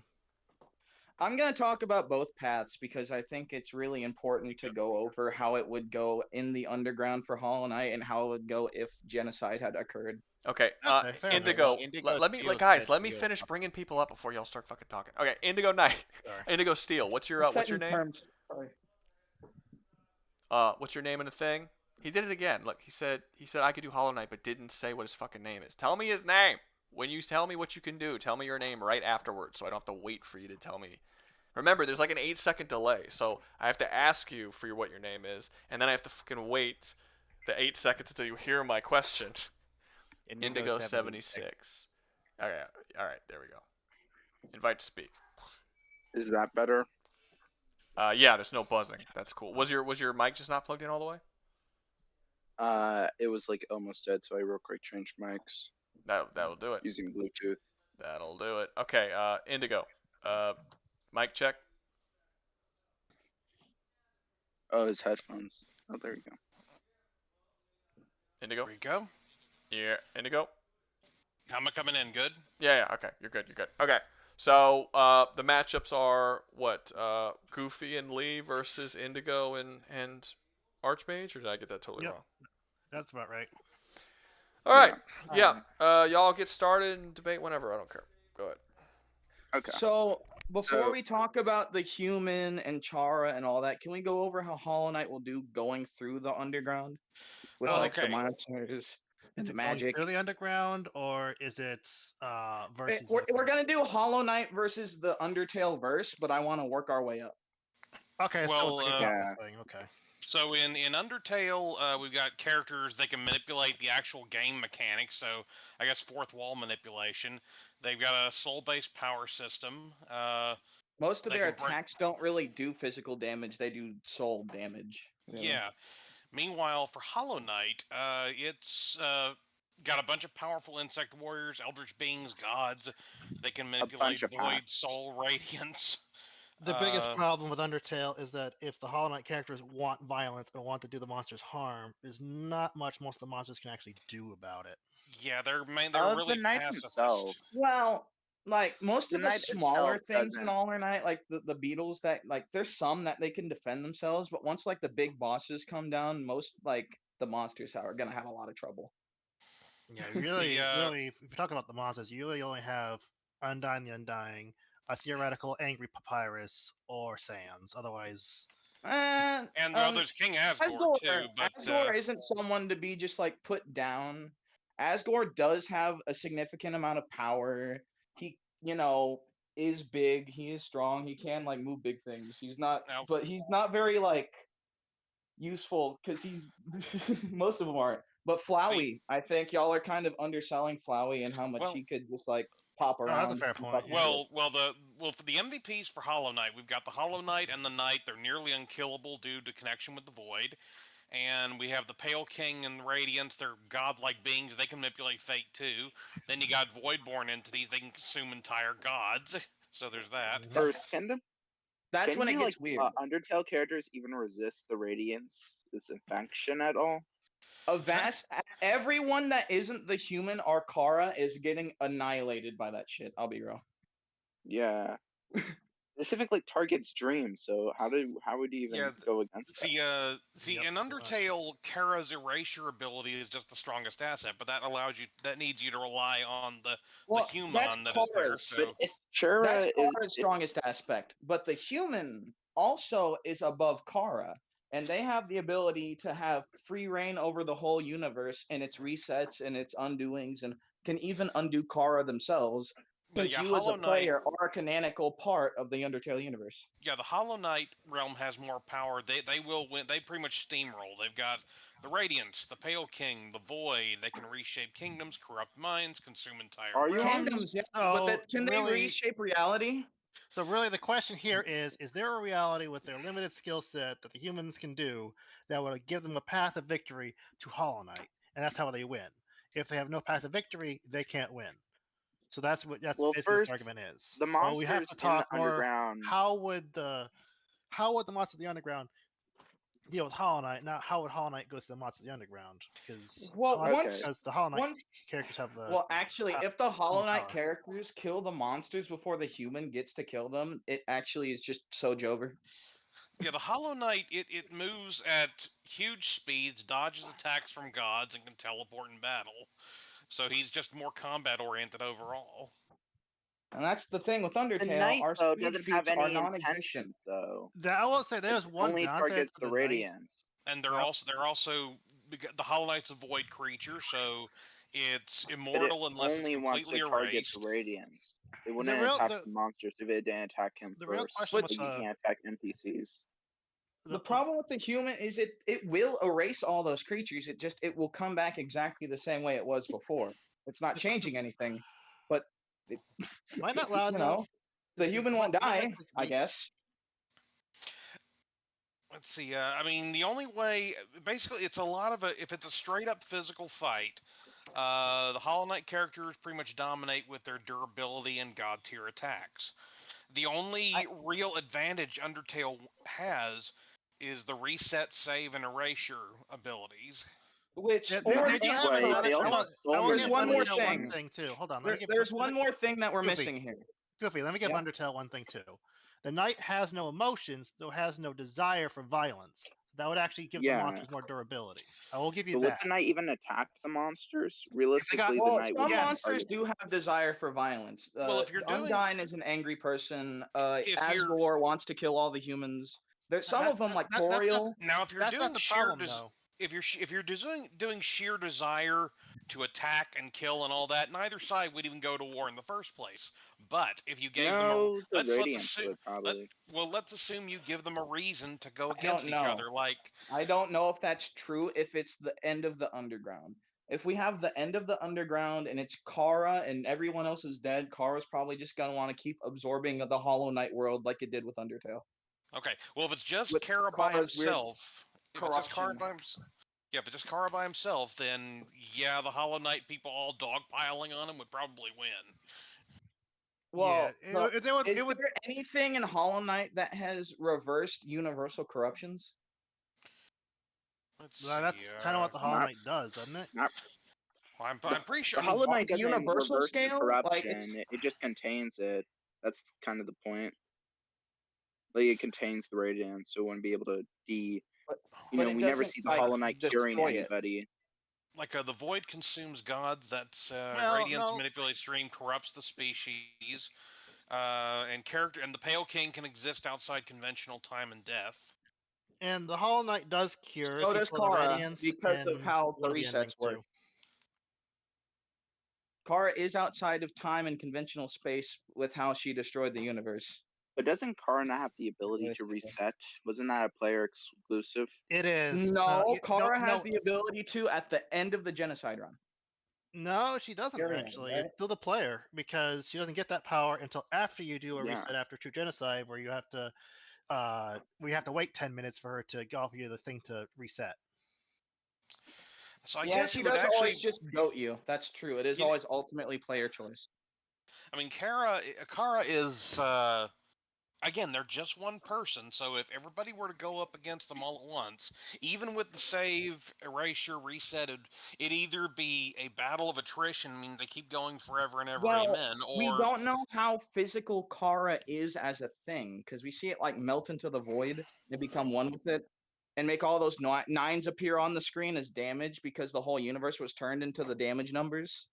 Like, she doesn't exactly have a good physical form for them all to dogpile on, is the weird Well, thing. here's the other question too. The whole point of Undertale is to show if one human child was violent and angry enough and wanted to wish for their death, the monsters couldn't stand a chance. They would just all die.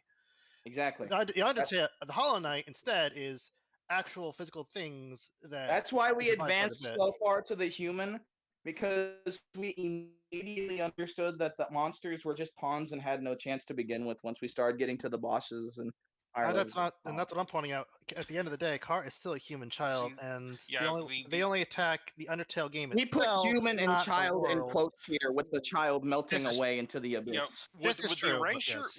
would the erasure ability actually work on beings that exist outside of conventional existence? I mean, we're mean, starting to go like- into metaphysics there. I mean, like the save erasure and all that, the save load reset, that's all like fourth wall ultra meta stuff that would be like That it's like saying it's the characters in conceptually Hollow Knight- omniversal, right? So like the Yeah. beings in Hollow That's Knight, stupid we shit. can reshape worlds. I can do this, and then Kara counters like, well, I can just turn the game off, that sort of thing. And And even but- then, Mr. Mushroom can do the same things, but as a jokey character. So I mean, that's still pretty much mutually assured destruction. So Kara could turn off the game, quote unquote, but that would just be the end of it for both parties. So that's not really an end. but ultimately, pacifist run Frisk and the whole Undertale get fucking wiped. yeah. Like- yeah. Well, the Amalgamates, Like, you know- Amalgamates might actually survive because I mean, the ghost survives. WD Ghost- Gaster could hang around for a while if people don't know he exists, but like We don't The know funny what WD thing Gasser with is. I him- don't even consider that anything. The funny thing with he'll him, be he would around, allied I with the Void. guess. He'd be allied with the Void because he is in the Void. He Like, is if the it's a- void. See, if He it's a is the straight- void. Is the void? Yeah, like it's a straight up physical fight. Hollow Knight characters, they just have higher sheer durability and What is their combat. durability, by the way? Like, I play through Uh, the game, I never see anything that really shows their true durability. well, it's they the like fact that soft it's like, abilities and shit. it's like that immortality stuff. They're essentially immortal. That makes them really durable. Basically, Immortal? Well, let's see. the knight itself, because he The respawn. knight itself, like we're Like they're not even sure if unkillable he's due to on good the. canon. It's like because their connection to the void, they're unkillable essentially. Or They're near The irreverent, knight, basically. but not They'll everything come else back. though. Only the knight. Sounds like we're finding a lot of semantics here. Yeah, pretty much. Yeah, so if it's a full on physical battle, it's 1-to-1, no reality bending, then Hollow Knight would win. However, if you start using the reality bending, it gets a little trickier. Like the reset, save, and erasure thing is their biggest advantage, but and the meta game of we're in a game, but you don't know it's a game, but you know it's a game, but it's so stupid. Now here's a question. Here's a question debating that. Will the Radiant's dream corruption eventually corrupt Kara enough to not even think about that? No. No. Well, she's her own form of corruption in of herself. Yeah, that's the question there. So it works on being like they're outside of conventional existence, but Kara is also Doesn't kind of the outside conventional Radiance existence. So take will in consideration, and the whole idea of like you and the player in Char is like you have a lot of determination. No, So it would take, actually, because it manipulates. The Sorry, soul, go ahead. the soul sanctum is actually all about that. How the bugs try to use willpower to stop the Radiance, and the Radiance corruption, it didn't work. Yeah, the Radiance is kind of like the indoctrination. The willpower can still help them resist it. It's not impossible. You know, just like the 6 other souls that came before Kara that thought they were determined. Yeah, that didn't work out. It's like Reaper indoctrination. It corrupts you, like manipulates your dreams and corrupts you. Like it's like a slow subliminal process, like that sort of thing. Kara is slow. Like it wouldn't affect Char fast enough if Char was like bloodlust or anything. Yeah, that would take weeks. Kara's kind of already corrupt. The problem is the big problem with this debate is there's too many ifs to get to Kara. Like if we're being honest and we put Undertale all together and we put Hollow Knight all together and we say fight, the human's not going to turn around and just start murdering everybody instantly. And if they don't do that, they lose. I kind of agree. Like it's either going to be eventually, if you whittled down, it's all comes to either Hollow Knight would win outright, or it would be a war of attrition or mutually assured destruction. So probably more like an absurd speed blitz that Kara and all the monsters couldn't even really attempt to conceive. Yeah, they'd either get folded. Undertale either gets folded like a lawn chair, or it's game over. Literally, for everybody loses. Yep. And it comes to attack potency. What about like Flowey then? We haven't even talked about Azul the Dreamer. Yeah, but if we give Flowey the souls, it's like same the thing. human. I'm sorry about that. Well, same thing. Flowey, if Flowey has all powerful, he too gets the reset, save, and erasure. So it's the same argument. Either Hollow Knight wins, or they. But it's not as strong as an argument because he's still sharing power with the human, so he still doesn't have absolute control over the universe, seeing over the human's determination to stop him, convincing the other souls. He doesn't even have control over this power. He's not going to help as much. I will say one thing about that though. He does have much better like scalable attack potency than anything else in Undertale because we see what he does constantly through all of his battles. There is one thing. Yeah, there is one thing. but you can interpret the things he does as physical attacks, or you can interpret them as like spiritual interpretations of those attacks. Oh, it's so stupid. You could say it's attacking the soul, right? Well, it'd be like a battle of attrition. If it does, then it becomes a battle of wills. Say Hollow Knight is constantly over and over killed by Flowey over and over, and Hollow Knight just keeps coming back. Eventually, Flowey might get sick and tired of it. He's the one who seems to have less patience. So yep, the vessel has no will to break. He would probably resolve to fuck off somewhere else. Really, they could seal the night. Possibly, it's not impossible. We see that with the Hollow Knight. Yeah, and Undertale doesn't have anything like that sealing sort of shit, except for like the human souls, sort of, but we don't even know how that happened, really. Yeah, I mean it's also you have to and avoid plus the amalgams also have durability negation, all that. Yeah, and Radiance and if you try to contain Radiance, you see that's the whole point of the game. She's breaking out, so sealing's not even permanent on her. Yeah, like Radiance would corrupt the soul. There's that possibility, and that could probably hurt Flowey. Let's see. Too bad the Hollow Knights aren't Well, human. Radiance would also just hit like a truck. She hits very hard. Like she's like, massive laser beams that would probably go burn through a. It's like a Helldiver thing. She's just shooting off quasar cannons like crazy. Plus, again, as formidable as Flowey is, again, if everybody in the Hollow Knight verse dogpiles on Flowey, then that's the end of it. Or at least it would be hard to he's get not on that him. durable. He's not that when he's not Photoshop. He's just a flower. Not There's durable. that. Well, even in Photoshop Flowey, he's unstable. He's unstable even when he gets those souls. So eventually, Hollow Knight, if they're fighting Photoshop Flowey, eventually he's gonna destabilize, and they'll get a chance to fuck him up hard enough to where he can't recover. Yep. So I believe Hollow Knight takes the victory again. Unless we're talking about Chara, then nobody wins. Game over. Unplug the computer. But like, as I'd a agree with streamer, that. the pacifist route would also win possibly. The neutral route is where America Flowey appears most of the time, right?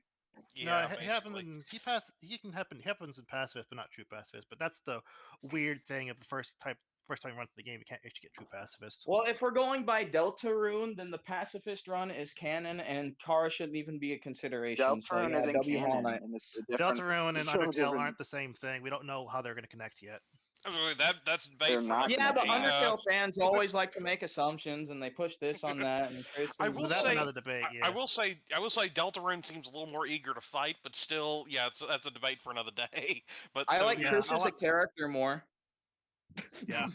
That's I want good. to see how I do the prefer Deltarune stuff goes. Deltarune to Undertale. I hear it's out now. Anyway, or it's coming. It's Easy coming. rules, bro. Love that shit. Yeah. So y'all came The to a next part's conclusion real- with y'all's debate? Yeah. I think Yeah, it looks Yeah, like unless Undertale unleashes their eldritch horror, baby, they basically get curb stomped. So. And even then, it's even then when that happens, it's literally both sides lose. Nice. mutually assured destruction, total attrition. Yeah. Unplug the computer, mate. The game's over. Gotcha. Except, Cult of the Lamb beats them both. Okay, bye, everybody. That's so fucked up. I'm not going to do that. No, that's fucked up. I was kidding, guys. All right, let's move on to the next one. Thanks, guys, for coming up. I just, being an asshole was worth the joke. All right, so I did see someone had Joel from The Last of Us versus James from Manhunt. That's kind of an interesting and quick one. Also, I will say this. I'm probably going to end the stream in the next 30 minutes. If we don't, I'm gonna continue a little bit longer because I did get a couple of super chats and stuff in the last, so it's gonna go. I was gonna end it after that debate, to be honest with you, but I'll go on a little bit longer. But the whole point of these is to make money, and I'm not really making a whole lot, and I really want to watch Peaky Blinders. So if the super chats and stuff don't start coming in, I'll probably just move on and chill for the night. Anyway, so who Joel and versus James, who had that one? I know Romero had Joel, I think. Who had James? It was Unknown Basic, and I don't remember Bobby Porter's name on here. It's Romero. I know who he is. I'll bring him up in a second, but we got to find the other guy and make sure he's still here. Unknown Basic. He is right there in the Discord chat. He's that turtle crab looking thing. I need to know where he is in the Discord. Oh yeah, okay, I gotcha. All right. Yeah. Invite to speak. And invite to speak. All right. Now I feel like a lot of people have probably played these games. Does anyone want to come up in 2v2 this shit? Just quick. Is my mic good? Yeah, it's fine. It's good. Oh yeah. Okay, thank you. It's good. Indigo can do it. Where's Indigo at? Who are you again? Again, Indigo, bro, I can do it and then put your name, so I don't have to. Right, Indigo 75. I think that's funny that Archmage remembered and I forgot. Okay, he was just up, yeah. All right, he didn't even say who he could do it for though. Indigo, I invited, just coming up. Okay, who? Yep. What side are you taking? Okay, now this was Joel versus James. Yeah, from Manhunt. I'm gonna come in. Okay, I'm gonna do the guy from Manhunt, James Cash. Nice. Okay, so we need someone for Joel. I imagine a lot of people. I just got a donation of 500. Is that yen? I got 500 yen. Yes. Yeah. Oh, yen. cool. Hey, greetings from Japan. I don't want to be an asshole. And it's like, it's not fucking yen. It's like from something totally different. I think in yen that's like $5, $50, something like that. Who gives a fuck? It's a donation. It's nice. Thank you. I don't give a shit. Oh, yeah, accurate. Oh, yeah, I'm just saying. All right, tight golf club kill. That's true. Yeah. So Joel might kill him with a golf club. No, Joel gets killed with a golf club. So yeah, that's true. But It's that's the other way. only because he was being dumb. He's some shit that he would have never done in any other. It's a part of his story. That's gonna be some shit you're gonna have to defend, bro. Okay. Yeah. Where's Yeah, Joel versus bad writing is. Where's who's it? Wait, hold up. Let me get the other person. We need someone to defend Joel. Who wants to come up here and help defend Joel? Or this could be a 2v1 if you don't mind, Romero. I don't mind. All right, Pierre Fritzberg. Who are you in the Discord? Who are you in the Discord, Pierre? Also, if you guys are gonna send super chats, I'm not complaining. But when you send the super chats or thing, ask me a question or something so you get something for your money. I always feel bad when they send me money and they don't ask anything or they don't want anything in return. It's like, it's weird, you know. I feel like I at least make me be a little bit of a whore, you know. What's up? Oh, Fritz. Yeah, he's the solid snake. Fritz 7281. Fritz, there we go. Okay, invite to speak. Come on in, Fritz. Come on up here, Fritz, baby. Fritz Geraldsons. He's just two normal dudes fighting. I mean, I wouldn't say that too. They're kind of two normal guys, but they're both skilled people. They're skilled. Yeah. Oh, okay. Yeah. Honestly, I'm not really a part of this debate, so I don't want to ruin it. But I don't really find James to be super skilled, to be honest with you. But well, James is skilled in one thing and one thing alone: killing. Which Joel he's decent at, but he's not a master at it like James is. I mean, he's been doing it pretty much, we can say, for 20 years. 20 years of murdering. He can kill a man with a shopping bag. I mean, yeah. Fuck anybody can kill a guy with a shopping bag. Joe just throws a brick and beats you to death with them dogs. Well, I mean, we'll say Cash is more tolerant of pain. He can sneak as well as Joel can. What makes him more tolerant to pain than Joel? Well, he can withstand up to multiple hits to the head from enemies that are comparable to him in strength, for starters. And Joel stood on a piece of rebar, and he survived even though he didn't have enough to deal with the infection. I do want to ask, how sneaky is Joel? I don't really know much from Joel from Last of Us. I know a lot of Man of it. Well, I will allow the fact that, Joel would need to be pretty sneaky to get past a whole bunch of clickers and all that in their lion's den, so to speak. But Cash was in the same boat. He also had to be strategic and stealthy. Joel, I'll say the variety of enemy. Remember, Cash only has to fight cops, some SWAT agents, things Joel's already fighting. Oh, no. Cash had to fight way more than those. Cash had to fight other psychos, too. Like guys with chainsaws and legs. What I'm saying is they're all people. Yeah, and that's another thing. The clickers are basically animalistic. The serial killers, they could plan and strategize, too, and Cash had to evade them rather than the clickers. Yeah. Not only that, but in greater numbers, the clickers and all the infected. So Joel had to deal with that, and not only that, but keep in mind that many of the people he dealt with were probably better armed, better coordinated, all that. They had access to guns and everything. And he had to deal with clickers while he was sneaking. Yep.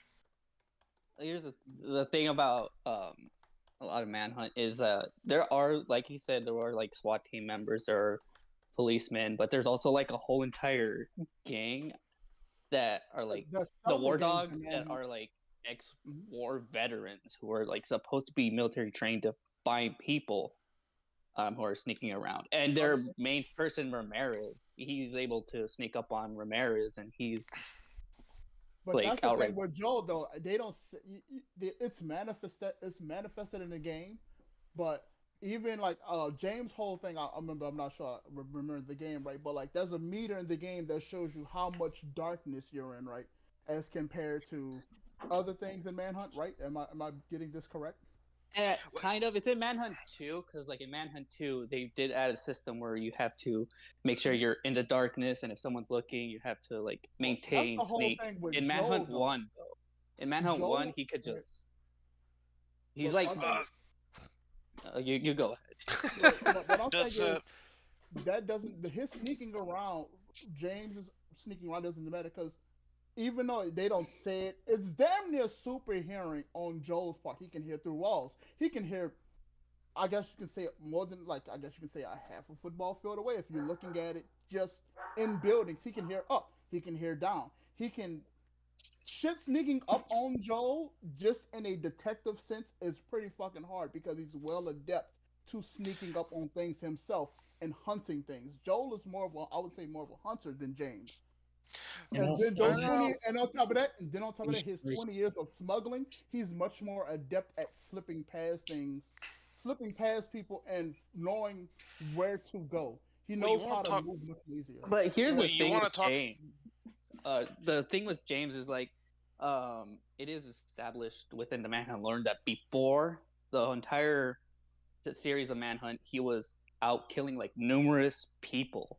He was like known as a serial killer. And you want to talk about hunting and evasion? Yeah, this guy is managed to kill a bunch of people and evade the cops during a society that was not fallen to the apocalypse. It was fully functional and all that. But this was during like I guess you can say a controlled environment. I would say, when I guess isn't the whole purpose of Manhunt? He's put into like he's being watched by some guy. So yeah, the whole thing about it is like his whole ordeal has been coordinated. Is where the chaoticness of the Last of Us universe forces Joel to be more improvisational than James could be. He has to be more. He has to be actually more rugged than James can be. Well, I will say, the thing go ahead. The thing about Manhunt is that it's not coordinated. Actually, it is coordinated as in like which gangs. It's kind of sort of coordinated. Like wants him to fight, but like he's not really. He basically tells him, "There he is, go get him." So not much coordination there. My whole thing is James's. What I'm saying, James's skills comparative to Joel's skills is compared. Joel can craft on the fly. He always has some type of inventory with him. Where James usually just has to kind of, I guess you can say, like find what he can. Yeah, James is a good. That's not what I'm thinking. James is a good improviser. He can make a weapon out of anything. So I mean, he could kill Joel with a spoon probably if he wanted to. But there's never been a situation where I'm not sure if you can just say it's limited to game mechanics or what. If he doesn't have something on him, he can just be like, all right, let me help him. Oh, this fucking guy's doing this thing. All right, let me help him make a smoke bomb. All right, let me help him make a firecracker. Let me help him make a glass shiv. Anything that let me make medicine. Anything that Joel needs in a pinch, he can just take it off his back, make it immediately, and then go forefront with the situation. But here's the thing: once he gets caught by James, it's kind of over. James isn't gonna let you live. Once he has you, he's gonna either repeatedly stab you, tear off your head, beat you, or suffocate you. It's hard to understand too that Joel said Joel is like built like a brick shit. He's built like an outside linebacker for them. He is over. Well, so's Cash. Well, Cash isn't built like that, but he has fought others that are like. He's pretty damn strong.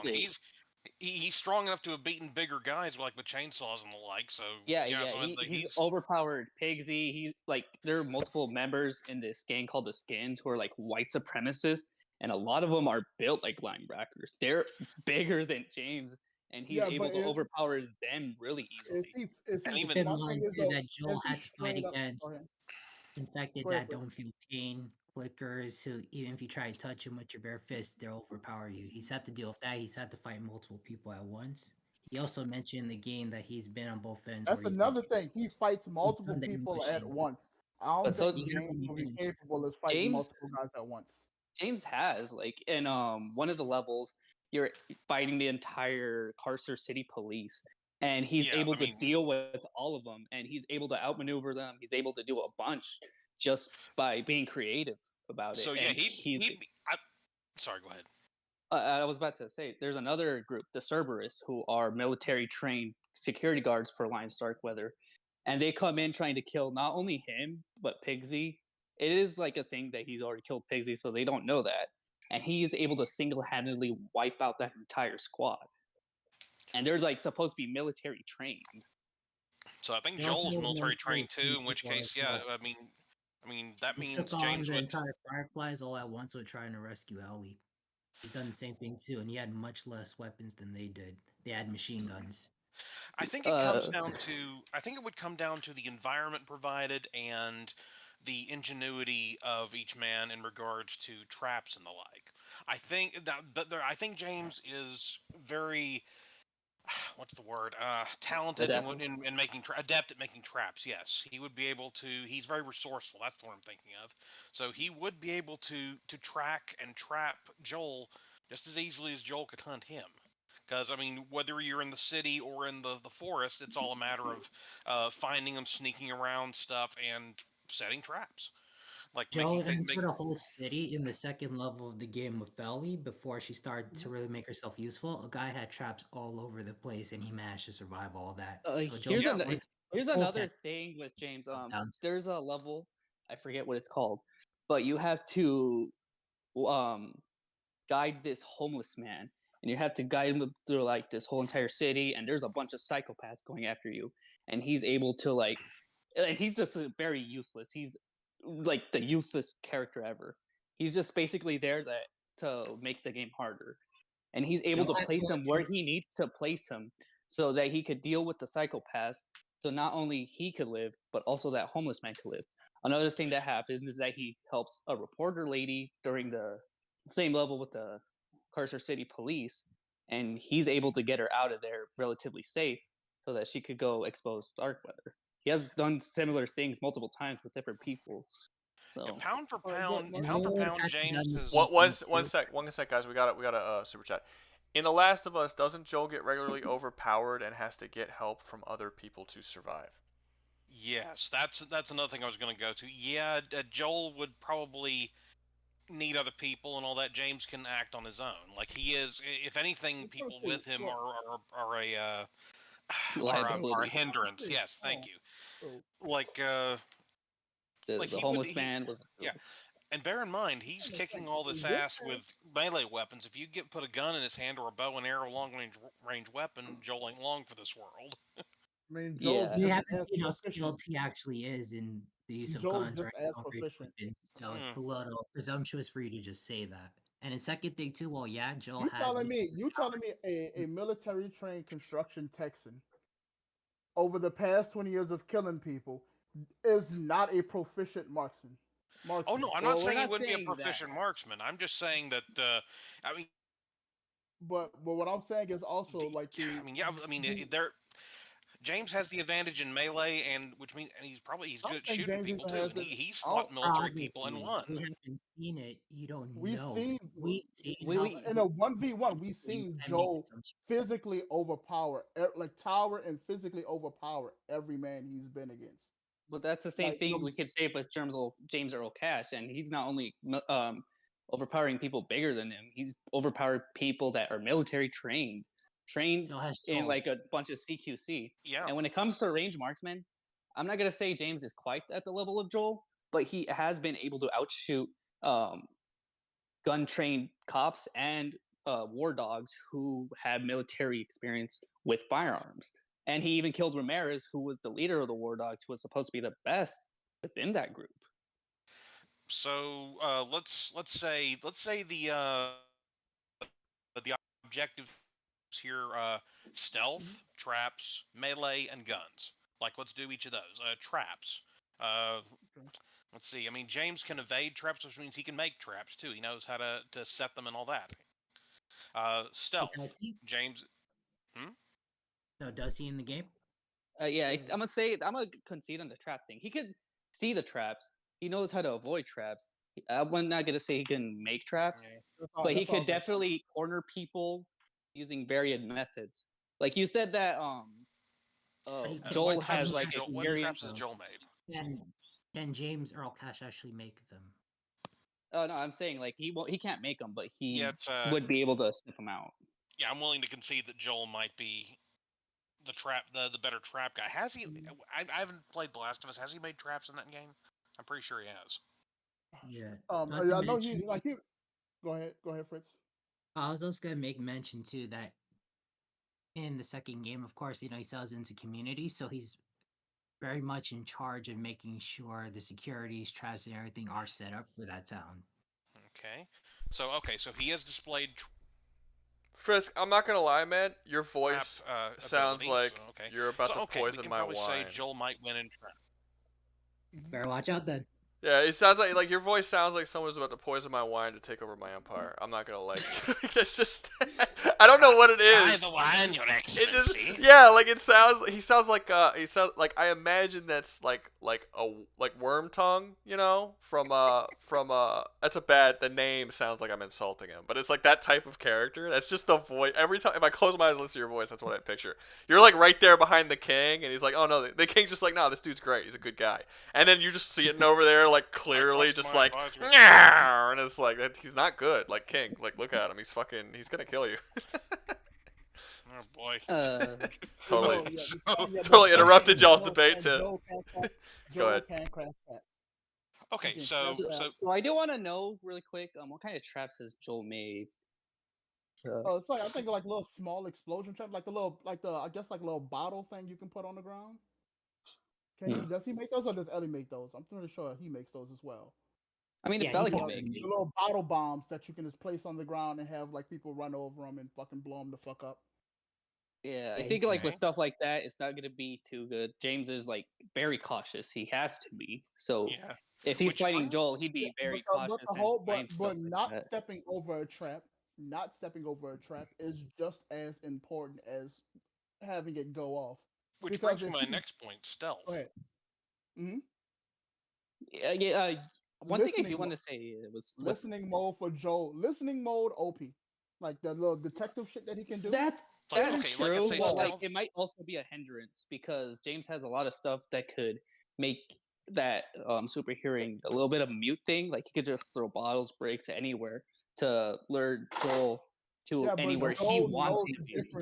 Joel knows the difference between some bricks moving, because you can literally see it, right? You can like they don't say it. They don't say it's a superpower. It's a fucking superpower essentially. He can hear what's going off. He can hear who's wearing what footsteps, because he's not tracking you exactly through your footsteps.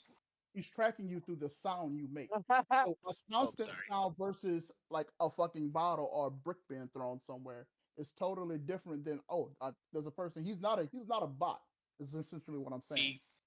He could throw the bottle or make the distraction to basically just distract him, and then while he's distracted in that moment, he quickly runs up to him and does the deed. There's that.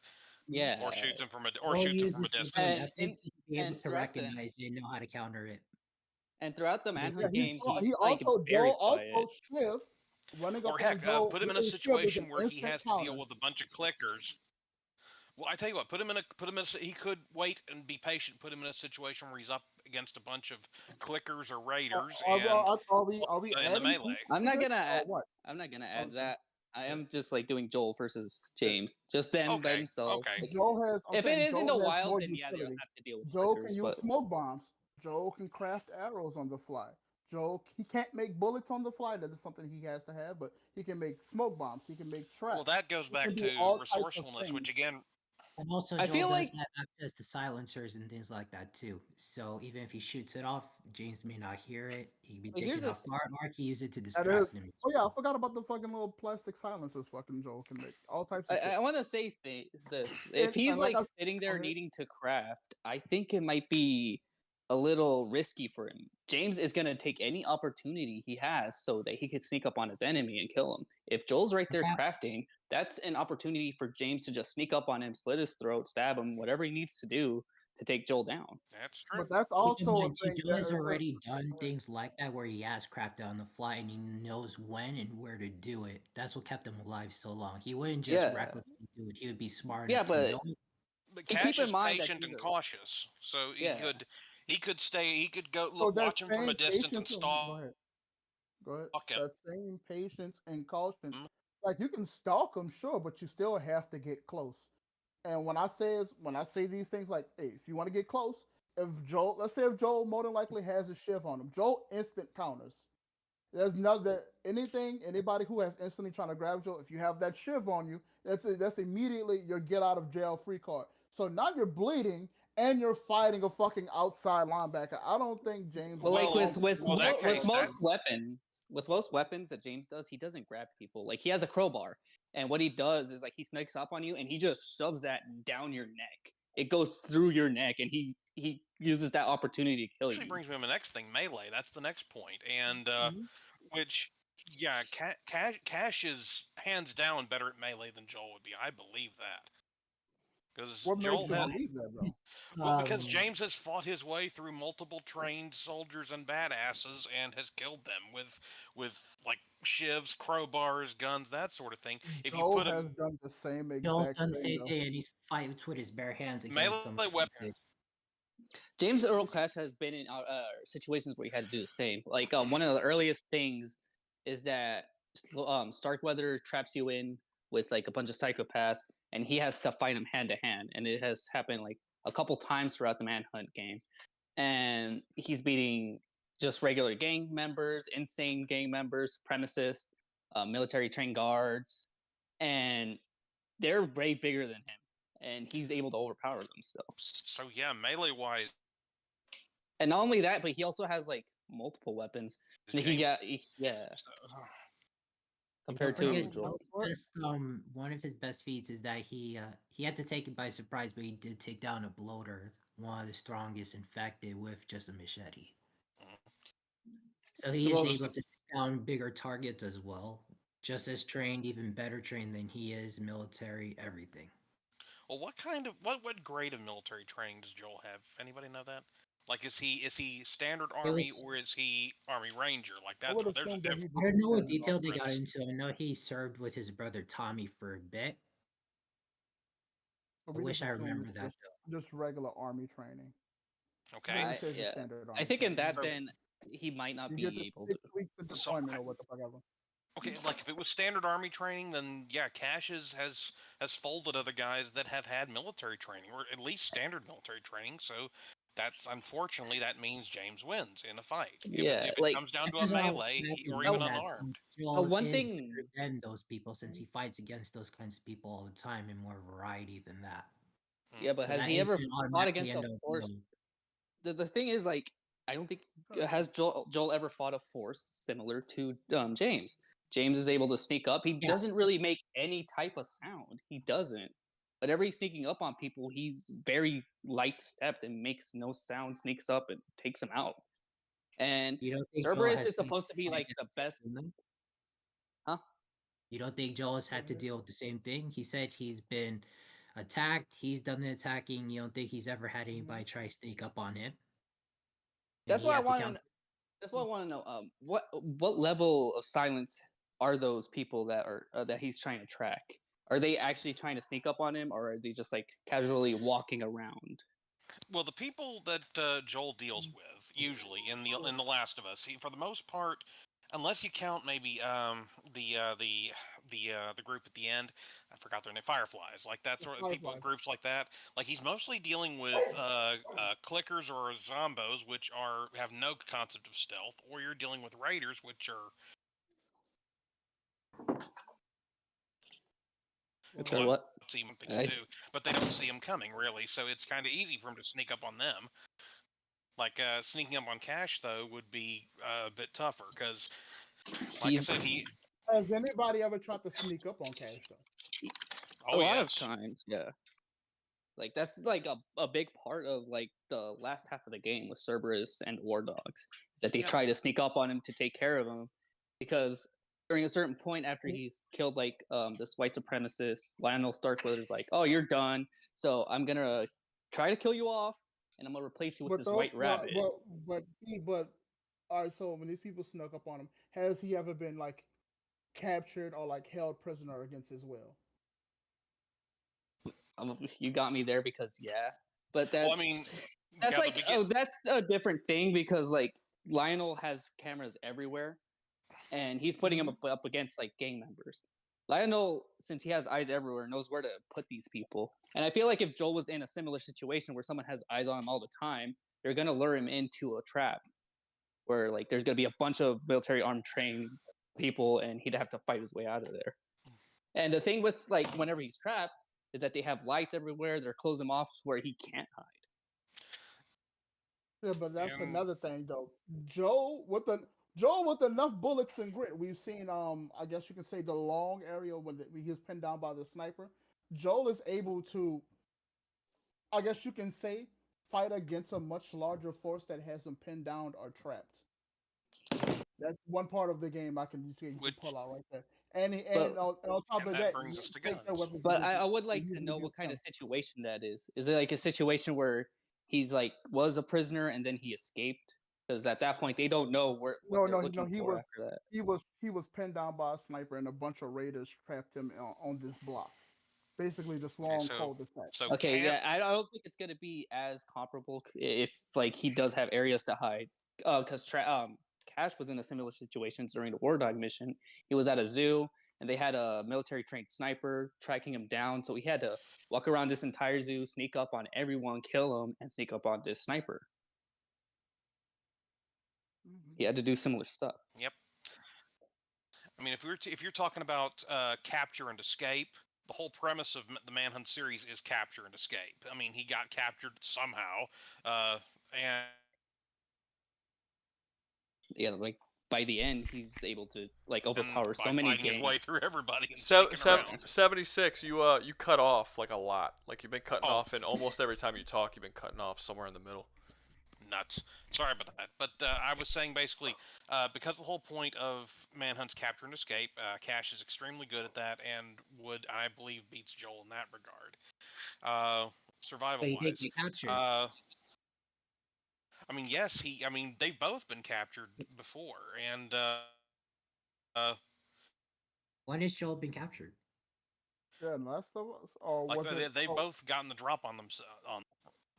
Well, let's say had the drop on them. How about that? Like in like Last of Us 2. I know we don't want to talk about that, but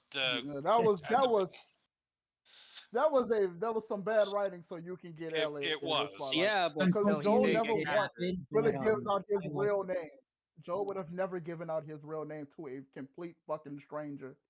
But he no still matter did, and who he was trying I to mean, save. they got. I mean, he. I will say this: like he did technically get captured, though. Like even if it is bad writing, he still got captured. It's like with James getting caught to begin with in the games. He's this badass. Like, how did he get caught to begin? Well, in the beginning, he was supposed to be killed off, like by lethal injection. But Yeah. Lionel Starkweather was like, "Oh, I like Again, this guy. He's very good at this, what he does," and he takes him out. And now he's over here fighting a bunch of people in one night. By the way, I forgot to mention this. Yeah, the entire thing of Manhunt takes place in one night, and in one night, he's able to take care of like 5 to 6 groups, and that's not even including the New York Police Department. Or not New York, Carson City Police Department. Yep. I mean, the fact that he was on death row to begin with necessitates the fact that he was, in fact, like captured, which. Yeah, I was gonna for him, say so, that like, the yeah. circumstances. All right, so when he was captured, it's- was he really? All right, so I'm thinking about things now. He said he was captured. How did he get out? James, yeah. So the entire Yeah. plot of Manhunt was that Lionel Starkweather had his eye on James Earl Cash, so he bribed the police officers to make it look like he died from a lethal injection.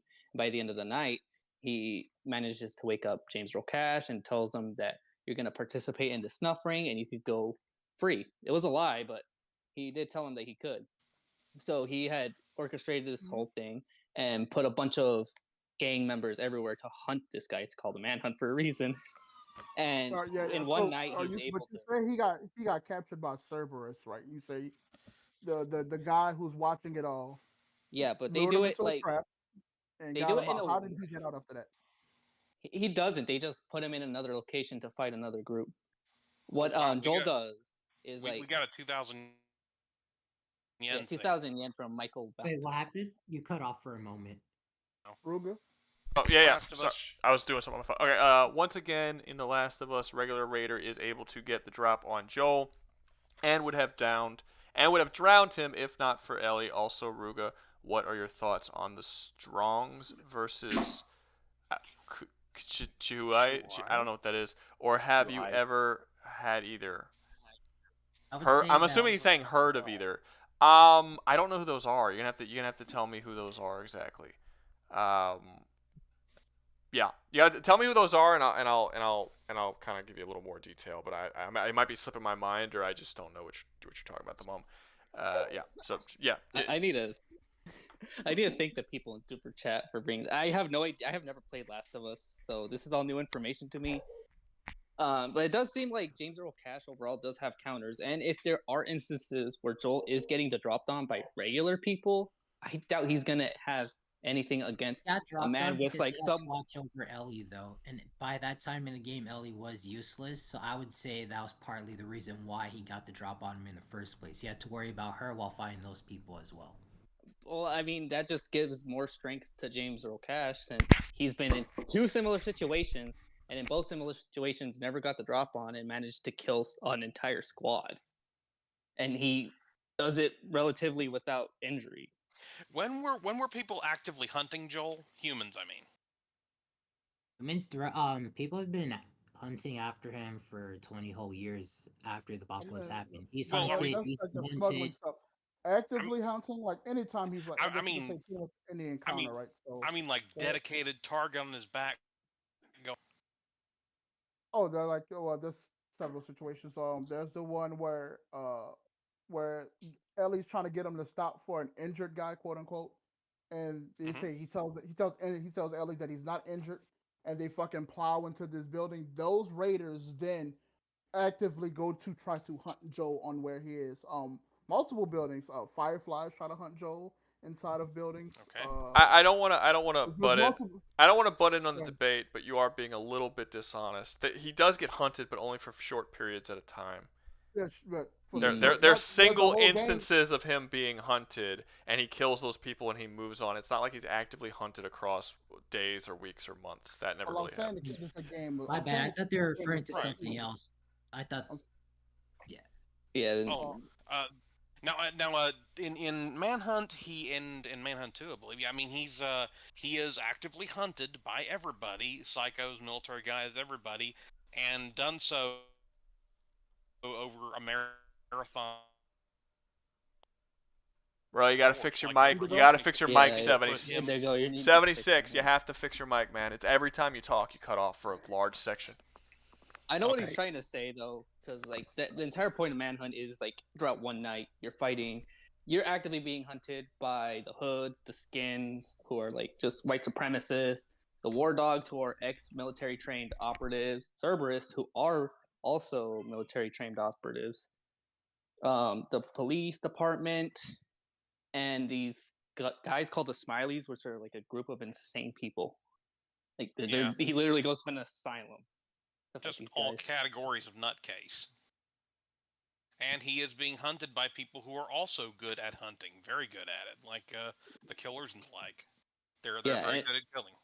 Yeah, and it might sound like they're not experienced in hunting, but it is very heavily implied. Only because like through outside sources, there was a website where you could find snuff films. They're not real snuff films, but snuff films of Ramirez and Pigsy, and they use somewhat similar groups.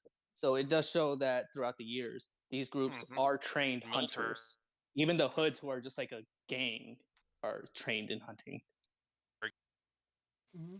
I mean, I would be able to say the same about the Raiders in this situation because remember, these are people who live in a post-apocalyptic world, hunting and like preying, especially the Raiders, preying on some other people is something that they would have to do. It just is a necessity to live. Okay, I get. Let me.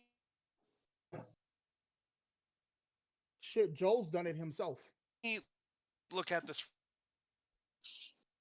Indigo, you're breaking up, broski. Yeah. From another way. Pardon me. I can hear you now. Shit, I'm sorry about that. Yeah, I can hear you. Okay, Joel. Joel has a conscience, whereas James does not, or at least he has less of a conscience. Joel, like is even no, yeah, Joel does not have a conscience. Joel is a murderer. Joel has a conscience for Ellie. He has a conscience for Ellie, and he's gonna kill anyone serial that protects murderer. her. Yeah, Joel is 100% a serial murderer. Capital. Yeah. James does not have a conscience for anybody but himself, so he could use that to his advantage. Like he could kidnap Ellie instead of go after Ellie to get to Joel, that sort of thing. Again, I there's think even like this. James are This is actually more like like. I feel like that's That's just shooting that's an James in the addition. foot. I was gonna Yeah, say, that's an isn't that addition. It's just Joel and James. It's just them two.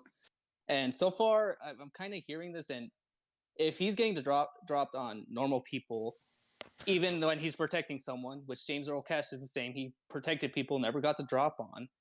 It kind of puts into skepticism how well of a listener Joel even is at that point. Because if James Earl Cash can protect not only a homeless hobo who rambles on forever, but also a But reporter also, within bright light that cities. situation that the chatter was talking about in this situation, I think that situation was also in a situation where I think Joe was in a straight out firefight, like or a straight out open battle, him versus like all these guys. It wasn't like him stalking; it was him actively fighting a bunch of guys. Now, while James, But even then, that's in and you always have when to he's take fighting into the. consideration the infected always, hearing things and getting involved as well. But yeah, like I said, Carcer City Police Department. He's fighting an entire police department after him, and he's still having to protect someone, and he still doesn't get the drop on. No one gets the drop on him. yeah. So I'd say as far as My thing is, and I'm not sure, like who is how many like how many is the most amount of guys he has fought at one time as well? Is he Force fighting one have and the two upper hand in guys, survival in the book. or is he, like is a full set piece and there are several guys scattered out that you have to worry about? There are several people scattered out. Like they're like in every corner, and you have to like, strategically find out how to separate one person to another, so you can get the drop on them and kill them. Mm-hmm. There are times where like he does have to fight a bunch of people, and sometimes it's earlier in the beginning, and then at the end it's with Cerberus, which is like military. They have like rifles too. They have actual guns. They don't have any melee weapons, and they are tasked to kill him. More badass than the Fireflies.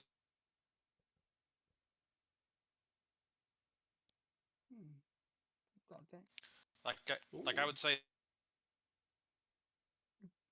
Go ahead, Indigo. Cutting out. Yeah. The work. Indigo, man, hey, we're gonna have to boot you if your shit doesn't start working. Worst threat. Worse than. Indigo. Hello. Indigo, Hey, yo. we're gonna have to start. Okay. We're gonna have to boot you if it keeps doing that. It's literally every time you speak. Dang. We only get like half the information that you say. Nuts. Okay. Cerberus beats Fireflies. Therefore, James better. I mean, that's also a different discussion that we could have. I mean, Yeah, that's a but different one. I wouldn't say that they would outright beat Firefly. Again, I don't know who they are, but it could just be a one-to-one thing where they could beat that even. My thing is I'm not. That's a whole nother subject. I don't want to get into that one. Yeah, I wouldn't even say the Cerberus is better or worse, but we're talking about James and Joel. Yeah, we're talking about James and Earl. I think Joel has. I think James has less options to work with in the situation as it's being one-on-one. I mean, even what then. about, well, there's guns. The guns is the last option. Now you mentioned Joel had to snipe a sniper at one point, right? Mm-hmm. I don't think James did that at one point. He is good with guns. He never did, but he was like targeted by an actual sniper, and he's managed to get the drop on him. So yeah, so that means he could evade a sniper, so he could evade Joel if Joel tried to snipe him. But could he snipe him back? He hasn't shown evidence that he could. So while he's a good shot, he might not be as good a shot as Joel. So unfortunately, there's that. I mean, in Joel Joel's gets favor. better throughout the game. He has although limited, he does have a skill tree. If we're gonna talk about and he gets more and more proficient with weapons. He's already a good shot, but he had I guess you can say the way how the weapon waves. I guess you can say when he's just aiming idle. It pretty much goes. He becomes a dead eye shot towards the end of the game. He doesn't. He doesn't move. He's just straight up. Manhunt doesn't have that. Yeah, he is good. Yeah, Manhunt doesn't have that stuff, but so we see over time, we can see Joel proficiently getting more hardier, We can see him getting faster at making things. If the battle drags on long enough, we've seen that Joel has improvisational skills as he gets on and as the battle goes on longer for him, and as the day goes on or however long we're gonna say it's in the night. Joel can progressively get better at hunting James. If James is gonna do this, if he's gonna be more crafty, we can see Joel be like, all right, Joel's like, what I have to do this, and he can. I don't want to say in a sense level up, or he essentially has his skills get better over time. By that same token, Cash is good at playing the long game. He can be cautious, stalk him too, and get up close and personal to do the deed. Like, yeah, Joel has him beat in guns, but James has Joel beat in melee. So if he I ever feel like managed, that's another thing, though. I don't think if James was to get a hold of Joel, let's say, pretty much anything that Joel is holding in his hand instantly is a getaway. Now you have to fist fight him after an instant getaway card. But that's the same with James Earl Cash. He has James is also adept with. What I'm saying is though in combat and like in gameplay or whatever, has James ever been straight up grabbed and then just straight up, hey, I can straight up insta kill a guy and then push him away and fight other guys? Has he done that? Yes. Okay. So yeah, that's a big mechanic in Manhunt. He goes up and he can one shot guys by sneaking up on them. Not sneaking up on them. There are times where I'm talking straight up hand to hand combat. Like it's me and you facing stealth is no longer an option. He does because like if somebody grabs James, can he instantly get away from him? Yeah, he could instantly get away with it, and he could like you could even have the options of just like one shotting him with like a very low instant kill move. I have done it a couple times. It's funny. Yeah, so like you could just push them around, they're turned back, and then boom, you just could kill them. They'll turn back. Like what do you mean they'll turn back? Like so, like let's say I push you, like if I push you and like you turn around, like almost losing your balance, that type of turnaround. So both James and Joel know how to counterattack in one shot. Counterattacks. So yeah, it's at that point, it's a counter versus counter. But as I stated before, I think Joel over time can progressively get better at fighting as he's shown throughout the game. I want to say this. That's Joel being progressive. Like he has to progressively. James in Manhunt is already at the peak of what he can do. You can get a pistol, you can move around and like have dead ass aim. But if you're already like at the other peak of what you can do, and there's somebody who can progressively get better, your static placement is not going to put you over the guy who has pretty much, we can say at that point, unlimited potential. I mean, you could say that, but it's also like potential versus experience. James has experience. That's why he's at the peak of what he can do. Joel also has experience. Joel isn't an inexperienced man fighting an experienced man. I'm not saying that he's inexperienced. Well, okay. I'm just saying that James is experienced already, and he's at the peak because he's between a battle between two experienced people. The person who can improvise and progress some more over time will more than likely come out the victor. But what he's saying is James is at his level cap already. He's at level 20, while Joel is still at level 10, level 15, and so on. I wouldn't even say it would have to like Joel is at 10. It would be like evenly matched at this moment. It would be like go ahead. The way I'm it's described is like it'd be like a new boxer versus a veteran boxer. Yeah, the new boxer could probably as the fight progressed, be able to counter this experienced boxer. But at the same time, this veteran boxer already knows how to deal with people who could try to counter him and can counter the said potential newbie. But that's operating under the assumption that you're fighting an inexperienced person. Keep in mind, Joel has been doing this for over 20 years now. He is well experienced and he is well versed in what the things he needs to do. And he's only learning in his age. He's only going up on the things that what he can do and the things that he can't do. And the things that he can't do, he can get better at them. As we've seen all in one night, he's not going.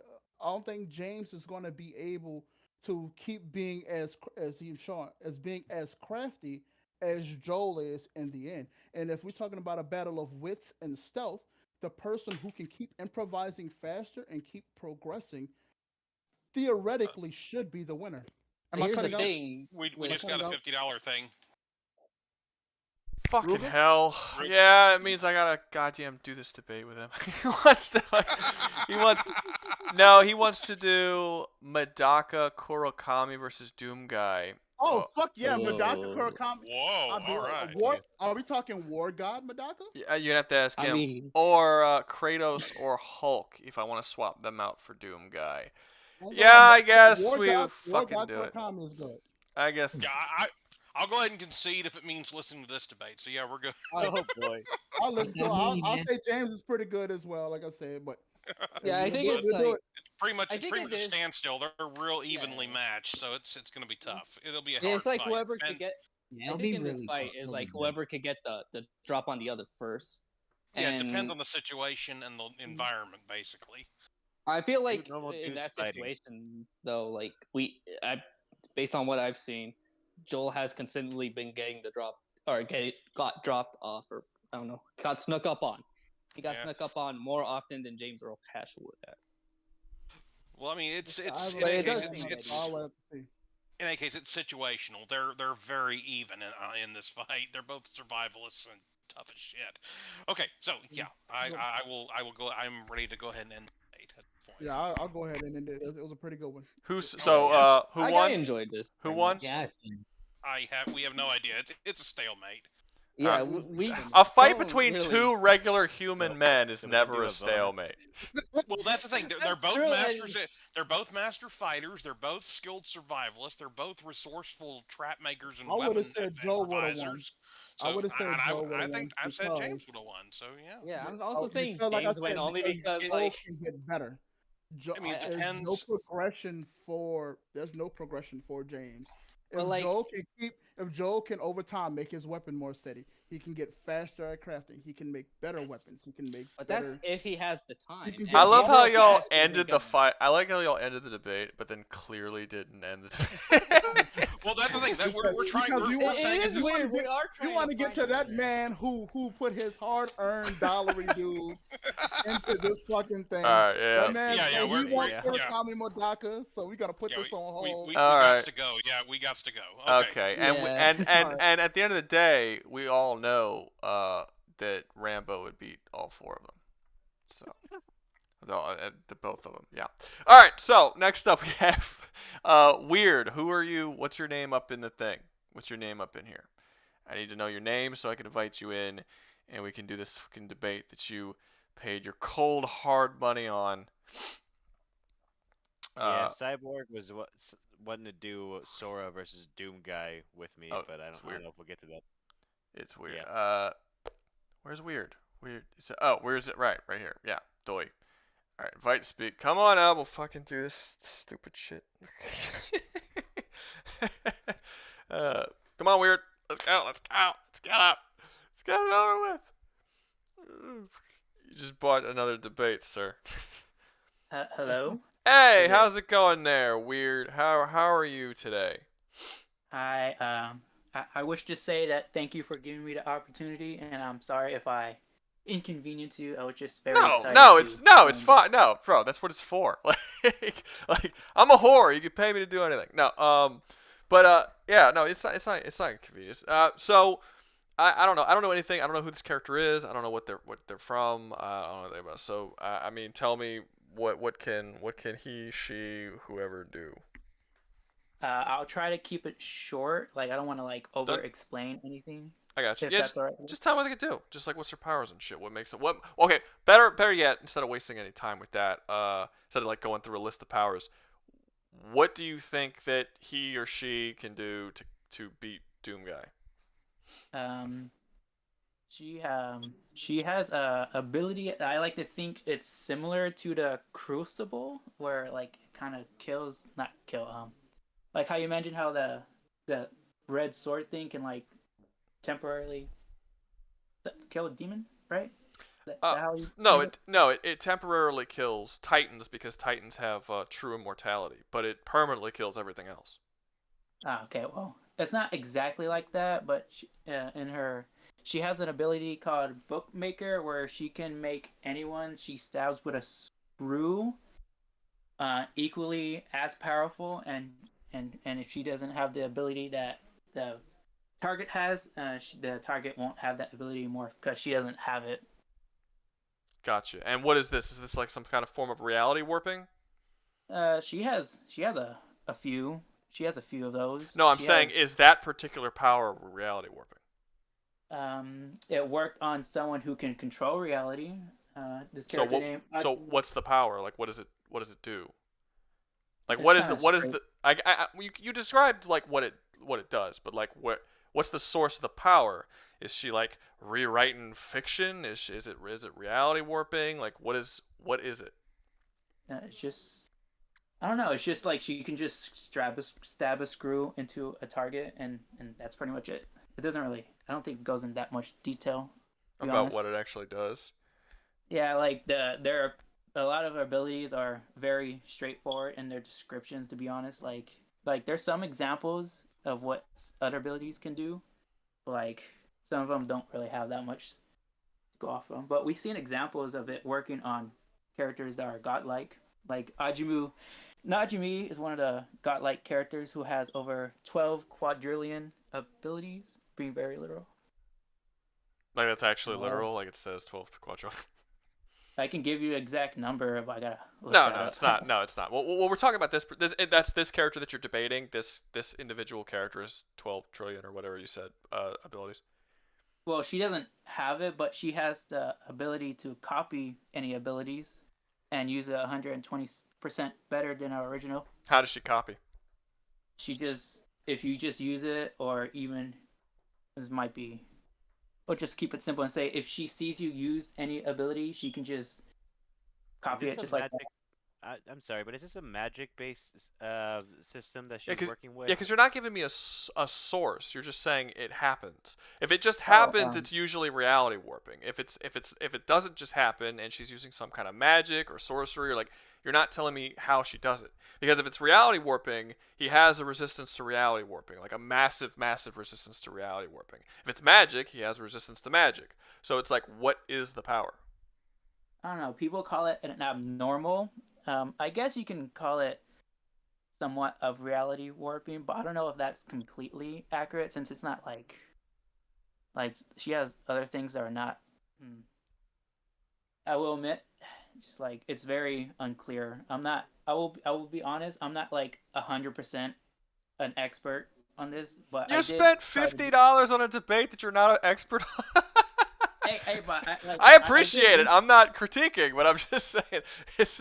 I'm not. I'm just saying that I'm just want to let. I'm just like, I did try do my research. I even like note down some of her abilities. I even took notes of what chapter and what page you can look it up for if you want to. Well, okay. Let me ask you this. Romero seems like he knew that character relatively well. Would you like me to invite him up to help support you? Yeah, I would like if you can. I would appreciate some support. It might be nice to have like someone correct me if I get something wrong too. All right, go for it. Oh no. All right, so Madaka essentially can enter her like this war goddess mode, right? I wouldn't say Madaka is a good match for Doomguy. I wouldn't have used her specifically, but there are some things that you came up to help him, man. You came up to help him. Shot him in the foot. What is wrong with you? We're like, let's get this guy to his system. He comes up. Oh yeah, this dude fucking loses. What are you talking about? Like, goddamn. You understand like how hard it is. Because theoretically she's supposed to scale, right? Theoretically she's supposed to go up and power. It's like one of those things like the longer she fights, type shit. Like the stronger she gets. She can copy styles, but you can't fucking copy reality warping. So it's one of those things. I'm trying to just be realistic here. Like I said, weirdo. If I wouldn't have used Madaka, I would have used All Fiction. All Fiction is a better fight for Doomslayer. That's what I was saying. But sorry. As far as it goes, Madaka, I guess you can like put up what are we talking to death? Are we fighting to the death? Yeah, I mean, just the victory. Just win the fight, you know? Whether that means death or knocking him out or whatever. Give him a hand job and he's satisfied. Oh, you could do that. That would be. You might get rid of that rage. Maybe it's just pent up aggression, you know? Loses all of his powers because he's not angry anymore. Who'd have think I didn't need to kill demons for 2 billion years? I just had to get off, you know? That cured all my problems. Dude, guy learns about busting a nut for the first time. By a little Japanese girl. Ugh. I'm going to assume this girl is probably a teenager since it's a Japanese anime character. She is a teenager. Yeah. Shocker. Okay. Who would have thought? Fucking several billion-year-old dude gets jacked off by a teenage girl. All right, continue. Weird or Romero or both of you. I don't care. I'm weird. Go ahead, Weirdo. I'll assist as best as I can. She did defeat a character. I don't wanna say he's like Doom Guy, but there's this character named Ahiko Shishimi, who just has the power to just say no to any power used against him. And he used it again. Well, not use it. There was a character named, well, I already mentioned her, Najimi, who has reality warping powers and has the powers to mess with concepts and turn into God. But none of those abilities worked on Ihiko, and he managed to kill this godlike character with a rubber band. Like, he just flung it at him and the guy died of a heart attack? He just used a rubber band against the god, basically, and just basically killed her. But you're not explaining to me what happened. Like, he flung a rubber band and the god died. So is the god like rubber band's power level or like what's? No, he has the ability to use anything as a weapon. Like he can get a pair of glasses and just use it as a weapon against superior. Yeah, Doom Guy can do that. Doom Guy has that power. Yeah, I'm just saying, like, Ahiko, I like to think Ahiko is similar to Doom Guy. That's why I'm using him as a comparison. So wait, Mihiko, this is a different character, right? Yeah, but I'm using him as an example because Madaka, at the end of the series, basically one-shot this Ihiko during the end of the series. Speed blitz them before anything pops off. That's what happened. She can speed blitz real well, but I think speed blitz don't matter to fucking Doom Guy. Not really. Well, she does. But she does have an ability that would make whenever she's facing an enemy, she would automatically be stronger or at least equal to the enemy. Hold on, I actually got the list of a few of the many abilities that Ajimu used and that she copied. 100%. Man came prepared. Yeah. Hold on. So okay, well, let me go into the, and this is the kind of the thing that I think is a little Doom Guy. I think Doom Guy's gonna kill her, and he's gonna kill her very easily because Doom Guy doesn't have abilities. Not really. I mean, he's got guns, and he's got bazooka, and he's got grenades, he's got things like that, and I mean, maybe she can copy and just like have guns, but his powers for the most part aren't his abilities. It's just the shit that he can do when he kills people. Like his power, like when you look, is that his will becomes whatever it is. Like there is no one that he cannot kill because he wills that he can kill them, and then he will kill them. He wills his strength and his power and strength and speed and all of this is only limited by his will, which is infinite and never ending. So that's the whole thing. Like, it's not like he uses an ability. It's not like like an anime technique, and then this chick will like look at him and like, oh, I could copy that. It's not that way. He's just gonna go and stab her with a fucking knife, and then she's gonna die because he can literally kill anyone because he wills it that is so, and that's what happens. Sorry. No, it's cool. And this is across all timelines, across every universe.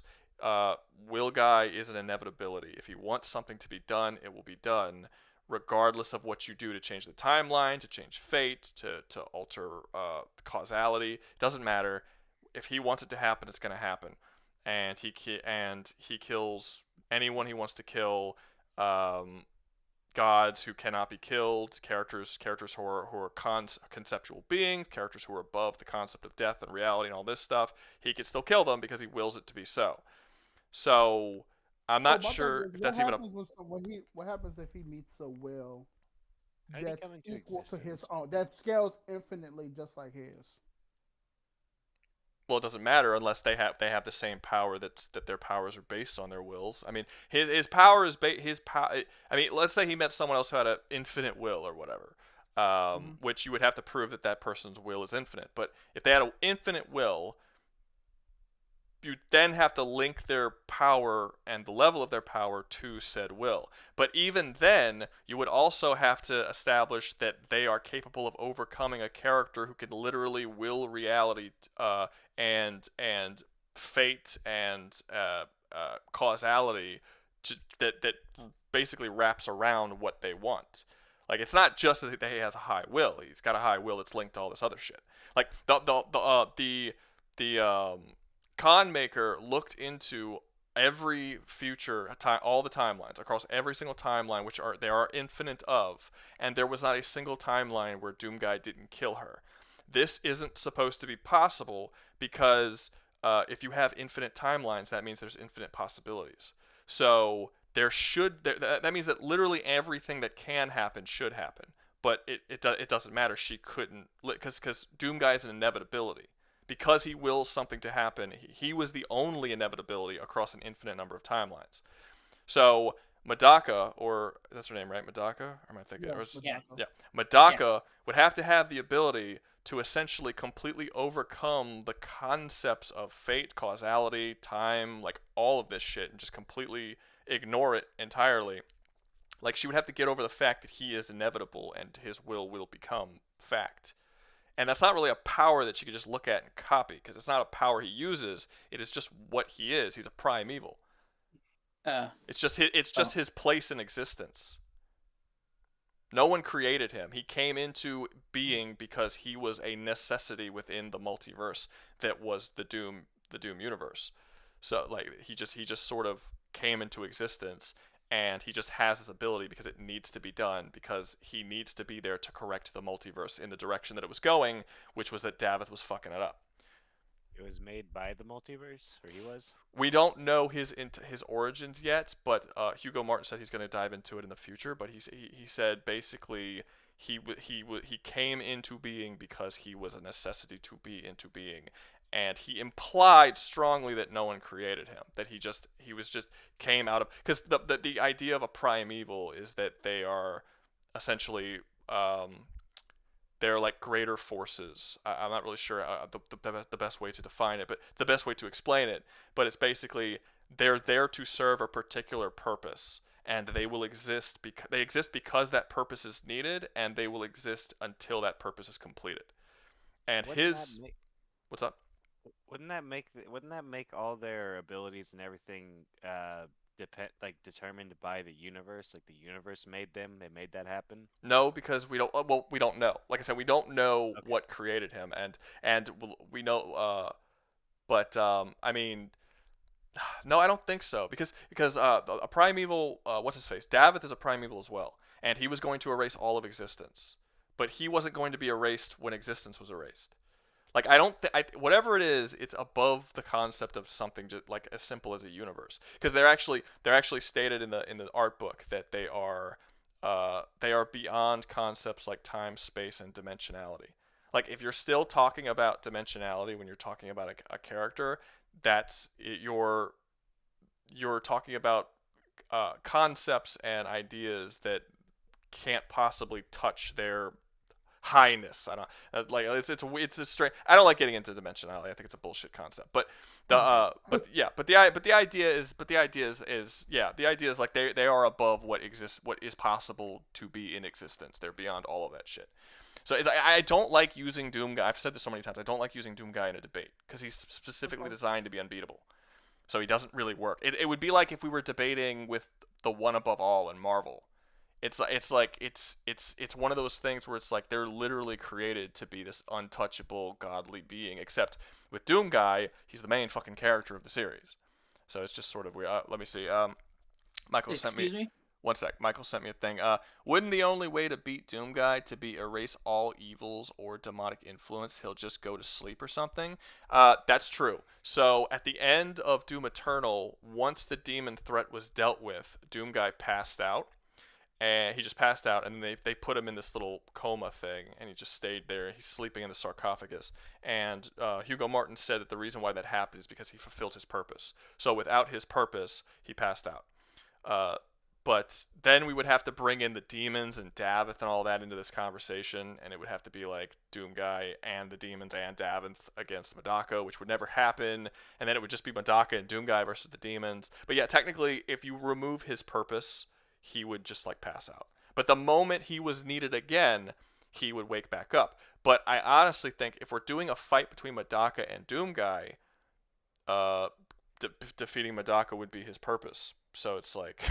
as long if that's his goal is to defeat Madaka, then that would be his purpose for the purposes of this conversation. So I don't necessarily think that would be that would work so much. Kumagawa would have been a better weirdo. Well, Kumagawa would have been a better matchup for Doom Guy in this situation because go ahead. What you saying, bro? Oh, didn't Madaka defeat Kumagawa and then copy his all fiction? He did not copy all fiction. Yeah, she mentioned it. She mentioned it in chapter 185, page. No, wait, sorry, wrong chapter. She mentioned it in chapter 169, page 6. She mentioned all fiction that she copied. Oh, so she did copy all fiction. Okay, Yeah, she so copied. I didn't read all of it. So all right, so Kevin, this makes it much easier. Okay. All right. Okay, I didn't read all of it. I'll just watch it. I didn't know she copied all fiction. Okay.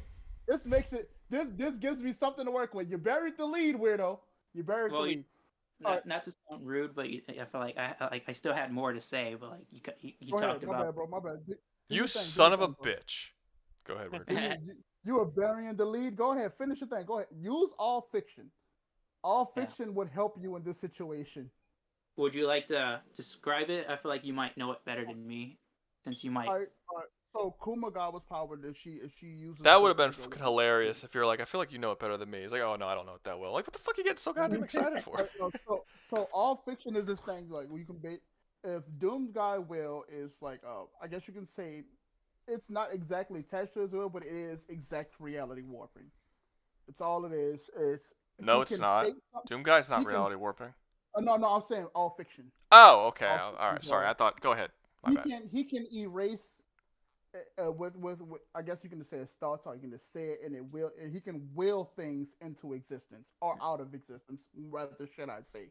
Yeah. So all concepts of like he can erase color, he can erase the concept of time, like anything he can erase. So I would say in this situation, if I was the fighting Doom Guy, if you say his power is attached to his will, then I would say in this situation, if she can use all fiction to it, she can just eliminate the concept of will. You wouldn't eliminate it with Doom Guy. He'd still have it.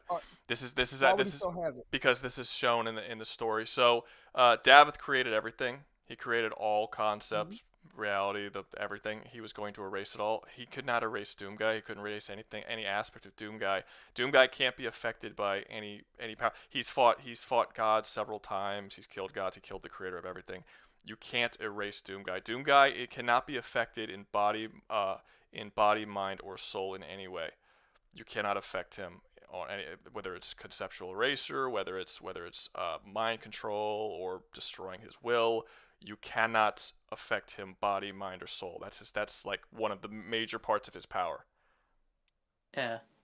What's your thoughts of her? He's also shown to be. Sorry, I'll let you talk in a second. He's also shown to be basically immune to reality warping, as like reality warping is a very casual power in the Doom universe. Like you don't need to be a god to do it. A lot of Titans can do it. The Icon of Sin can do it on a universal scale, and reality warping doesn't affect Doom Guy at all. Sorry, go ahead. Weird. My partner, my Madaka partner, dude. Would you, if in your opinion, would you consider the power God Eye, which is described as interfere with the narrative, counts as something against Doomguy? Interfering with the narrative. So, all right, that's so he's talking about. He just said you can't really affect him in body, mind, and soul. If you can't affect the soul of the person or the universe, I wouldn't think God Eye would work in this situation. You would have to be a little bit more craftier. Sorry, I was just like, we would have to move Doom Guy somewhere else. Wouldn't writing the narrative be technically moving everything around Doom Guy and not Doom Guy himself? Yeah, Doom Guy would be the only constant. We would have to find a way to stop one Doom Guy from instantly killing us, which all fiction stops you. You can make your death unreality. I think the best that you can do against Doom Guy in this particular case, based on the stuff that you've told me, is prolong the inevitable. Like, I think you could probably banish him to another universe, or you could probably send him somewhere, have something happen, or put some sort of blockade or something by fucking with reality or dimensionality or whatever it is you want to do. But the fact is that the whole concept of Doom Guy is if he wills something, it happens. So if Doom Guy wants to kill Madaka, it will happen. It might take 2 billion years, it might take 10 billion years, who knows, but he will eventually get to her and he will eventually kill her. You can't stop it. So I that, feel would like that answer the question Michael asked? Because Michael asked, doesn't he get tricked though by the priest? That is very, very. That was billions of years ago. Yeah, that was a long time ago. He was tricked by the priest. What happened was this was before he got a ton of different power-ups that he has now. Like, if we're talking about end of series Doom Eternal version of the character, you're talking about a version of the character who's basically God. But if you're talking about like prior to Doom 2016, in between Doom 2064 and Doom 2016, he gets a fragment of Davos' powers, and technically that is sort of when he kind of pseudo gets God powers. But what happens is he kills a bunch of people. He goes into a tomb. They collapse the tomb on top of his head, and then they use basically hell magic to seal him in a sarcophagus. And he's stayed in there, tortured in the sarcophagus for, they don't say how long, but they say that the sarcophagus looks like older than like the planet Earth. So it's a very, very long time he's in that sarcophagus being tortured. Like they say the sarcophagus predates Earth, so it's very, very old. And that's how long he was in there. When he gets out, he's pretty powerful. Like, he wipes out a lot of people. But by the time Eternal shows around, he's clearly far more powerful. He starts acquiring powers from the Wraiths. He starts acquiring powers from he starts absorbing more Arge and stuff like that. And he basically becomes a god by the time the Ancient Gods Part 2 comes. So yes, he was tricked and he was sealed in a sarcophagus. But I would also argue that still didn't stop him. Like, that's kind of like what I was saying to them before. But my thing is, though, we say prolong the inevitable, but can we keep looping that? Can we just no? Because if you loop it inevitably, it's not inevitable. I mean, not inevitably. If you loop it continuously forever, then it's not inevitable. Like, like Doom Guy is inevitable. If it never comes to an end and the thing he does never happens, then you've stopped it essentially. You forever stopped it. Is Doom Guy's power to be inevitable because of the Maker seeing him in infinite timelines, or is he inevitable by statement? No, he's one of the things. Well, he's inevitable because in an infinite number of timelines across all of existence, he never. There isn't a single timeline or universe that exists where the Con Maker was able to survive him. And they say in the game that shouldn't be possible, because if there's infinite timelines, that means there's infinite possibilities. There should be at least one or multiple. There should be in theory, there should be an infinite number of timelines where Con Maker can survive. But it doesn't matter what she does. She can literally go back in time and stop him from being born, wipe out all of Earth and all of humanity before Doom Guy's even born, and he'll still come into existence and kill her. Somehow, it will just happen. Interesting. Let me another comment. But they seal him after he completes his purpose. Yeah. No. He completes his purpose. No, they don't seal. But they put him in a sarcophagus, but they don't seal him. What happens is he completes his purpose, and then he passes out, and they put him in a sarcophagus and put him away. But even Hugo Martin said when his purpose is required, he will wake up and it will continue again. He's sealed prior to the events of Doom 2016. He is not sealed at the end of Ancient Gods Part 2, he's just put in a sarcophagus. It's not the same situation. It's not magically sealed to be tortured forever. Those are different situations. Hello? Yes? Not may I, sorry. Not, may I convince you to at least be like a somewhat endless fight where like no one wins and they just fight forever? No, because you're going to have to tell me how Madaka would survive him. Because he has ways of killing her.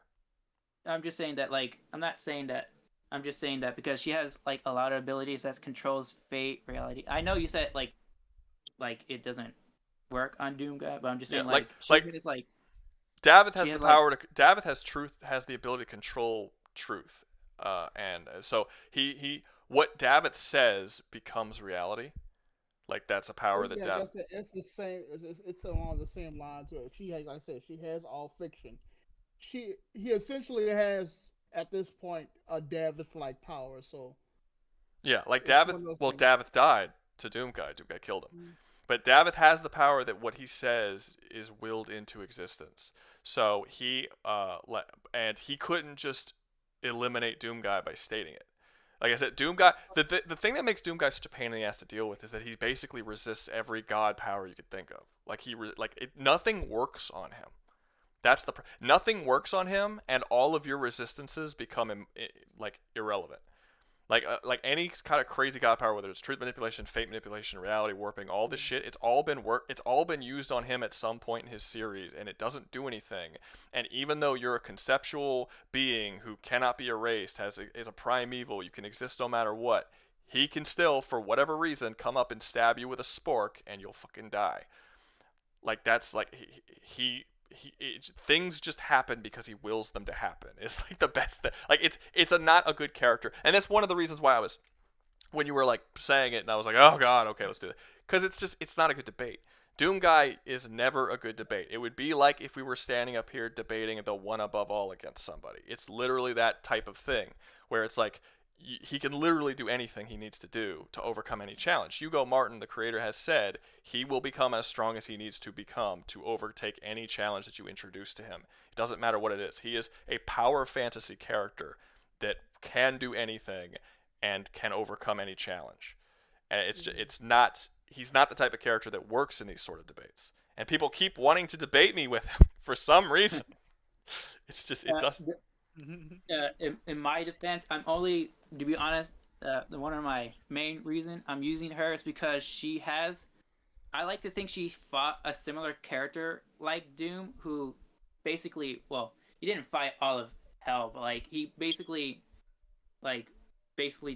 accomplished the same thing as, how do I say this, like, basically everything you thrown at him and it didn't work on him. Basically, he's done a similar feat, which, like I said, Kumagawa. If she got Kumagawa's power, she'd be Kumagawa. But the thing about it is, I was using my better example would have been Ihiko Shishimi, because she managed to defeat Ihiko. And is that the girl with the bandages on her body, or no?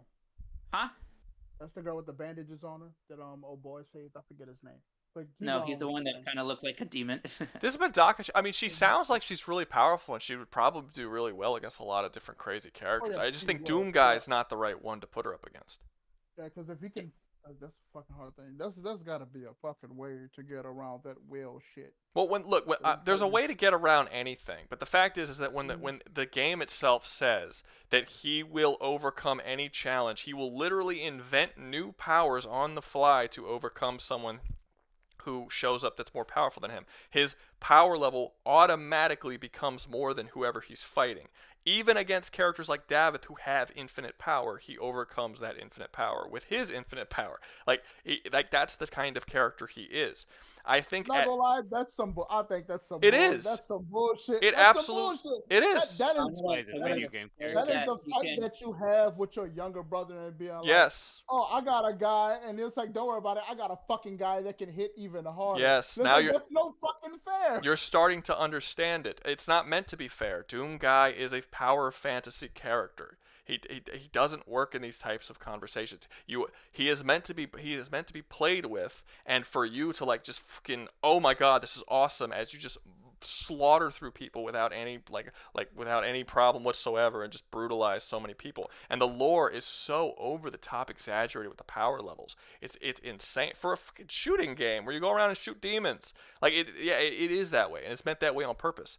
Like the entire lore of the game seems like it's written by a bunch of kids who are just like throwing a bunch of crazy ideas at the wall and be like, wouldn't it be cool if he was just like unstoppable, unbeatable on this, on that? I got powers. He said, my powers are infinity. My powers are infinity plus one. Yes. Fuck you. Yeah, that's Doom Guy as a character. And people always make they like to say that, well, that's a bullshit concept, but the no limits fallacy. Like, oh, it's a no limits fallacy to say that. That's not a real thing. They just made that up. We have all of the fallacies that exist. You can't just make up new fallacies because you don't like it. But I don't see why that would be something that would be a no limits fallacy. But then something like the one above all from Marvel being a boundless character who has infinite power is not a no limits fallacy. Like the only thing I see is that people agree with that one and they don't agree with the Doom Guy one. So suddenly Doom Guy becomes a no limits fallacy. But yeah, he's a character that's infinite in every way. I think at best you can stalemate against people. I don't see you winning, and Madaka is not the character that's going to be stalemating Doom Guy. I like to think she can stalemate because like I feel like she can do. I like to think she can do everything that Doom Guy can do. She can't. Not based on what you said. She can't. Well, she has other ability called wins against stronger people and stuff like that, and she has like controls infinity. I don't know. Controls infinity, like I just like seems like everything you mentioned she can also do, like, and she can do it 120% better. How do you do it 120% better than Infinite? I don't know. That's what it says. Yeah, but you can't. I mean, your character. There's technically the concept of bigger and smaller infinites. No, there isn't. No, there isn't. You're talking about the fucking shit. I forget what the mathematical equation. It doesn't mean that there's bigger infinites than other infinites. That's not what that means. I know what you're talking about, but no, it doesn't literally mean that it's bigger and smaller infinites. Yeah, okay. Like infinite is still infinite. Like technically, what Doom Guy does shouldn't be possible. But but weird. What you're saying is that she has 120%. But does she ever copy infinite power? Yeah, she has the power to control infinity. That doesn't mean she's copying infinite power. What does that mean? That's what it just says. It says infinity quest controls the infinite. What's the infinite? I don't know. To be honest, all these abilities are very straightforward. I just like to. Well, like if I get that it's called the infinite, but if you can't tell me what the actual power, like what does she do? What is the power? To be honest, we've seen it. If it's just called the infinite, and you can't tell me anything about it or what it does, then I don't see how you can even use it as an argument against me. Like you have to know something about it. Oh, somewhat off topic. She can summon Hale, so just that could be funny situation where she accidentally summons, Doom's Hale. So wait, we got a super chat. Give me a second. So does that mean Bugs Bunny could beat him or Popeye? No. Why would Bugs Bunny or Popeye beat him? They're not there. I mean, they got Toon Force. They got Toon Force. Others experience. Honestly, I'd argue that Toon Force would be a really weak power since it's subjective on humor. Turn enemy. That's a true point. Well, I'd say it'd be really effective against character who has no sense of humor. That's actually kind of shown in Who Framed Roger Rabbit. Like the dude was able to kill, at the end of the movie, the dude was able to overcome all the people when he got his sense of humor and he started joking around and stuff. He was able to beat the fucking weasel dudes. That was kind of like he wasn't able to beat them. They were immortal or whatever until he started using his sense of humor to sort of fuck with them. I think that's not relevant, but I thought it was an interesting connection. But yeah, I mean, I think technically, if Toon Force is based on humor, if you have a good sense of humor, you should be able to outdo their Toon Force. I've never thought about that, but that's actually probably a really good point to do if you're ever in a debate with someone who's using Toon Force. Just use a character with a really amazing sense of humor. That's a good point. I always took it as, if the joke is that the if the joke is that the silly character beats the serious character, then we just go by the law of jokes, subvert the expectations. The serious character wins. It's not necessarily a serious character, but like Daffy Duck doesn't have as much of a Daffy Duck doesn't have a sense of humor like Bugs does, so Bugs wins. Right, like Tasmanian Devil doesn't have a sense of humor like Daffy. They're always the straight men who are being fucked over by the dude who's funnier, whether it's Marvin the Martian or Yosemite Sam is one of them. Who's the hunter? I'm forgetting his name. I'm getting a brain fart. Elmer Fudd. Elmer Fudd. Yeah, Elmer Jesus, Fudd, what is yeah. wrong with me? Elmer Fudd. Nice Bugs to Bunny America, is Sam. Bugs Bunny is the funnier character against all of them. But you do have Daffy Duck overcoming people when you put him with people, like when you have Daffy Duck against like Yosemite Sam. Daffy Duck then Marvin the suddenly Martian. becomes the funnier character. So Daffy Duck then overcomes Yosemite Sam. This I've never thought about this before, but this is genius. I actually think that this is a legitimate point that could be brought up. This is great. No, I think that I'm glad you said that because I've never thought of this before. But I think we just cracked the code of Toon Force. I'm grateful because I've been a bit annoyed by that for a minute. Yeah. No, that's actually really cool. It's yeah, the dude who's funnier always overcomes the dude who's not. Well, I see what Weirdo was saying. All right, so this bookmaker funny is ability, Doom Guy? or Doom Guy's ability, Kurakami can't copy it, but like you said, you can't copy. She can copy even more of it, but you can't. How are you gonna copy 120% of limitless potential, right? When they say 100%, 120%, it just means they simply use it better than the original user. That's how I. Yeah. She can use she can whatever Doom's Guy's ability is.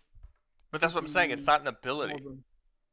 It's a built. That's what I'm saying. It's a fucking built-in thing. So It's just the fabric of his existence. It's just because he's a primeval.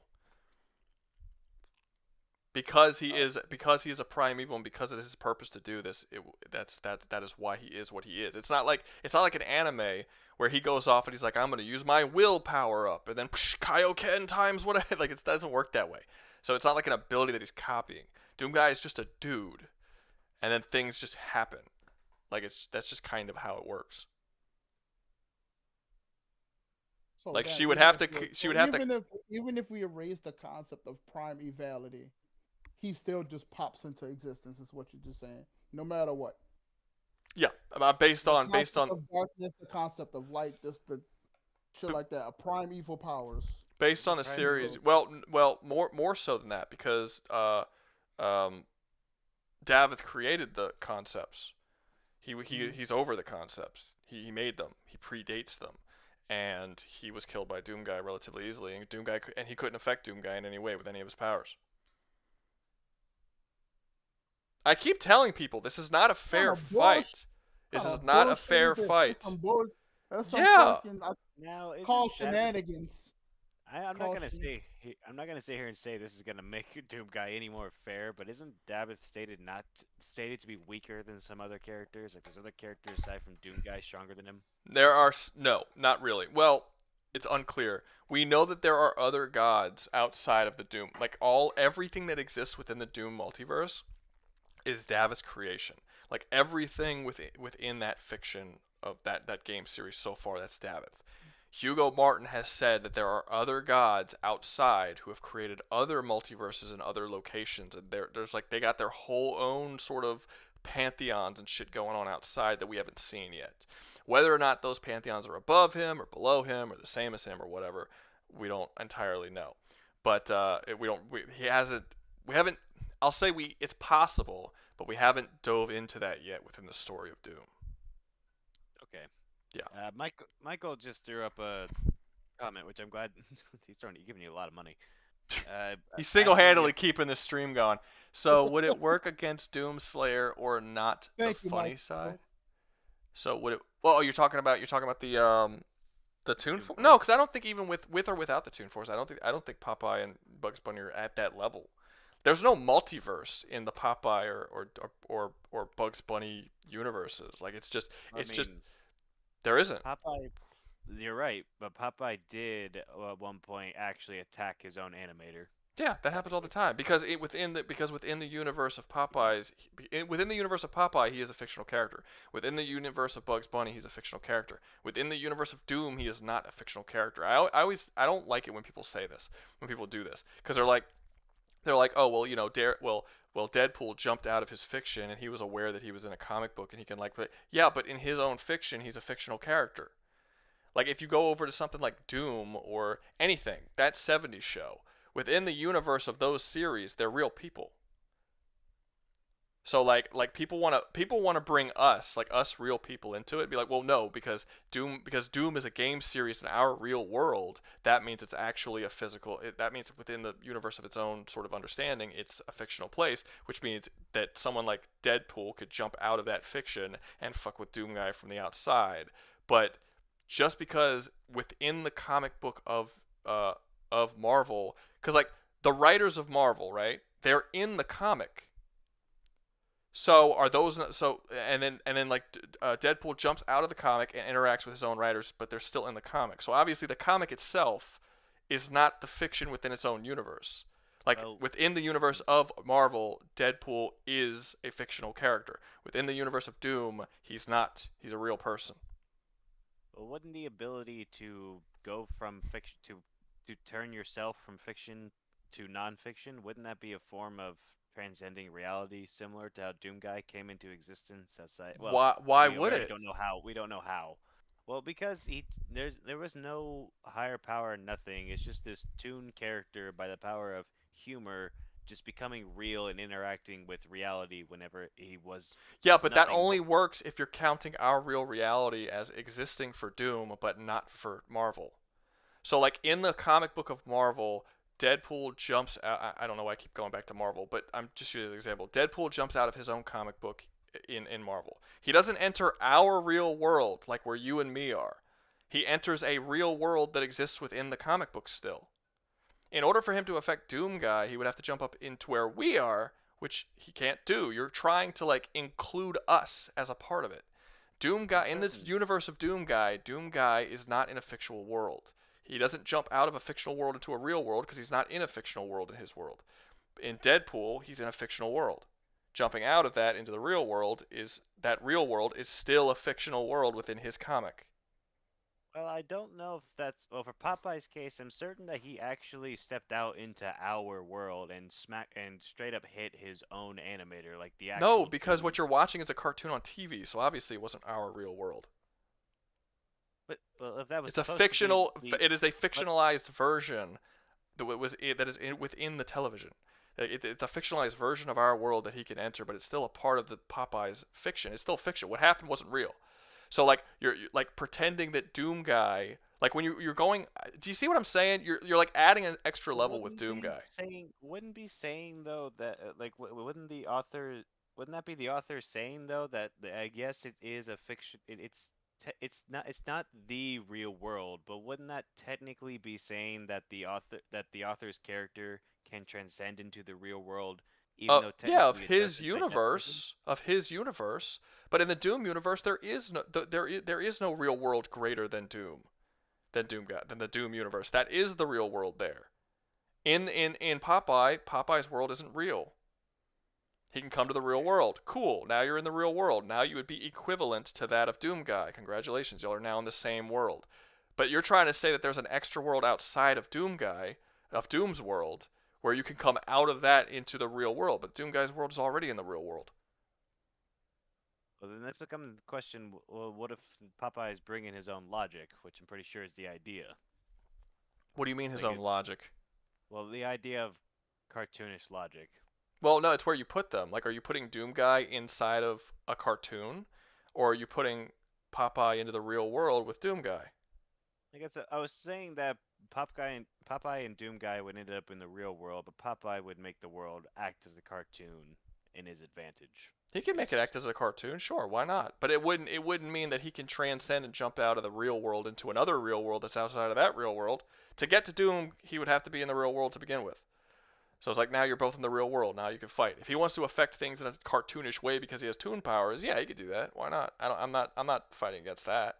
But hello. I don't think that would help his situation. Yes, Weird?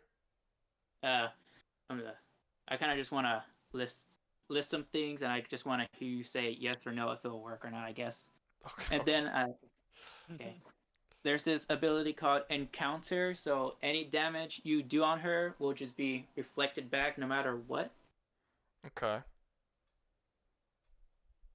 So will that make her immune to Doom's dealing damage? Why would it make her immune to Doom guys dealing damage? Because I'm kind of not confused, but like it's not. I've already explained it. I'll keep explaining it. He's not a good character to use in these kinds of debates. He's literally stated to overcome anything, do anything. He is God essentially. He is literally God of the Doom universe. He would be like talking about what can the one above all Marvel do? Literally anything he wants to do, because he is a boundless, unyielding God that is above all things. It's not a proper. You can't have a proper debate with Doom guy. Like it doesn't work. Like, oh, can it reflect? If he stabs him, will he stab himself? And no. Because you can't affect him body, mind, or soul. He won't die. He can't die. He is forever and immortal and always and never yielding. He will always go. Guess what? This character is immune to death. He could still fucking kill you. Just because that's how he's written. It's not. It's like I feel like y'all aren't grasping that. It's like, I'm fucking grasping it. And I'm saying it's bullshit. It is. I don't disagree. It's fucking. Doom Guy Doom Guy was not created as a character. The developers of the game did not create Doom Guy as a character thinking about how fun he would be in debates online. Like, it's like that's like they created him as a power fantasy. Like, that's the whole reason he exists. Now, if you want to do something like Hulk versus Madaka, that would probably be better because he's not literally God. But I mean, he's like a god kind of, but it's like small g god. That would probably be better. I think he would have a much better chance. But I hate debating Marvel characters mainly because they're so inconsistent across all the different storylines, and you end up using just amalgamation of all the different versions. Which can do anything. Which can I guess it's just Sorry. Go ahead, Weir. I guess it's just like, I guess my only reason why I'm kind of like, I'm not saying like I'm not. It's just like, I already brought up my example, but like I'm just saying like she dealt with a character similar to Doom Guy, so I feel like, I don't know, just like it's kind of hard just like imagine it like not working on someone she dealt with before. So like she dealt with someone before, so and to be honest, that's my like only defense. To be honest, it's like she just has dealt with someone like Doom Guy before. She's like, I don't think she has. I mean, you haven't explained to me how this person is like Doom Guy. Well, like everything, like he just like basically how you describe Doom is how I would describe Ihiko Shishimi, is what character from Madaka. All right, well then describe him. Well, basically as Doom Guy. No, describe him. To be honest, I didn't. Give me a second. So you weren't prepared to describe him, so you don't actually know that he's like Doom Guy. You're just saying that he's like Doom Guy. Because you can't describe him without comparing him to Doom Guy, which means you're not really... Because he's obviously not exactly like Doom Guy. There's differences. But you can't really name them. I'm saying he is like Doom Guy because he kind of accomplished the same feat of defeating a character who can control fate, but it doesn't work on him. Yeah, there's a lot of characters that can kill characters who control fate. That doesn't make him like Doom Guy. Doom Guy is a very specific, large number of abilities. He's a very specific character with his own specific set of things. And just saying he's like Doom Guy, ergo he wins. You're being vague on purpose to make the point. I'm not trying to be vague. I'm just trying to like give an example, I guess. Well, if you can't explain how that's the case, then it's not a good example. You know what? I could say Doom Guy is like the biblical Christian Yahweh, right? And it's like he's God. Well, you're like he's just God. He just is. And it's like, yeah, but like how? He just is. He's God. Like he's like anything. He's God. He created everything. He's the great creator. But I'm not like giving you reasons. I'm sort of like fucking around and like sort of avoiding. I'm being vague. I'm not telling you exactly what he could do and how he could do it, how he could overcome the person. Like that's You know what? what's up. You know what? I feel bad that I wasn't as prepared, to be honest. And You've been asking for this for so long. You paid $50. Look, because you paid $50. We'll do this again. Go prep yourself. And we'll do it again. Like, or get a new one ready. Use a $50. I'll just send you another $50 to hopefully convince you to read Madaka box. That's all I can say. Depending on how long the series is, it might be a lot more than you have to give me than that. 198 chapters. How much that's not. Would you want for you to read the entire Madaka box series? How many hours is it gonna take me to read that? Like a week's worth of pay? Like, I mean, that's a fucking lot of money. That's a lot of time, bro. That's. How about I pay you by the chapter? $1 equals a chapter. 198 chapters, big dog. I mean, shit. You capitalism winning. Would that be? We'll talk about it later. We'll discuss it. We'll discuss it later. Maybe. We'll see. I'm willing to pay you $200 for it. We'll discuss it later. We'll discuss it later in the stream. Big dog, big baller. I fucking love day, Madaka box, but guess what? He fucking loves Madaka box. That's what you call a true fan of. That is. He wants to get his YouTuber to do his series. I've never seen more dedication. It's not the first time. There was a guy who paid me $100 to read a respect thread that he wrote. Yeah.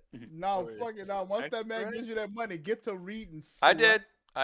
It was hard to get through because it was a respect thread of a series I'd never seen before, and I told him that. And I'm like, I'll read. I don't know what this is. I don't get it. He was like trying to get me into the series that he wanted, and it took me forever because I wasn't interested in it. And then I eventually read the whole thing, and I was like, I don't get anything of what I just read. And then he tried to explain it to me and like describe the series, really, really trying to get me into it. And I was like, bro, you're not gonna get me into a series by having me read a respect thread, like not knowing anything about it. Like this is not how this works. But yeah, he gave me $100 to read the respect thread, and it kind of made me not really want to because I regretted it because I was like, I don't want to read. I don't want to do this. It's kind of that sort of thing. But I mean, I don't know. I didn't plan on reading Madaka, but I don't know if I would read a chapter of a thing for $1. That's a lot of time. That's a lot of time that's consuming to get into. That's a whole series. I'd have to put other things on the back burner in order to do it. Things that I want to do and I want to make videos on. I mean, I'm sure there's some amount of money that would make it worth it, but $1 per. That's a fucking commitment, man. That's a commitment. 500. We'll talk about it. We will talk about it later. Okay, we'll talk about it. We'll talk. Baller. We'll talk about it in the future. Okay, we will. I promise.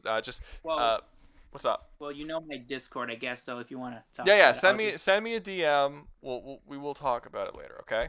I promise. I'm not gonna forget it. Okay. To be honest, I just got out of work and I want to take a shower and probably go to bed. So go for it. I guess Wait, you just got out of work? Yeah. You're a terrible employee. You've been in here talking to me for the last. Well, no, I don't know. I just came out of work. Or he just got out. He wants to take a shower. Yeah, he just got out of work, which means he's been talking to me the whole time he's been at work. No, I've been home the entire time. I'm saying I came. He got out straight from work to come do this. This was his thing. Okay. I thought when he said he just got out of work, he means like he's walking out of work right now. And I'm like, wait, you've been like talking to me this whole time while you're okay. I was like, we were a terrible employee. Okay, my bad. I'm a terrible employee. I did it 2 weeks ago. Yeah. That's true. Yeah, go take your shower, do your thing, weird. I think Michael has single-handedly kept this stream going, so we'll continue. Let's see. Do you think Desert Punk could kill the Titans of Attack on Titan? I never finished Desert Punk. I first rodeo, bitch. I saw the first couple episodes and I really enjoyed it. When it was coming on Adult Swim or Toonami. I think it was Adult Swim.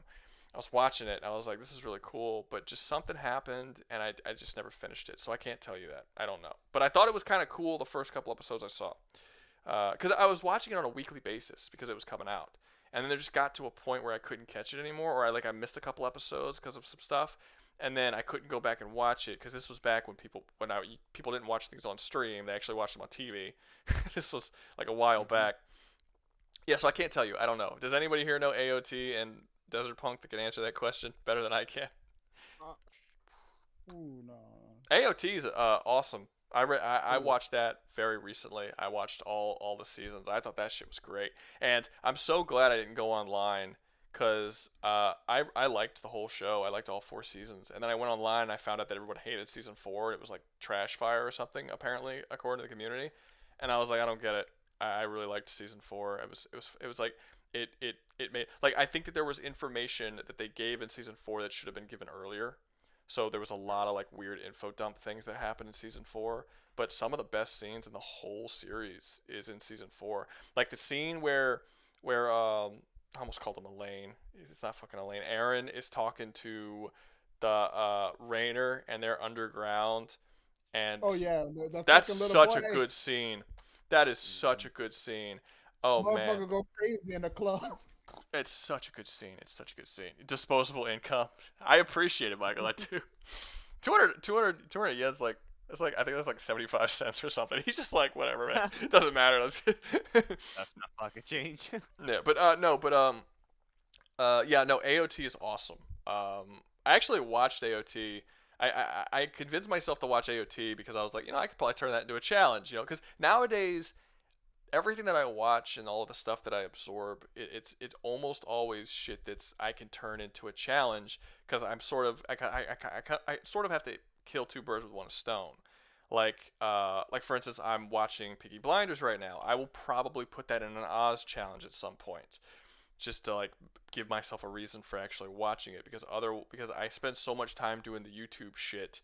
If I watch something that I can't somehow fold into the YouTube stuff, I feel like it's like I'm like time. yeah, kind of like I'm not like because I used to work a lot. I used to work constantly. I worked like 70, 80 hours a week a lot of times. I worked 7/12s when I was doing my electrical. Now that I'm not doing that anymore, I'm doing YouTube full time. I'm basically devoting the exact same amount of time. I'm not making quite as much money as I was, but I'm devoting the same amount of time to it. So it's like if I'm just sitting around all day watching TV just because I enjoy, I'm like, what have I done? What have I gotten done today? So it's like all of my fun activities have become things where it's like I'm trying to get something done.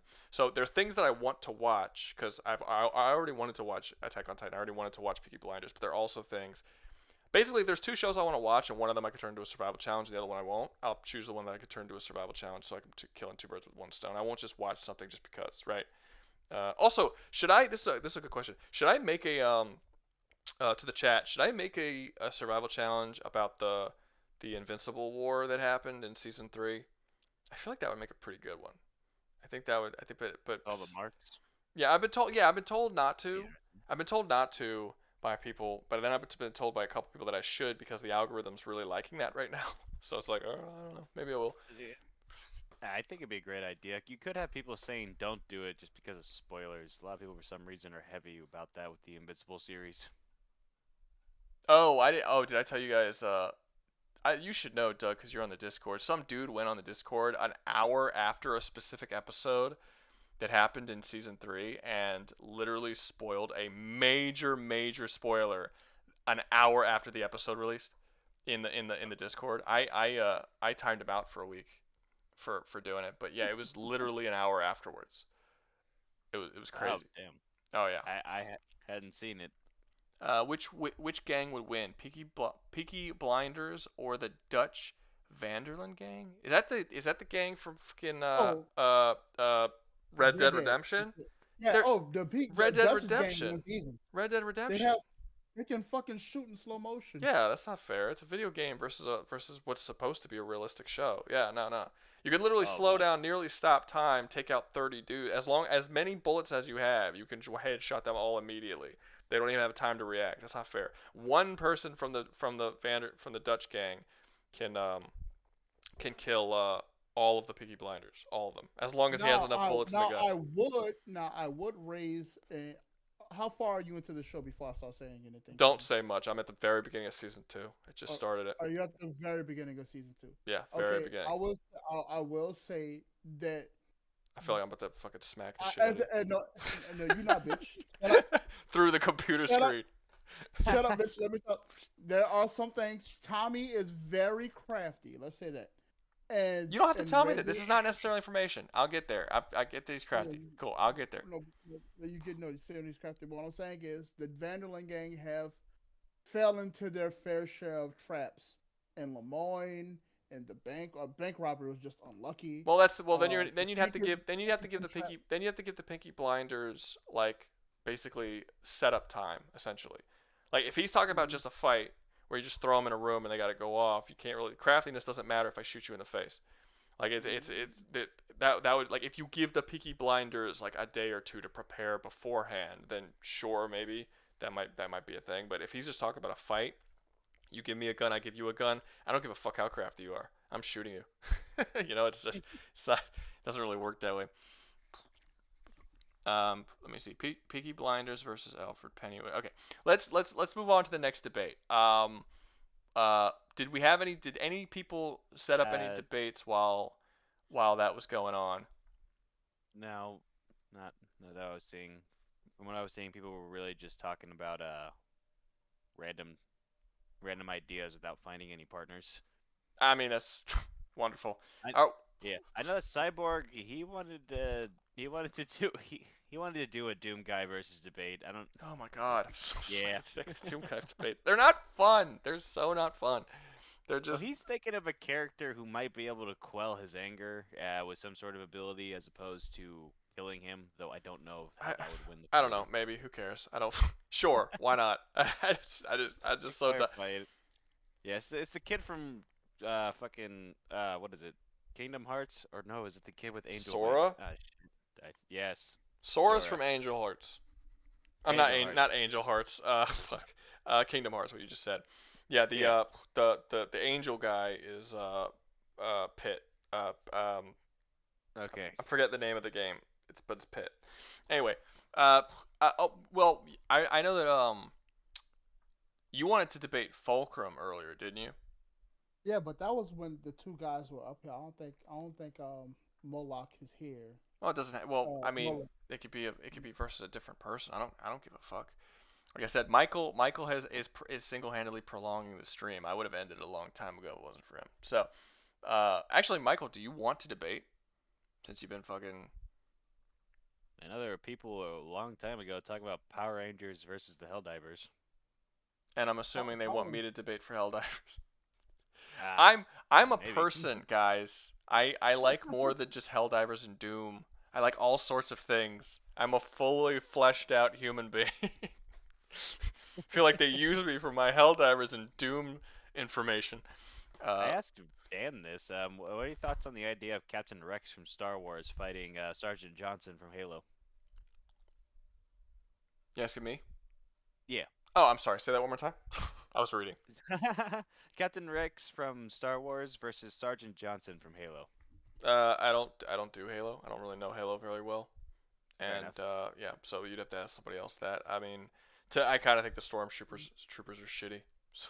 So not particularly. Should I? I mean, if you want to, Mike, like if you want to come up, I mean, you can. Anyone in the stream chat is free to enter the Discord and debate. Like it's open to the public.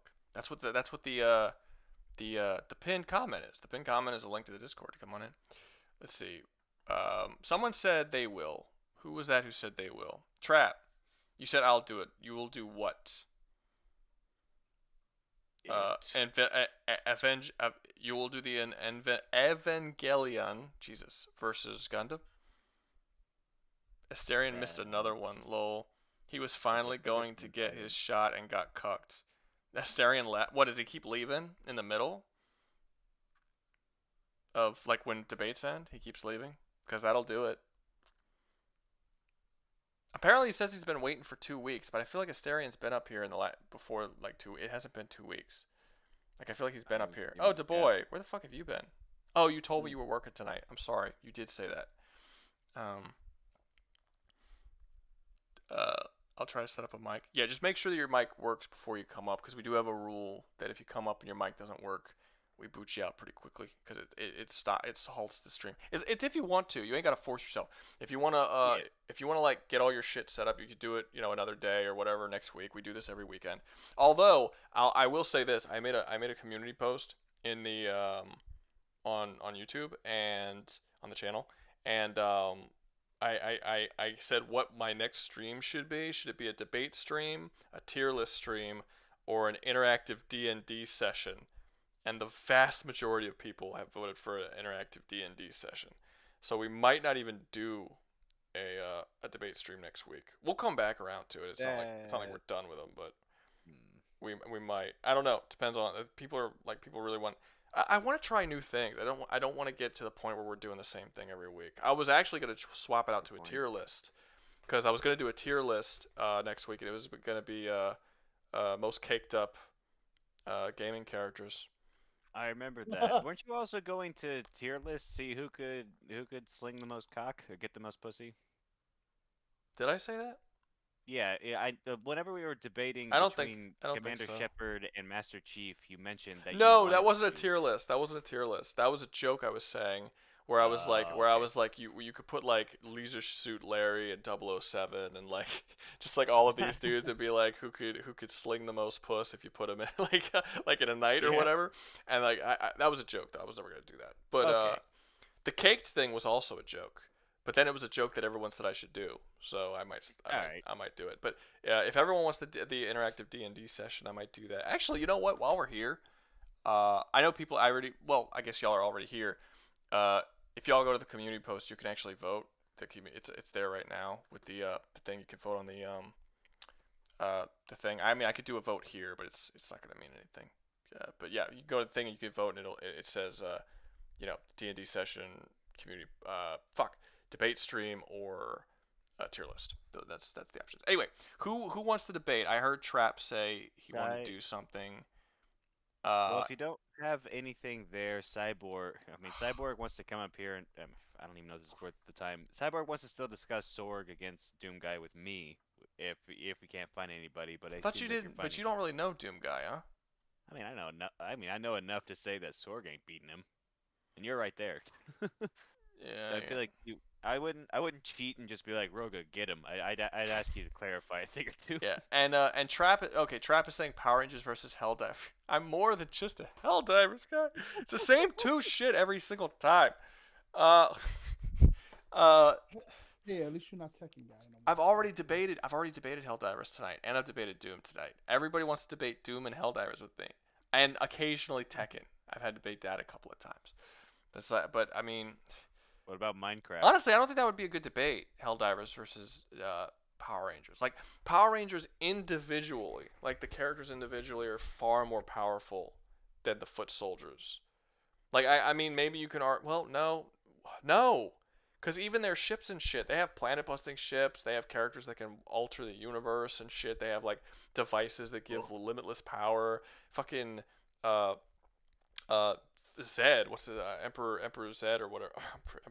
I'm blacking out on the names. Zod?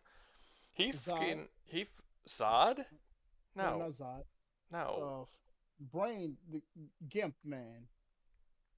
No, that is absolutely not a Gimp. He is not a Gimp. He is Lord Zed. It's Lord Zed, right? I'm not wrong, right? It's Lord Zed. Lord Zed totally looks like a Gimp. He doesn't look anything like a Gimp. Okay, so Lord Zed took a fucking massive explosion that blew off a piece of the moon, and he was like kind of fucked up, sort of, mostly fine.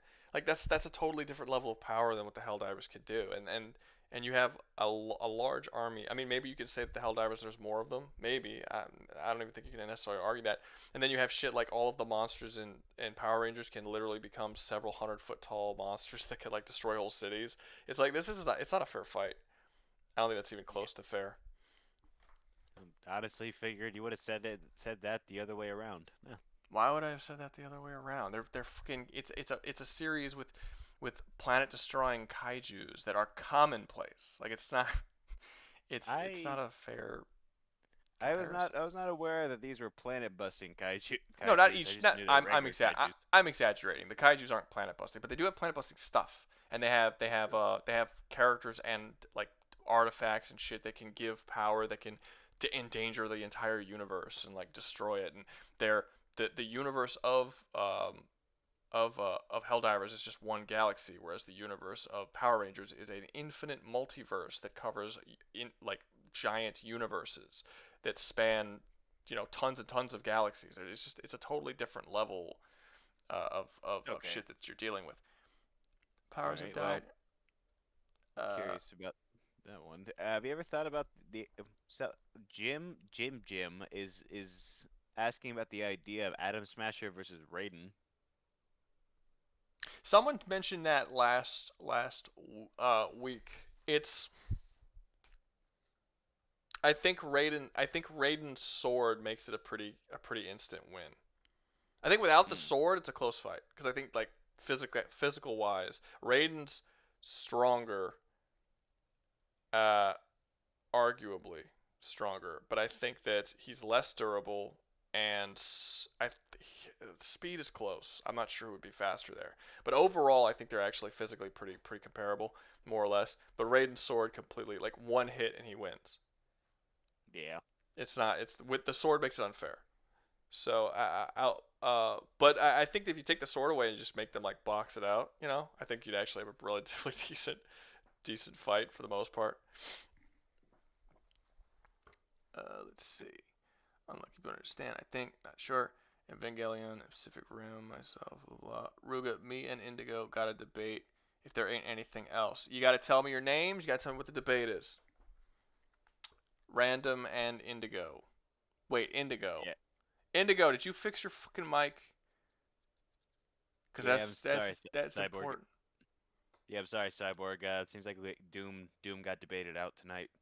I don't like. I'm gonna start like limiting myself to one Helldiver debate, one Doom debate a night, because it's like I keep one of these streams I had 2 Helldivers debates and 2 Doom debates in a single stream, and I'm like because people keep wanting to debate those things. I get it; those are the popular things that are on my channel, but like I make all kinds of shit. Why not an Oz debate? That'd be fun, I don't think people are very big on that because of the rape. The spoon. The rape is the reason you get into it, man. Yeah, he can't. The fucking spoon, Rouga, please. It fucked him up as a kid. Oh, you're the guy who got fucked up by the spoon? He can't watch the show. Damn. Yeah. He was fucked up by the spoon scene, which is really funny because he told me about the spoon scene and he told it to me exactly how you would expect like someone who was scarred as a child to tell it to you. Like it was like he was revealing that his father used to rape him. That's how he was telling me about the spoon scene. And he's telling me about the spoon scene and he was describing to it in great detail. And I could not remember the spoon scene at all. It took me forever. Yeah, that did happen. You right. And I was like, yeah. And I'm like, by the time you get to that point in the show, you're so desensitized by all the fucked up shit that happens to it that just blends into the background. That wouldn't even be in the top 10 most fucked up shit that I remember happening in that show. Like you had there's way worse stuff. I don't know. I just thought it was funny. The dude stuck a spoon up a guy's ass. It's not a big deal. It's carved his asshole out with a spoon. It's fine. Yeah, you're downplaying it. Not really. I mean, if you're gonna stick a spoon, up a guy's ass, it's not gonna be pleasant. It just but it's. I mean, yeah, you can stick a spoon up a guy's ass, but you don't stick a spoon up the guy's ass and see what's going on in there. I don't know. There's worse shit that happens in that show. If you watch the show, you'll probably be desensitized to it too. By the time you get to it, you'll just be like, whatever. And then it'll happen, and then you might get over your fear. You might get over your trauma. So blasé about ass spooning. It's not that big. It's not that big of a deal. It's fun. The people like my Oz survival challenges don't actually get that many views compared to a lot of my other challenges. So the people who are in the comments have absolutely no idea what the fuck I'm talking about, and they just talk about digging out someone's asshole with a spoon. It's explained in the Oz survival challenges, but yeah, it's funny. The Oz survival challenges have like the most passionate people back it and want more of them, but there just aren't that many. Like if you look at my polls where I have like, oh, what video do you want to have come next? Oz will never get the most votes, but all the comments will be about Oz. Like make Oz. Like they're super passionate about me making them, but just not a lot of them actually watch it. So let me see. The vocal minority. Yeah. Let's see.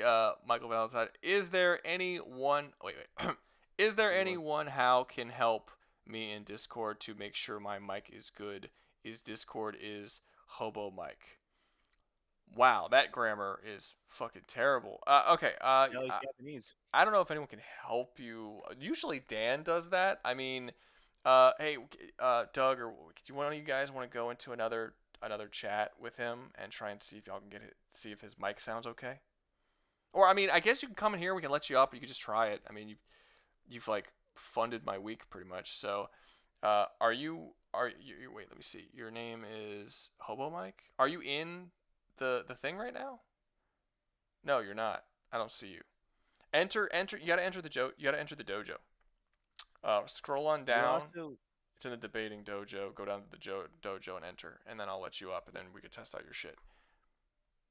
You also got DeBoy. He said he wants to say something about the unicorn overlord and flood thing. You know what? He has been wanting to do that. He's right. Okay. Did he come in? Wait, So yeah.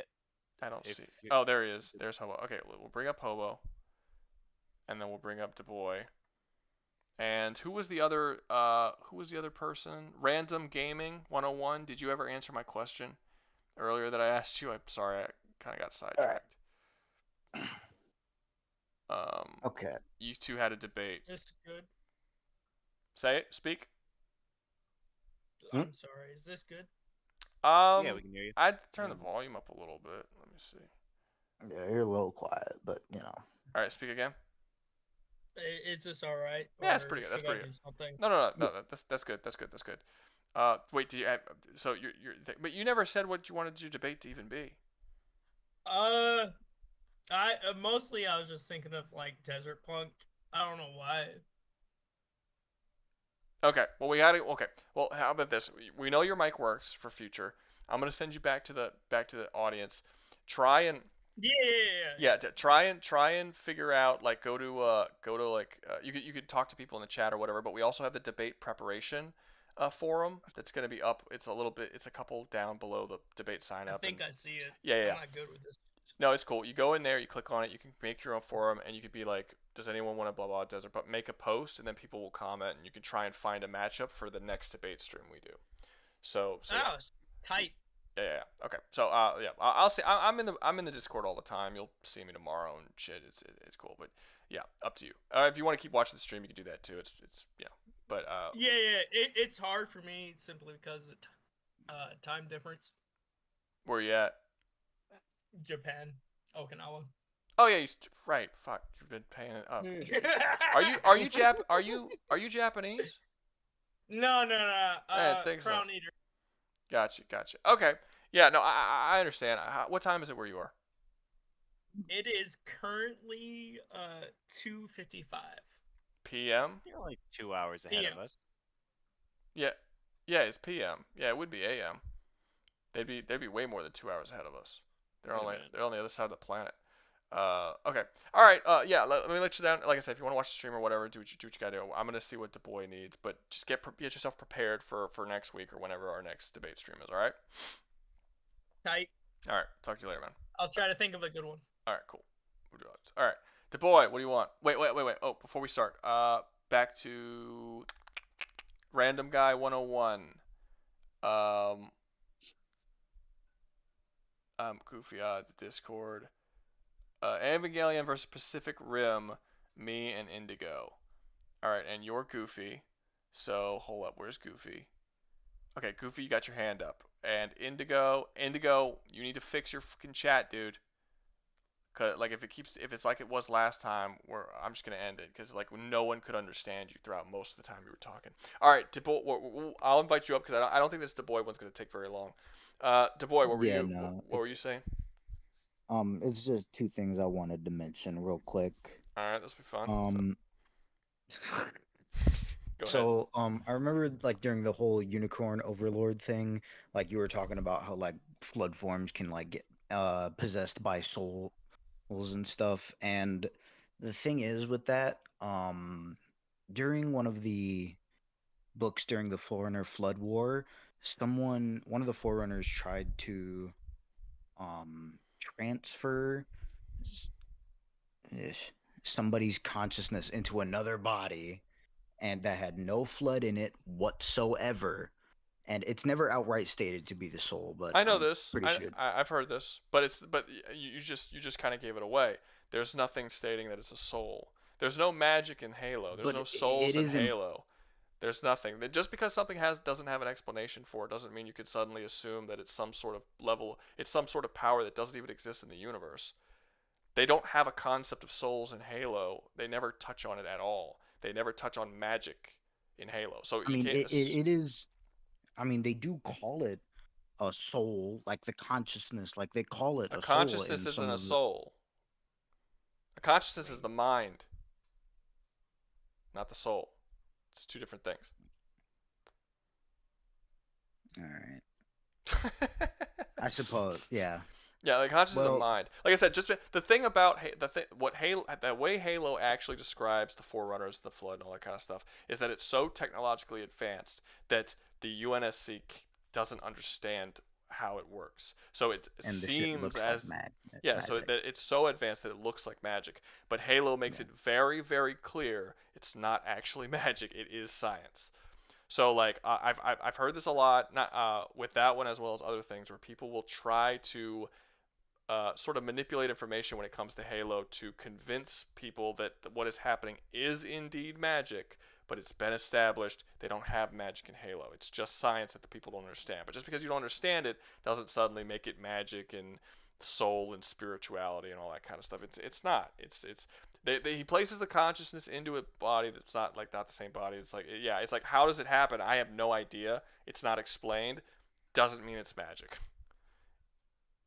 That's All right. But there that's is one more thing I wanted to say real quick. All right. About like that whole thing, like I forgot what you called it, but it was like thing that control like monsters and beasts and stuff. Oh, the Bastoris Blue. Yeah. You don't think I the know you Flood said- are monsters or beasts? Not really, because I know they look like monsters at a first glance, but I mean, if you really think about it, they're not really beasts as much as they are extensions of the grave mind, and you can't really call the grave mind a beast. Why not? You know what I'm saying? I have a serious problem with that Unicorn Overlord beast ability in general, but you continue. No, go ahead. Because I knew I was gonna have issues with that, but go ahead, Doug. Tell me what it is. Well, the concept of it being able to apply to any beast, including beastmen, it almost the meaning of it would just by its definition for who it affect, technically that would just apply to anyone that's just not human. No, because it doesn't work on elves. It doesn't work on angels. It doesn't work. There are other species other than Beastoris. I'm sorry. There's other species other than bestials that it does not work on. How it defines beast is not entirely clear, but but it can control. It is stated to control all beasts, and it's shown to work on bestials. It can also turn people into bestials. That's kind of the broken part. That even if the being, that's the thing about the Flood. Even if the Flood aren't beasts, the Bastoris Blue can be used to turn the Flood into beasts and then control them. The reason why it doesn't now I did say in the video the main weakness of it is, or not the weakness of the Bastoris Blue, but when the villains have the Bastoris Blue, they don't know they can turn people into beasts. You don't find that out until Elaine gets it. And he doesn't use it to actually turn anyone into beasts, but he does find out that that's something it could do. But the evil dude who's using it, he uses it to control beasts and bestials across the game, but he never actually uses it to turn anyone into it. It's like a reveal at the end of the game, because there's this character there's a big character that is with you the whole game, and then at the end of the arc or whatever, you find out that he used to be a human. And that's like a big reveal that he's a bestial, but he was a human. Yeah, it's like that whole thing. But yeah, so I mean, the Bastoris Blue is broken. Like being able to control all beasts, but also turn people into those beasts and then control them afterwards is broken. And the fact that it's magic and it's literally just turning you from one species into another means there's really no reason why it wouldn't work on the Flood. Well, like wait, you said like, was it like ever actually used to do that? No, Because and in my video I said I wasn't using that aspect of it. No, I mean, I'm talking about in the game. Was it ever even used no, to that's do what I'm saying. that? In the game. Well, yes, to turn someone into a beast. Yeah, to turn someone Yeah, into I a told beast, you 'cause there's a said that character. was something. Yes, I told you it's revealed that there's a character that's revealed to be human. That Oh. it turned him into a beast. Yeah, Oh, it's used, but the villains of the game don't know that it can do that. When Elaine gets it, he knows it can do that, but he never uses it to do that. But but prior to the start of the game, there is a character who is a bestial, and it is revealed towards the end of his arc that he used to be human, and the Bestoris Blue turned him into a beast. And then it's revealed to the whole story that that's something that it can do. Basically, it's revealed that the entire bestial race were once elves that were turned into bestials like thousands of years ago by the Bestoris Blue. That's the big reveal that's made. Okay. Yeah, within the game. Yeah, Man, but it sucks to see it because I really like the Flood. Those are my boys. Those are my favorites. But I've stood on the same thing. If they're fighting someone who's based in reality in some way, like based doesn't in have any like based in magical sci- bullshit. Yeah, it's magic where they kind of stop. Because you could be super you could control technology and humans and have all this crazy science bullshit and even warp reality with the fabric with like science and stuff. But once you have a character that can immediately turn you all into non-existence by snapping their fingers, what are you gonna do? Like it's you're magically getting rid of them or magically turning them into something else. I stated in the past that I think it's possible that the Flood show up on Eternia with He-Man.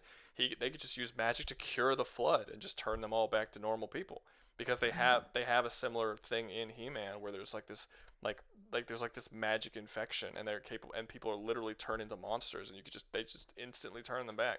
Like once you get to stuff like that, it's like they don't really have, but they're really good against science fiction shit. It's fantasy that they fall apart. Gotcha. Overlord versus reincarnated as a slime. Anyone, Discord is compacted. Compacted? Wait. What's that mean? Discord is compacted. I don't know what did they say? He said Overlord versus reincarnated as a slime, but I've never seen reincarnated as a slime before. I thought that was just a webtoon comic. Wouldn't that's an anime? Rimuru smack the shit out of Overlord? I don't know. I don't know. From what I know, I don't know what that they would, is. but I don't know what that is. Well, like, is he talking about like, I forgot what it was, but it was like, whatever. I don't care enough. It was like the one anime with like Eins in it or whatever. Is that what he's talking about? No, Eins und Gal. Overlord. I'm sorry, he is. God, no, wait, no, he said Overlord. I'm assuming he means Overlord Unicorn. That's what I assumed. But does he mean Overlord? Oh, well, I mean, even regardless, I think you would still smack Rimuru alone would smack the shit out of both. But I haven't seen reincarnated as a slime. Yeah, I don't even know what the slime. Last I checked, a slime's the weakest thing you could be in an RPG. He's referring to Eins Go. Okay, oh, he is? Oh, okay. Yeah. I'm sorry. It was because we were talking about Unicorn Overlord, so I thought he was just using Overlord as like no, I don't know. I've heard Overlord in the novels is like stupidly overpowered, and like the anime doesn't even touch on how strong he gets. Wait, let's invite Goofy and them up and let them have their debate. We're talking about novel Rimuru. Wait, let me. But anyways, I will see myself out. Yeah. See you, D-boy. What were we saying, Doug? So wait, this debate Pacific Rim versus Evangelion? Yep. Yeah. Test. Yep. Well, I'm not even sure why I ask. I'm tired of shit, and I got school. So you can go, bro. You don't have to stay. I want to stay. I'm conflicted. I got you. No, you don't have. I was asking you for your help because you're relatively active here. I just figured of it, but if you had shit to do, I didn't mean to like cut your life off to help with this. Yeah. I already made the decision that I was going to be late tomorrow, like hours before you asked for my help. And really, if it was Saturday, there would have been zero problems. You have work tomorrow? No, I have school. Oh. Yeah. Oh, school's not important. Well, truancy can suck your balls anyways, dude. I'm trying to figure out how to weld, all right? And you don't really get jobs if you don't know what you're doing. Oh, are you wait, are you in trade school or are you in the union? I'm not in the union, but I'm in trade school. Get in the union, you'll make more money. That is the Welding plan. is selling with fire. Yeah, no, I made way more money in the union than I did outside of it. Not even close. You want to join a union? That is, yeah. The plan was United, we mostly for the bargain hours, but divided yeah, we money's great pay. too. Yeah. Well, the hours are good. Welders make okay money. Electricians make more. You know, just little brag there. You know. Okay. All right. No, you go on. Go to school. All right. Have a great night, guys. Well, All right. Be See ya. safe. quickly before the debate, I just want to advocate for Tommy Vercetti in an Oz video. That'd be really neat. I put Anyway, Tommy Vercetti not in an Oz video. I put him in the Batman. I know. I was talking with you about him. I don't think you remember that, but I don't know, maybe. But I put him in a Batman Arkham video. The thing about Oz is that Oz is a relatively realistic. yeah, and if you take show. some of his in-game feats, he's Yeah. kind of like I would have crazy. to I couldn't translate him directly. Then again, you kind of did that for the Arkham thing, since you said he really couldn't get enough stuff. Even though if he got enough rockets, he could really take out that freaking. No, because you're talking about cheat codes. No, I guess. You're talking I about guess it depends you're on talking how about you cheat interpret the time frame of Vice City. Well, because you can really get as much money as you want whenever you want without cheat codes. Well, if he's in Arkham City, Arkham City's a prison. If he's in a prison, I'm not gonna give him a fucking. He's just bazooka. not gonna get money. I'm not gonna give him a bazooka. If he's in a prison, like that's how it works. Yeah. Like if I put him in But if Oz, you I'm not but gonna if give. you got R1, R2. You're not R1, gonna R2, have him just all be that able to stuff, get right up. guns from outside the prison. That's retarded. Right. Yeah, well, it's like if I put him in Oz, I'm not gonna give him a bazooka. They're both. Well, yeah, you're not gonna give him a bazooka in Oz. Why not? Well, they're both prisons, so I should give them the same thing either way, right? Like they're both that's what they are. Yeah, but one has Bane and one doesn't. Anyway. So, I always thought Arkham City was like an Escape from New York situation. Like they had whatever guns were there, but their guns Whatever. are. I just wanted to throw out a suggestion. Let's get to this debate real quick with Ava and. Well, let me answer him. Guns are there, but that doesn't mean you're bringing guns from the outside because it's still a prison. There's still they're like he would have to get his guns once he's there, you know. Yeah. All right, wait. Someone said the thing. Yen versus who's yen? Is yen just money? Is that what that means? Rubles? Did he say yen versus rubles? Because yeah, that's a currency. No, he said yen versus Rouga. Yen versus. Rouga. Is Rouga a currency? And I don't know about it. That'd be interesting. No. It's Valentine throwing all of his yen at you. Is Valentine? Yeah. Michael's donating all this yen. Yeah, like I said, I think that's the reference. Yeah, he says yeah. Yeah, I think that's what it was. Yeah. Capitalism versus rule for capitalism. I mean, he's just. Oh yeah, capitalism wins the day and everything. I'm not even gonna lie about that. But yeah, no, like I said, he's been. My intention tonight was to just make it until like the donation stopped and then just like leaving. I wanted this to be like a 2-3 hour stream, but like he's single-handedly. This bastard is single-handedly keeping me here by himself after everybody else. What's your record? What's my record? Yeah, for longest stream. Oh, like 8 hours, eight and a half, something like that. Wow. This is nowhere near. No, we still got quite a bit to go. No. Thank you, Mike. It's been 6 hours so far. Yeah, we got a bit. It's like 8. It's like 8 something. I don't think I ever hit 9, but I've hit over 8 multiple times. The most I've ever made in a single stream was like $380 or something.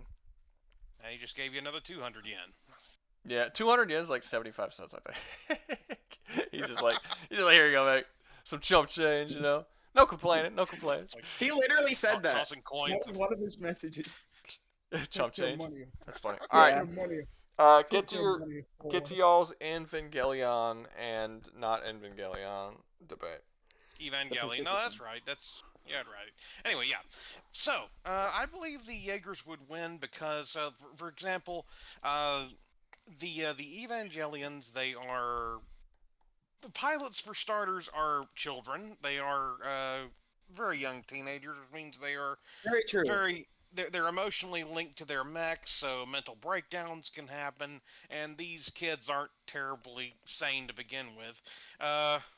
So what kind of things can your Pacific Rim mechs do that are kind of like angels that would freak them out? Because if they're anything like other Evas, because they're like big guys, They're very comfortable and have training every day with other made Evas, so they are very experienced in fighting and are very comfortable with it. It's just that the angels that they fight in the show have very diverse and strange powers that force them to really think about the situation and approach it in ways in which they really can't regularly.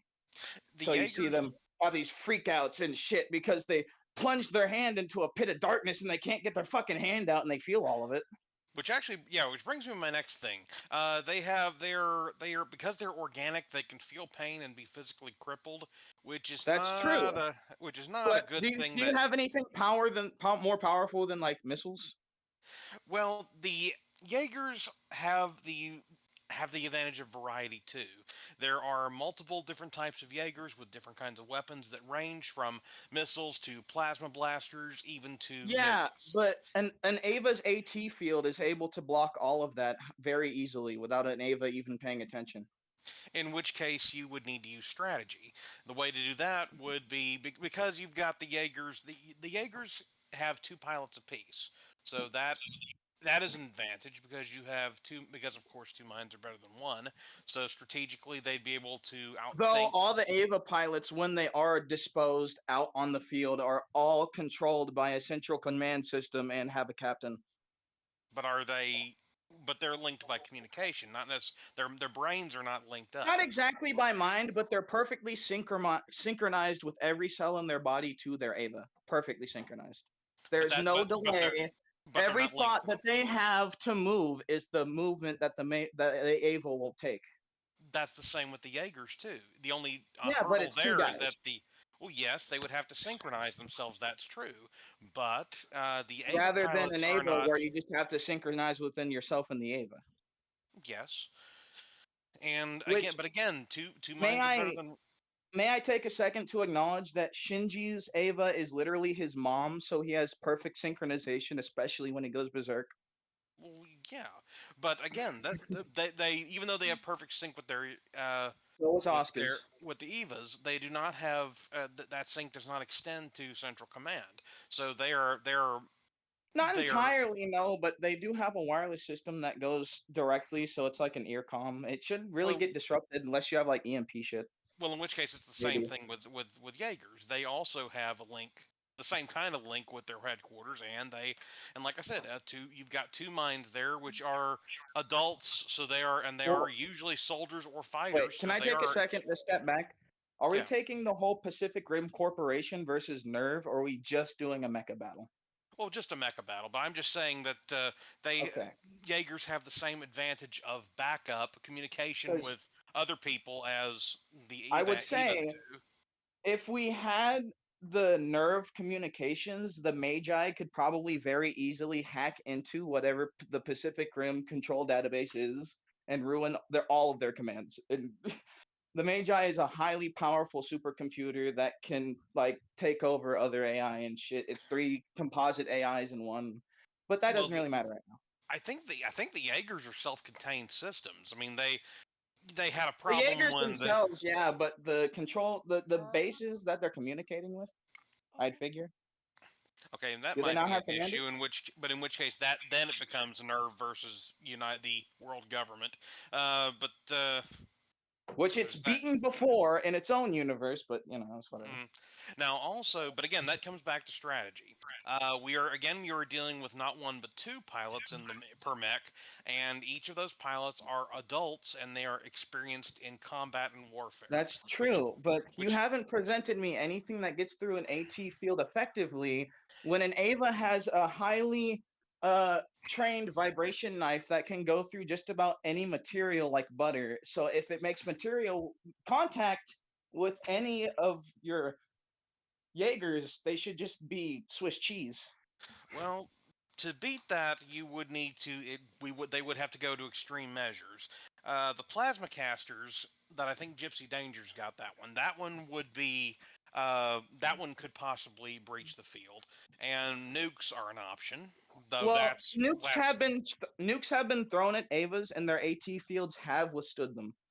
Right, and then you have experimental weapons, which I think, Jaegers are known to do that. Like they, again, that goes back to their diversity. Like they can have all kinds of different weapons. They're basically Swiss Army knives. Yeah. And as for, Depending and you on the don't, situation, Nerve can kind of do that for the Avas, but they do kind of have like a standardized regulation with their assault rifles and their knives. But on special situations, you would have with the power rifle that shoots so hard that it blows up like an entire mountain in Japan. And Now- that fucking Unit 0 can shoot with perfect precision. now Evas are organic. That means they can be killed in organic ways. Do they breathe underwater? Or They in the vacuum have of been space, for shown that to be matter. able to. Actually, yes, they can breathe in the vacuum of space. That is true. Okay, and underwater? If they've been shown to be able to breathe underwater without the pilot showing any signs of drowning, so Okay, I because believe I'm so, thinking, yes. because going back to that strategy thing I mentioned, they don't necessarily have to breach the AT fields so much as present an environment that would potentially be dangerous to the organic Avas. Like, for example, they Well, could. if that were the case, the Avas can jump like over 5-6 city blocks. I don't know what they can do that they can't just like maneuver around. They're highly agile. Well, trick them into dropping them and knock them into a volcano. Trick them and knock them into a volcano, which they are known to crawl out of and have done before. Well, crap. Okay, so that wouldn't work. Yes, Evas have been shown to be thrown into lava and have crawled the fuck out. It's the craziest shit. And Antarctic colds. Okay, let's see. So they have durable armor. They've got the varied weaponry. Now, And they have very high agility, which means they could clear like 2.5 cities to jump on these Jaegers and get on them and grab them. And they're very maneuverable. They don't take much time to move their limbs. Okay. So they can Another just, like, weakness use that- their gangly forms to wrap themselves onto them and then just like knife them up. Right. Now, another thing is the Jaegers have superior numbers. There is only 3 Evas, but I think if I'm not in mistaken, Japan, there's only 3. But if we're talking about all Avas across the world, there's over hundreds since America has built plenty. Oh, okay. Let's see. Well, the next weakness they would have would be the umbilical. Though those Avas, admittedly, are not as highly powerful or well coordinated as the ones made by Nerve. I will admit. Right. Now, the But there are umbilical 100. cables. Would the majority of those have the umbilical cables Okay. or the S2 engine? The American ones are specifically made to be able to run without the battery thing. So they can be fine, but the actual unit Avas they do have their own internal battery, but if they just like wait out the battle for more than like half a day, like that Ava's cooked. There's no way. Half a day is actually very, very kind. I'm sorry, I'm being rude. They only last like 3.5 to 5 hours without that fucking charger. Woof. Okay, so they could wait them out, but that'd be a very tough situation. They'd still have But they're to. also highly fast, highly skilled. They're very fucking highly efficient murder machines, dude. They rip each other apart like animals. Yeah. So the best guess would be to. So the best way they could win would be to get rid of the AT field, usually possibly by a plasma caster and/or nukes, or unless they have some other kind of weapon, like they might have been able to reverse engineer the portal technology from the kaiju. So there's that, because they're like biomechanical species on the other side of the portal. Given the power of Ava Unit 1, if it's Berserk, like if we're talking about Berserk Ava Unit 1, there's nothing that any of your plasma casters could get through its AT field, because it's already been shown to have the strongest one in the series, and we have angels that are blocking plasma weapons that can blow up like 2.5, 3 cities. Oof. So I don't know what they're doing if Shinji loses his shit. Let's see. So yeah, I mean they're built for the brute force combat. They're durable, but they're And not as powerful as worst thing Evangelion. comes to very fucking worse. We have a Spear of Longinus that, if he throws it, can like actually be thrown all the way across the planet. So It yeah, goes through all AT fields and most materials, actually all known materials, I guess, yeah, since it goes through God. yeah. So But I guess with that's that, like broken at that point. I well, didn't yeah, want to push it back. with that in mind, yeah, the only way that the Jaegers could actually win would be some sort of Hail Mary solution, like pushing them through the portal to the Kaiju verse, or throwing them into the sun or something like that. And though that would be highly unlikely. So it looks like the Evas fold the Jaegers like lawn chairs. Yeah, I think they could actually put up a decent fight against like Unit 2, maybe. Like that one has had a lot of trouble with like a lot of Evas at once, so a bunch of Jaegers could probably overwhelm Unit 2 Yeah, after the a while. best. Yeah, the best advantages a Jaeger would have over an Eva would be pilot experience, limited power supply, and the fact that they're biological and actually feel pain. If they feel pain, then that means they wouldn't have to kill them, but hurt them and then kill But them. You know, that sort aren't of there thing. times in like Pacific Rim films where Jaeger pilots like conflict Well, I mean, at that's certain part of the key drift. moments? Well, in the drift system, yeah, they can. If they're not compatible, bad things can happen. Or if like one person feels something, sometimes the other person can feel, something like that. But they don't really feel the pain that the Jaeger takes, because the Jaeger, of course, is a machine. Yeah, So it but like the feedback Jaeger can be will an issue. malfunction, right? If Yeah, they and that can provide feedback. Yeah, that's sort of an all or nothing thing, though. Like it'll either brain damage them or not. Well, it's If the sorry to go. Again, I don't like butt again, but that's no not worries. that's not entirely true. They actually can if they can unsync if like one gets into emotional distress or freaks out or something like that. Oh, It can yeah, actually you're right. it can actually negatively affect their syncing, and the robot basically fucking shuts down. You're right. Yep. Okay then, yeah, but yeah, the power sources, the biological thing, and the pilots themselves, those are the best advantages the Jaegers would have, and that's that And ain't saying even much. Like the then, AT the fields Ava's are. biology, once you break it down to past the armor to the biology, it's like not regular. It morphs and turns into like spears and fucking knives and shit and can like pierce through other angels. Because it's basically an angel under the Ava once you start ripping it apart. And Yeah. it's just a kid psychically controlling this giant monster that they're pretending is an actual robot they made. Right. So in the end, I mean, and plus, in the very beginning of the Evangelion series, like they basically hit them with every weapon they had, and nothing worked. Like against the Angels, that is. That's why Every they had the single Evas thing to Earth begin could with. do, they did it before they sent an Ava at it. Right. So yeah, yeah, it looks like the Evas win this one by a landslide. Didn't even put Hey up man, a I fucking appreciate fight, you man. debating with me. Didn't even put up a fight. Yeah, even if the Jaegers had if they had a bunch more, like say if they matched the Jaeger, if they matched the Evas numbers or even doubled them, but first you need a massive budget for that, which the Earth I government feel doesn't like have. one Ava could kill like 30 of them if it really went crazy. Yeah. So yeah, looks like Jaegers got pummeled in this one. And that's assuming they can take out their plugs and stop them from charging, which even angels have trouble doing. Yeah. It does make them less mobile, though, and once you take that out, they become way more fierce and dangerous and can go rogue and all that stupid shit. Yeah. Nice. All right, so we came to a conclusion. What's all right, so I'm gonna move you guys back to the thingamabobber.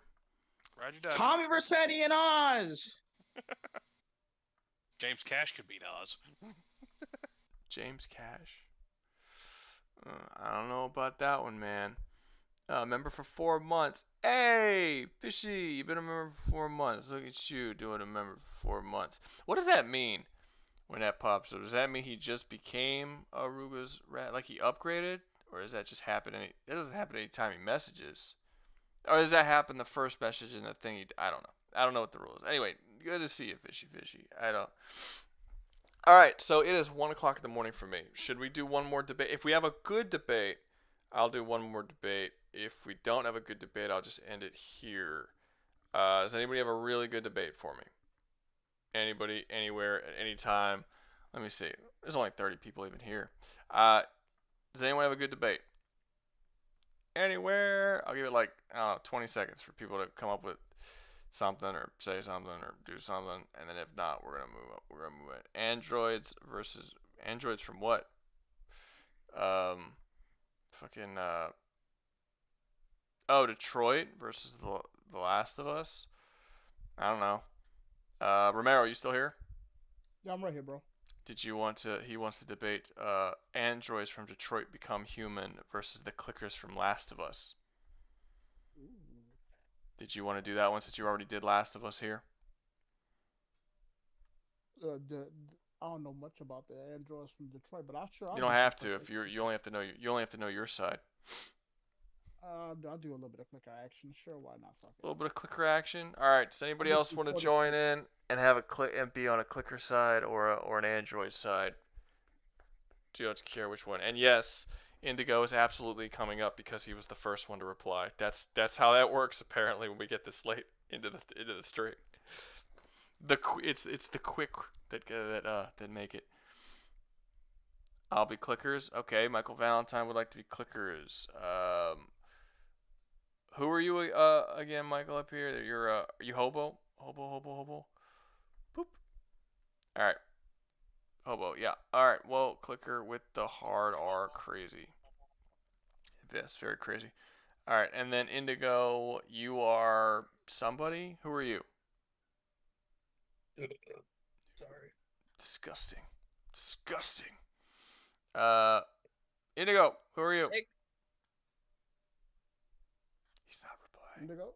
He's not replying. I need to know what your name is, not who you're playing as. Indigo Steel.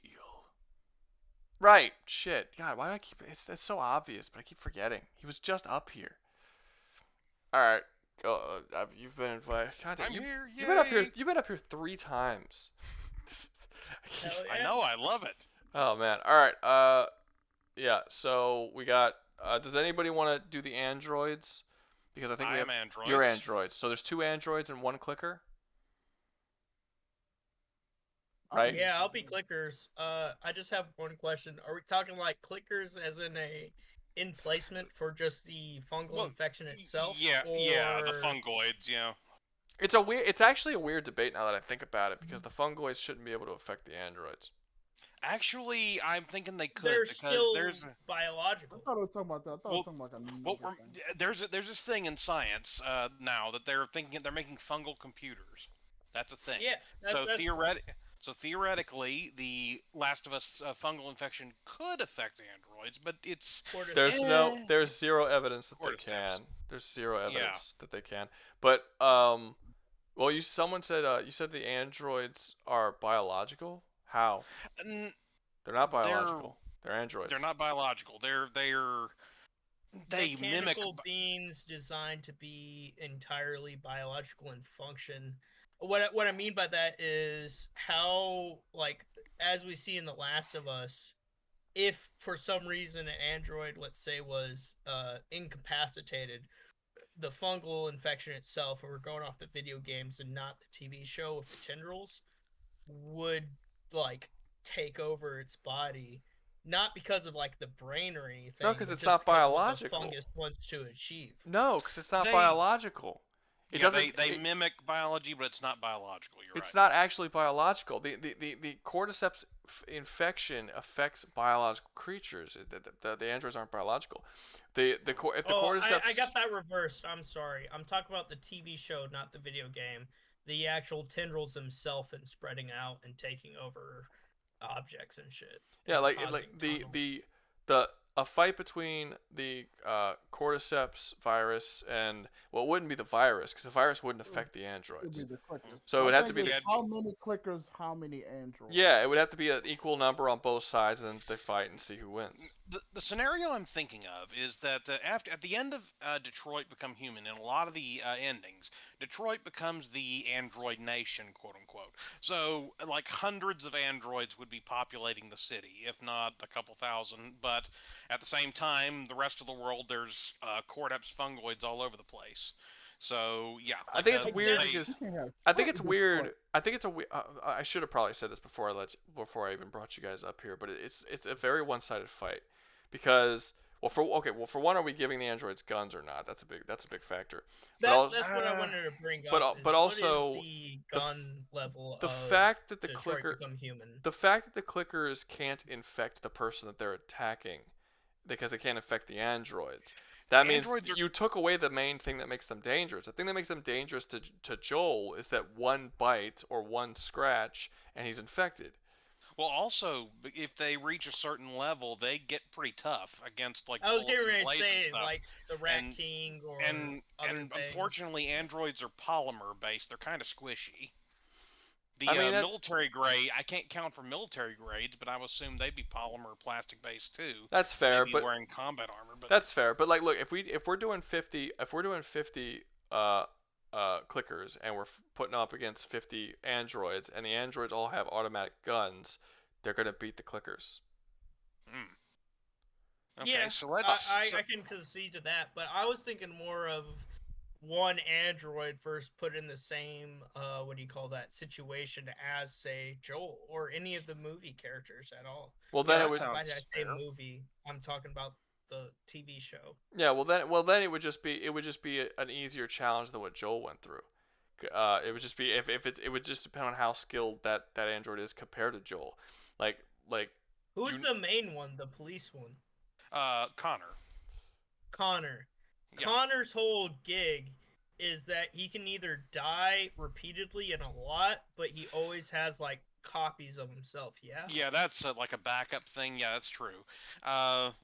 In this case, my like question is, I guess, if the fungal virus, whether it's the tendrils or spores, if they get into the artificial bloodstream, would fungal growth start? Because all fungal growth needs is darkness and like moist environments.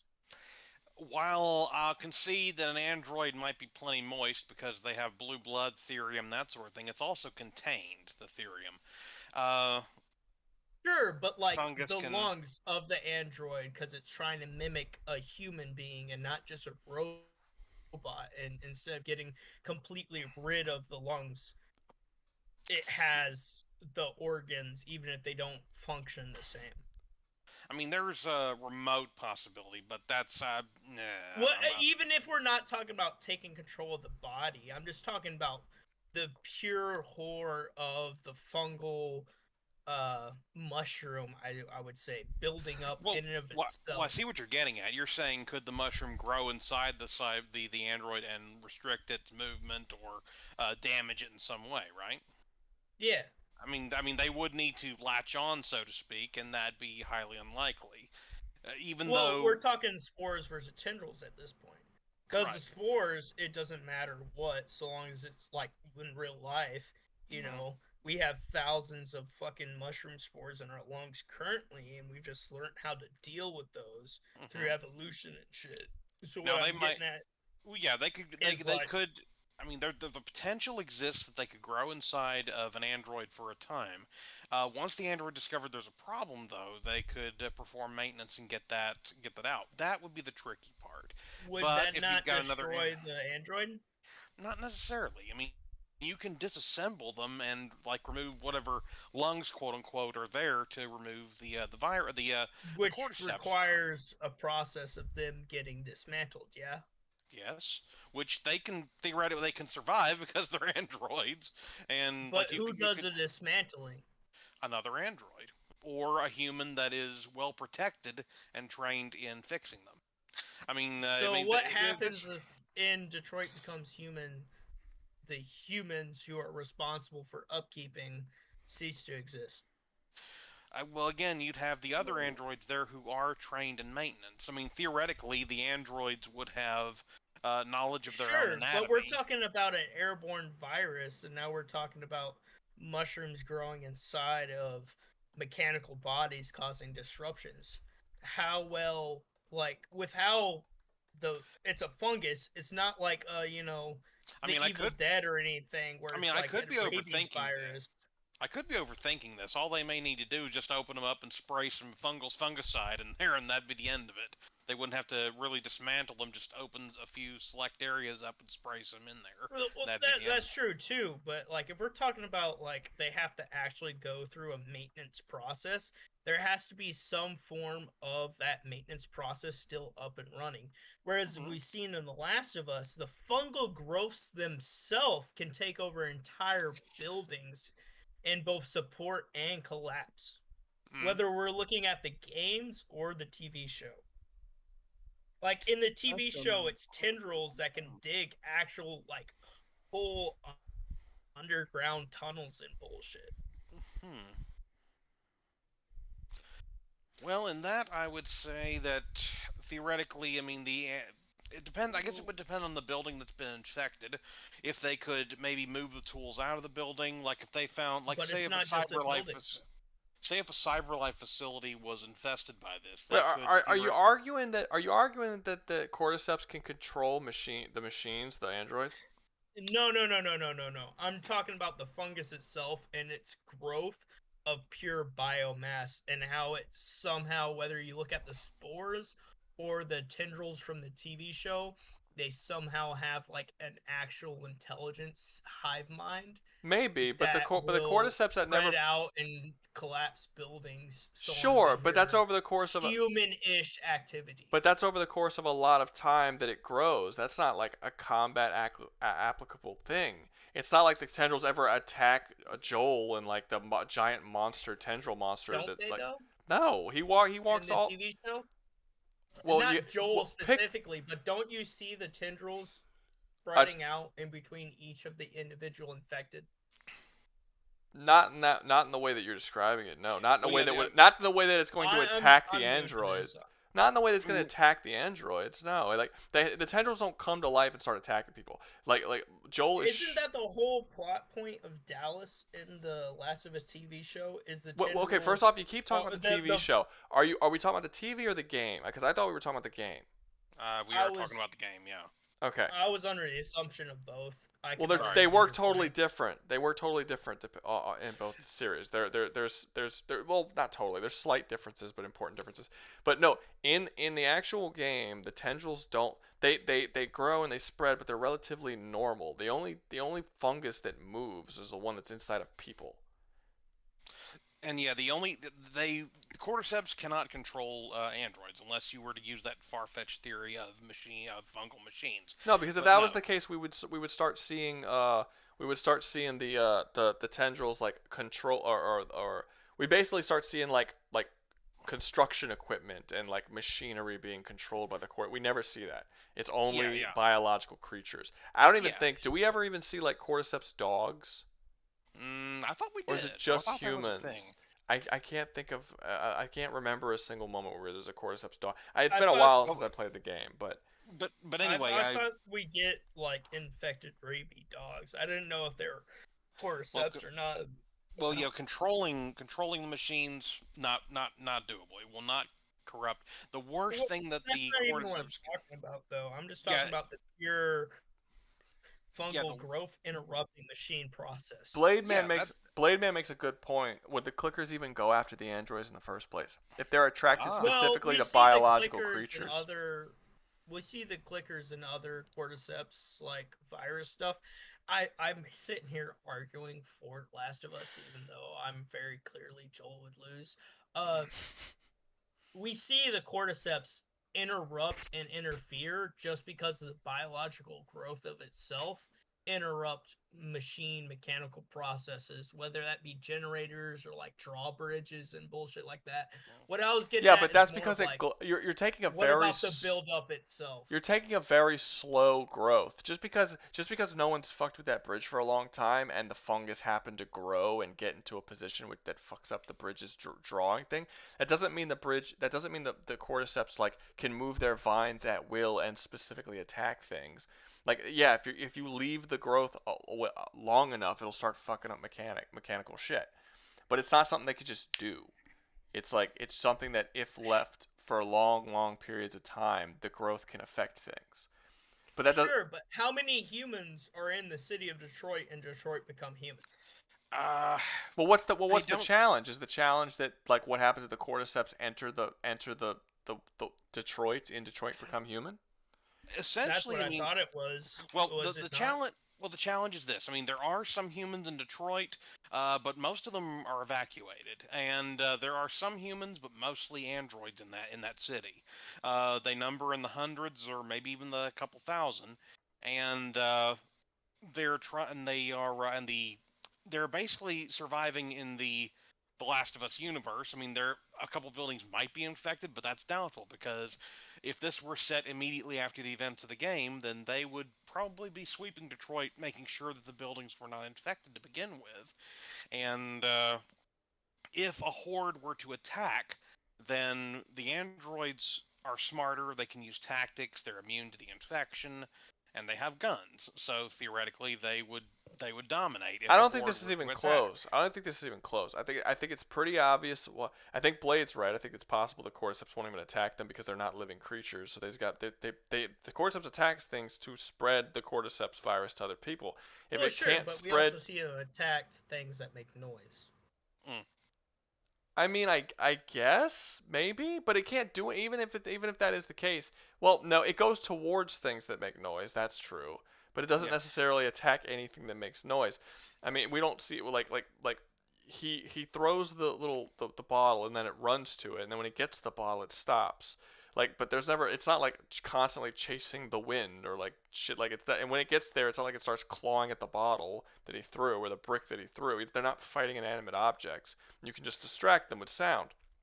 But yeah, the only thing the cordyceps guys could do, the only way they could win is if they had vastly superior numbers.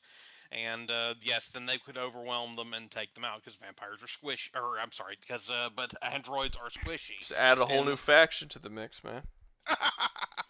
Oh boy. No, but yeah, if the and I don't know if the androids are physically stronger, but I don't think it has to be. If you put a massive group of androids that are completely immune to to the actual infection, and then you give them a bunch of guns, they just start firing at a crowd, even if they are a lot.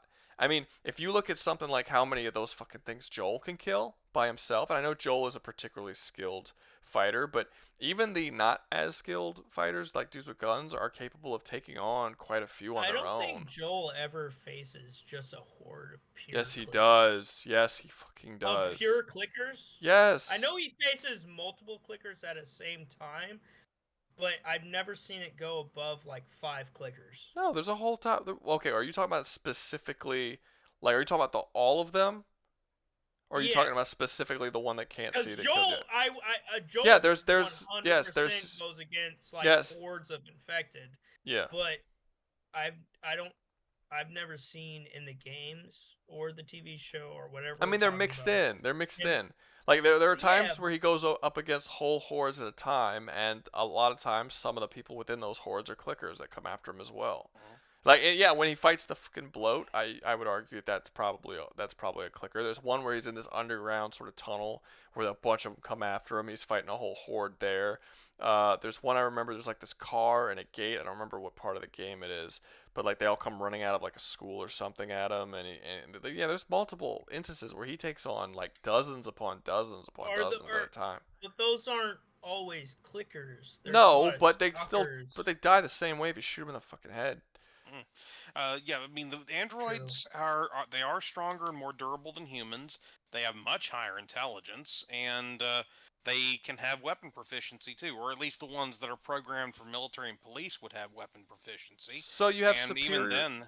So you have beings that are superior to that of humans that were given guns apparently, and that can't be infected in any way. I don't see how they're losing this. Yeah, I mean the only way is to have superior numbers. That's I guess pretty the much way I'm looking at this, which is causing my discontent, is I'm thinking universe versus universe. If the cordyceps virus, fungal infection, or whatever, was to go into the Detroit Become Human universe, how well would the entire populace beyond Detroit handle it? And I just don't see the androids in and themselves being able to continue on humanity, like near automata or whatever. But then it's not. That's not really Like one clicker versus one android. Even if it's just a regular dude, I'd give it like if you give me my M4, I could kill a fucking clicker easy. Yeah. Well, okay. Let's make it a little more. Let's make it more interesting then. Let's say that it happens before Detroit become human ends, so you don't have this concentrated amount of androids in one place. Androids and humans are all equally spread out. It's before all this all happens, and then the infection goes down, chaos happens, and yeah, I still think that androids and humans they would work together against this common foe, and they'd still win out. But I mean, isn't it'd be the a little whole harder, point but Detroit become human is that humans don't like the androids whatsoever. that's correct. But I mean, that would be then besides that would a be very a good. few niche people. It would depend on at what point. It would depend on at what point the invasion, like not the invasion, but the infection happens. If the infection happens before the end of the game, where the androids kind of get their independence, then the humans would have to rely on the android. It would basically just be the point. I would still argue the point, even if Detroit, in and of itself, androids band together, how many androids are we possibly looking at in an infection that takes place across the entire world? It doesn't matter. It doesn't matter. Even at absolute worst case scenario, the infection kills all the humans and the androids are still around. Yeah, the ratio of androids to humans is about let's say. I'll be favorable, 3-1 in the humans' favor, and that's still a lot of androids that could potentially assist humans, or could also band together to. Yeah, I still think it would be in. Well, no, I mean the thing is that if the androids wanted to go off and make their own city or whatever, like they do at the end of the game, and they have their own thing, the infection literally can't spread to them. It's not possible because nobody there can get infected. So they would just be safe in their own little city unless an infected wants to travel from some other city all the way to where they are, which isn't going to happen. Yeah, and after that it would become a question of whether they'd allow humans in or not. Probably not, unless they were particularly remorseful in wanting to take humans in, or humans decided they wanted to be friends in light of the fact that it was either that or become a fungus monster. In theory, it's going to be like that Key and Peele skit with the racist zombies. The racist zombies. Yeah, like if you've seen, I don't know if you've seen that skit, but in that skit, there's the Key and Peele. The zombies are only attacking the white people, and they don't want to attack them. Yeah, so they go over, and there's like all the black guys are in the backyard having like a party, doing a cookout because all the zombies are ignoring them. That's basically what it's going to be with the androids. The cordyceps aren't going to. They can't infect them. They can't get any like. They don't eat people really, but they can't like there's no reason for them to bother them in any conceivable way. So absolute worst case scenario, the humans get wiped out, which is possible that it won't even happen. Androids get sick? I don't know. You have to ask him. Say again? Does one of the androids get sick? Or poisoned or some shit? No. I mean, the worst thing that could happen to an android. The rapey house with the dude who collects, like, he's got the android polar fucking bear, and he's able to drug the female android. I understand it's not a military one. I think he used an EMP or something. But I'm he not doesn't sure, do that. He injects her with a syringe.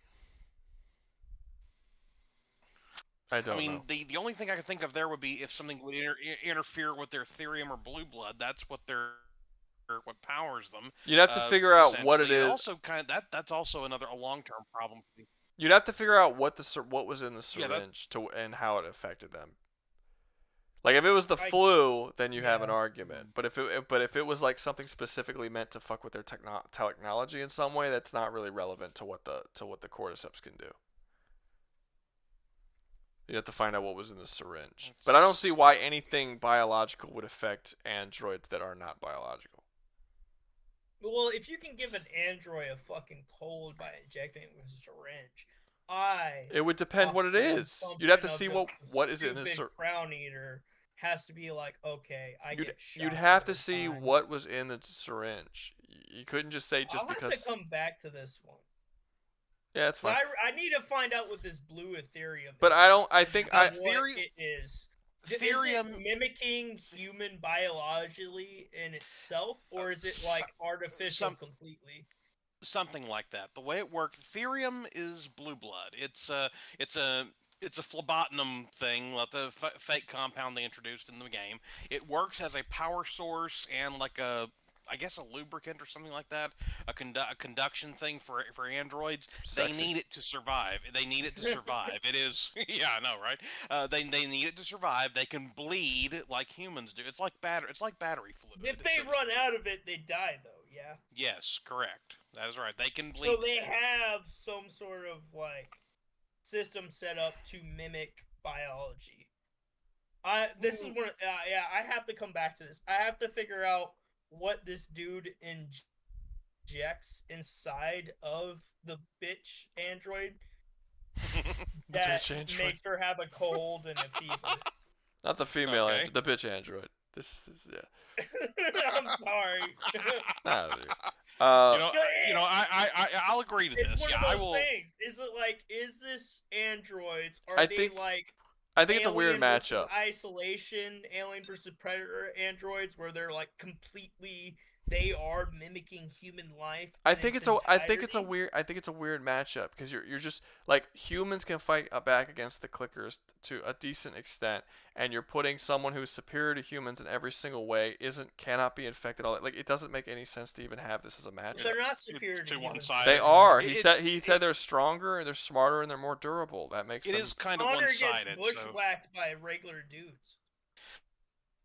I mean, yeah. that doesn't if you mean were to you're not take away an stronger android's and more guns durable. outnumber them. Connor with a gun gets bushwhacked Yeah, by if you just take away an military android's personnel. guns and outnumber them, they can He be. had a gun, and he Yo, wasn't outnumbered. yes, but just being beaten Well, I up mean- by a couple of dudes does not necessarily mean that you're not superior to a human.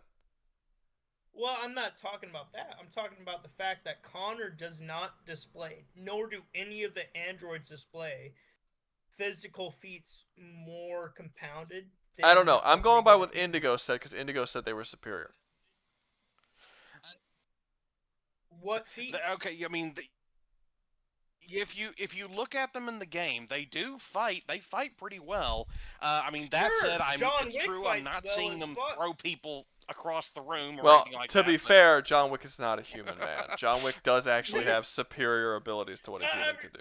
Okay, that is he's a demigod. fucking goddamn John Basilone, fucking Anyway, any of real life dudes have all displayed the same feats at least to the same level the androids have. In Detroit become human. I have to specify Detroit. I'm not arguing that they're superior. Indigo is the one who said that they're superior. I just went with it. They're at least. I mean, they're at least I'm just slightly asking better to prove than they're superior. They're at least slightly stronger than humans because the sheer fact that they're not powered by muscle, they'd have hydraulics. Then how is a like him. detective dude able to fucking put Connor into a headlock or armbar or whatever? Yeah, you would if Wait, you would we have did to. that? You would have to. Well, that's true too. This is a game that has a lot of different variations, so it's possible that you two played totally different games. But if you're gonna say that you'd have to come up with at least one example of an android actually doing something that is superior to that of a human. That's clearly superior than that of a human.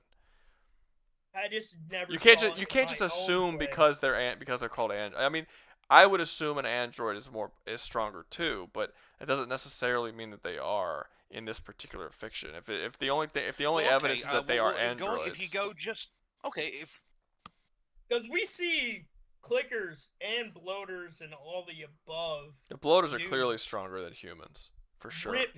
Even clickers are able to rip like the jaws off of humans and shit. Well, I could do that. That's not much. Have you? Let's not go into that. Well, okay, they are Because I can pick a chicken up by its head and They- swing they it are around at and least snap its comparable to neck, humans But that in doesn't strength. mean I Maybe- can do the same with a human. Go ahead, Inu. Okay. I mean, even if you were to go ahead and assume that the androids would be comparable strength to humans, they are still more durable. They can take hits and keep going. They can take a lick and keep on ticking. They can be And cut with regular kitchen knives.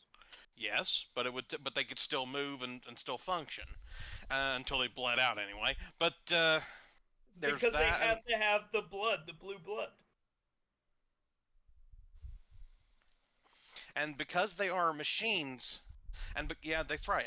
But because they are machines, also I can absolutely guarantee that their thinking processes no. and sensory senses and all that would be superior. But you're just Because, you're I mean, assuming. well, I mean, also. Regular military dudes like myself are So, I able mean, to I can. This one I can back up with evidence. The whole time you're. Well, think about it. Let me go. Let me prove. Indigo. He's cutting out. I can prove my point. Indigo, you're cutting yeah, out. hello. You're cutting out, and you seem like you can't hear us. Dagnabbit. I can hear you. Can you hear me? I can hear you. I hear you now, but like when you start talking, you're gonna cut off again. Sorry. Okay, it's okay. If it happens one or two more times, we'll end the thing, and you gotta fix your shit. It's probably an internet thing. I don't think it's a mic thing. That's fine. He cut off again. It is an internet thing. It is an internet thing. Yeah, you cut off again. Do I have a video on this? Do y'all want to see a bunch of dudes yelling at Marines? No, not right. No, it's late. After y'all are done, I'm ending the stream. You can do things. Yeah. He cut off. He cut off again. I think he's done. He cut off again. All right, so we're gonna you guys save this. Put it in your cap. We'll bring it up again in the future. Yep. Or if y'all can come up Round with two. or if y'all can come up with like a better matchup, maybe like something similar. I'm but just not, saying. because I just don't. I don't think it works. I don't think it works as a matchup. I think it's weird. Because if a human can fight back against a clicker, then an android should do better, whether he's stronger or not. Guns and tactics. But yes. anytime in the games a clicker gets in melee confrontation of a dude who only has fists, the clicker overpowers the dude. So are we just giving the androids fists? Well, no, but what I'm saying is it doesn't matter. Strength in itself. Doesn't matter. Humans don't fight with physical strength. Yeah, we do. No, we don't. You want to fight a bear with physical strength? When's the last time you went to a war with physical strength? We use guns. That's how we kill things. We don't kill things with our bare hands. Almost never. It's very rare for people to kill other people with their bare hands. It happens, but it's not our go-to. Guns and weapons are our go-to. Sure, I agree with that. It's not our go-to, but we're tool users. So I mean, unless you want to strip us. We can kill most things in this planet with our bare hands. Whether you're talking about jabbing out the eyes or fucking piercing eardrums, you can kill most creatures on our planet. I could kill it with a pencil, but that doesn't mean that's relevant to the challenge that we're currently talking about. It's relevant to me because the androids never display any physical strength beyond that of regular humans. So are you stripping them of their guns? The clickers are you stripping them of their guns? do rip off jobs. I'm not saying stripping them the jobs. Then it's not relevant. Multiple bolt action, I'm assuming 30-06 shots to their face and still keep going. Fine, but it's not it doesn't matter. One human, you could take off way more shots than that before they get you. The point is, it's literally just humans against clickers, but you're taking away all of the stuff that makes humans shitty. So it's like a rigged match. Like the thing the clickers have that's going for them is that they infect people. Humans are still alive. They did not successfully wipe out humans in their own universe. Now put them in another universe, they still won't wipe out the humans the same way they did in their own, but now you also have androids that are completely immune to being killed in the same way. So it's like you just put them. It didn't work in Last of Us. So if you put them in a better universe that will be better at facing it, which they will, then they won't do it there either. There's no reason to assume they would do better in the Detroit Become Human universe than they would in the Last of Us universe, because the Last of Us universe doesn't have androids. Yeah, you're essentially turning a human into a plastic human, Would and they No no matter longer need to eat. no matter what, the cordyceps will do worse in Detroit Become Human because they have androids. would the cordyceps not eradicate the regular human life and It make didn't do it in the its own androids universe. Uncapable. It didn't do it in its own universe. Producing smarter It dudes. it I'm didn't not do it in saying, its like, own universe. Yeah. If it wasn't able to do it in its own universe, why would it do it in Detroit Become Human? That is a more advanced society. They have better technology.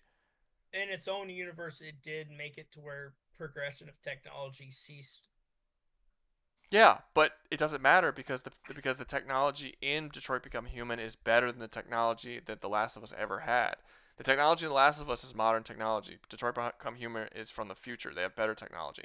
So you're putting the same virus Is that the Detroit failed. Become Human technology not specific just to the androids? Isn't I don't everything think. else No, specific they have or more terrible? stuff. No, They do show the stuff that Connor does with the investigations and stuff. They have advanced technology more so than just the androids. The androids. They do showcase military-grade androids with uniforms and with special helmets that they wear, and guns. It doesn't matter. Look. The Last of Us is a normal world like the one that we live in. If they could not wipe out the humans in a normal world, any world that's slightly better, even if it's just subtly better, won't be wiped out by them. Unless you want to argue that the world in The Last of Us was more powerful than the world of Detroit Become Human before the cordyceps showed up. Well, no. But you can't make that That's argument. not what I'm saying at all. I'm just But you saying can't. That's what. The But that's Last the. of Us But that's the world in only. and of itself But I'm saying that's the is argument you doomed have to fail. make in order to. That would be the argument you would have to make in order for this to make sense. Because they failed to wipe out humanity in their universe. So if you're putting them in a stronger universe, Sure, they will in also 20 fail. years' time, but you also Yeah. see in The Last of Us that there's no community that lasts long enough to develop or reclaim society in the sense of what it was before. It doesn't matter. That doesn't mean that they lost because they're still around. They just failed to wipe them out. And now you're putting them in a universe where they're stronger. Yeah, I mean the several decades have passed and the humans are still around. They still have societies. Would the humans not have the same difficulties of the Last of Us universe? The humans would, but not the androids. They would, but it would be easier for them because they have more advanced technology and they have androids.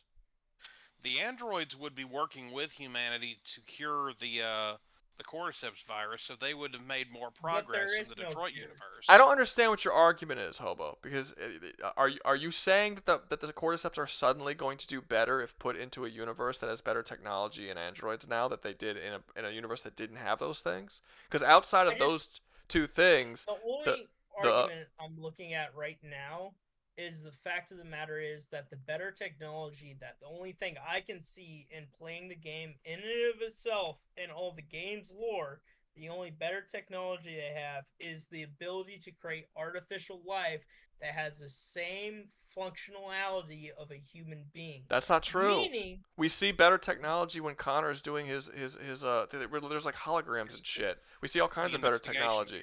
we have holograms right now. No, we don't. Not like that. No, we don't. The way he does it, he's able to do predictive analysis based on evidence. That's one place I can prove He can literally go to a crime scene and create a holographic recreation of the fucking murder scene that just happened and completely have it play out in front of. That doesn't exist. They have more advanced technology. He even said they have military Have you been grade. in a car workshop? That's not a thing. It doesn't happen. That doesn't exist in our real world. In another segment where you're controlling Marcus, Marcus shows. We have augmented reality workshops in my own fucking car plant of my own family's name. Well, right, but you do not have any overlay over any vehicle specific to the manual of the car. You're being intellectually dishonest because you know they're not the same form of technology. You know it's not to the same level. Sure, You know you can't I'm take not it to saying crime it's scenes. The same as Well, being saying they're more. Batman. I'm saying they're more I can see advanced, the and you're DNA saying that they're of the. a fucking thing. but I've never seen in Detroit Become Human people being able to identify DNA to a specific person. I didn't say they would. I said they have holograms. They have androids that are military grade. They have androids in general. They very clearly. It's a weird argument if you're trying to make the argument that they're not Connor more can take technologically out advanced. those military androids, even though despite being a No, police android. you're not listening to what I'm saying. What does that bring to the table? You're not listening to what I'm saying. You're not listening to what I'm saying.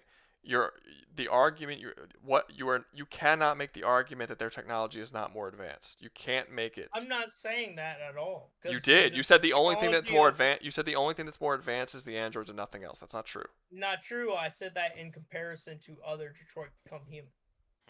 Androids I'm saying the technology. Androids are able to predict things. Like if a bunch of androids were to go, or even one were to go up against a bunch of clickers, they could look at the clickers and predict where they would move next. It's not and relevant. Figure out optimal. It's not relevant. The clickers did not take over a regular human world. Now you go over to Detroit Become Human, where they have androids that are resistant to everything that they do, other than like tearing them apart. But they're better at facing them because of the fact they're androids. And you also have a military that's more advanced. You have an entire society that's more advanced. They're going to do worse across the board. There's no way to get around that because it's a more advanced society with better technology. And the idea that it's more advanced, but only with the androids and stuff, but they're not going to have more advanced weapons. They're not going to have more advanced. It's the future. Everything's going to be more advanced, unless you want to argue that the Detroit. You never see that in Detroit Become Human of more advanced anything. It's a future society. Are you going to assume that they never at all advanced anything other than what we see in front of our face? I'm specifically thinking of like bullet physics in and of itself. Why would they do more damage if they're the same fucking rounds? I didn't say they would do more damage, but their technology's better. We improve our technology every single year in the military. We have better we improve everything. We have better EMPs now than we did 10 years ago. Everything gets improved. Everything gets improved across the board all the time, constantly. And the idea that they're not, I mean, just the fact that even if they did only have androids, that is still a massive improvement. If they have androids and Last of Us doesn't have androids, they're going to do worse. That just is the way it is, because you're giving something a benefit that the other one doesn't have. It doesn't matter how much the technological advancement is, but you're assuming that the technological advancement is literally just what we see with our eyes, and the fact that you have this clearly more advanced society that hasn't advanced in any way in terms of combat or survivability. That doesn't make any. That's not how technological advancement works. I just can't see it. I don't see how you can't see it. That's how technology works. It doesn't. We're not gonna get it. Improvement of the F-22 to the F-25 is solely based off of radar capabilities and ability to avoid being detected by radar. Otherwise, they're still the same fucking jet. The technology doesn't just massively improve. No, it improves little. It improves. Years. No, it improves. It's not 20. It's not 20 years. But it improves. It improves incrementally over long periods of time. But we see, obviously, it's not like overnight. It's not like today and then tomorrow we're gonna have like Detroit Become Human shit. Obviously, their shit has prolonged far beyond what just a day. So like I don't get where you're coming from with this argument. We never see that in the game and in itself. Doesn't matter. We know it's a future society. That in the lore of Detroit. You're still avoiding we only see comparative. Look, you're still avoiding the fact that just because they have androids means that they have something that the Last of Us universe doesn't have. So they are already at an advantage that the Last of Us universe didn't have. You are avoiding that, and we know that they have more advanced technology across the board because the game is constantly showing us little bits here and there that's advanced. And you want to cut off the entire world outside of that, just pretend that nothing other than what we see on screen is advanced. Their military hasn't advanced. Their guns haven't advanced, their jets haven't advanced, their bombs haven't advanced, their EMPs haven't advanced. 5.56. Who gives a shit? We've been using that shit forever. That's not the point. The point is that we still have we still have technology that advances every year. I'm just saying, how would holograms help you against I didn't say holograms would. I said it's an example of advanced technology. Sure. What example of advanced technology supports that they would be able to invalidate cordyceps infection. The fact that they have a technology that Last of Us didn't have, and Last of Us was able to fight against it and survive against Yet it. they still I'm not saying there wouldn't be pockets of human civilization still Not just alive not just that pockets. are There's doomed to eventually die out. No, in they're the not own Last of Us lore. They're not doomed to die out in the Last of Us lore. There are whole civilizations that are surviving just fine. On several. Except you're not, because you see in Last of Us, they go about, oh, we're fixing this dam, we're gonna be good society, and then the whole like undertone of Last of Us, while you're learning how to snipe and shit with Ellie and the uncle, is it Uncle Tom or something? No, it's not He's Uncle like, Tom. oh, damn. Uncle Tom is a slur.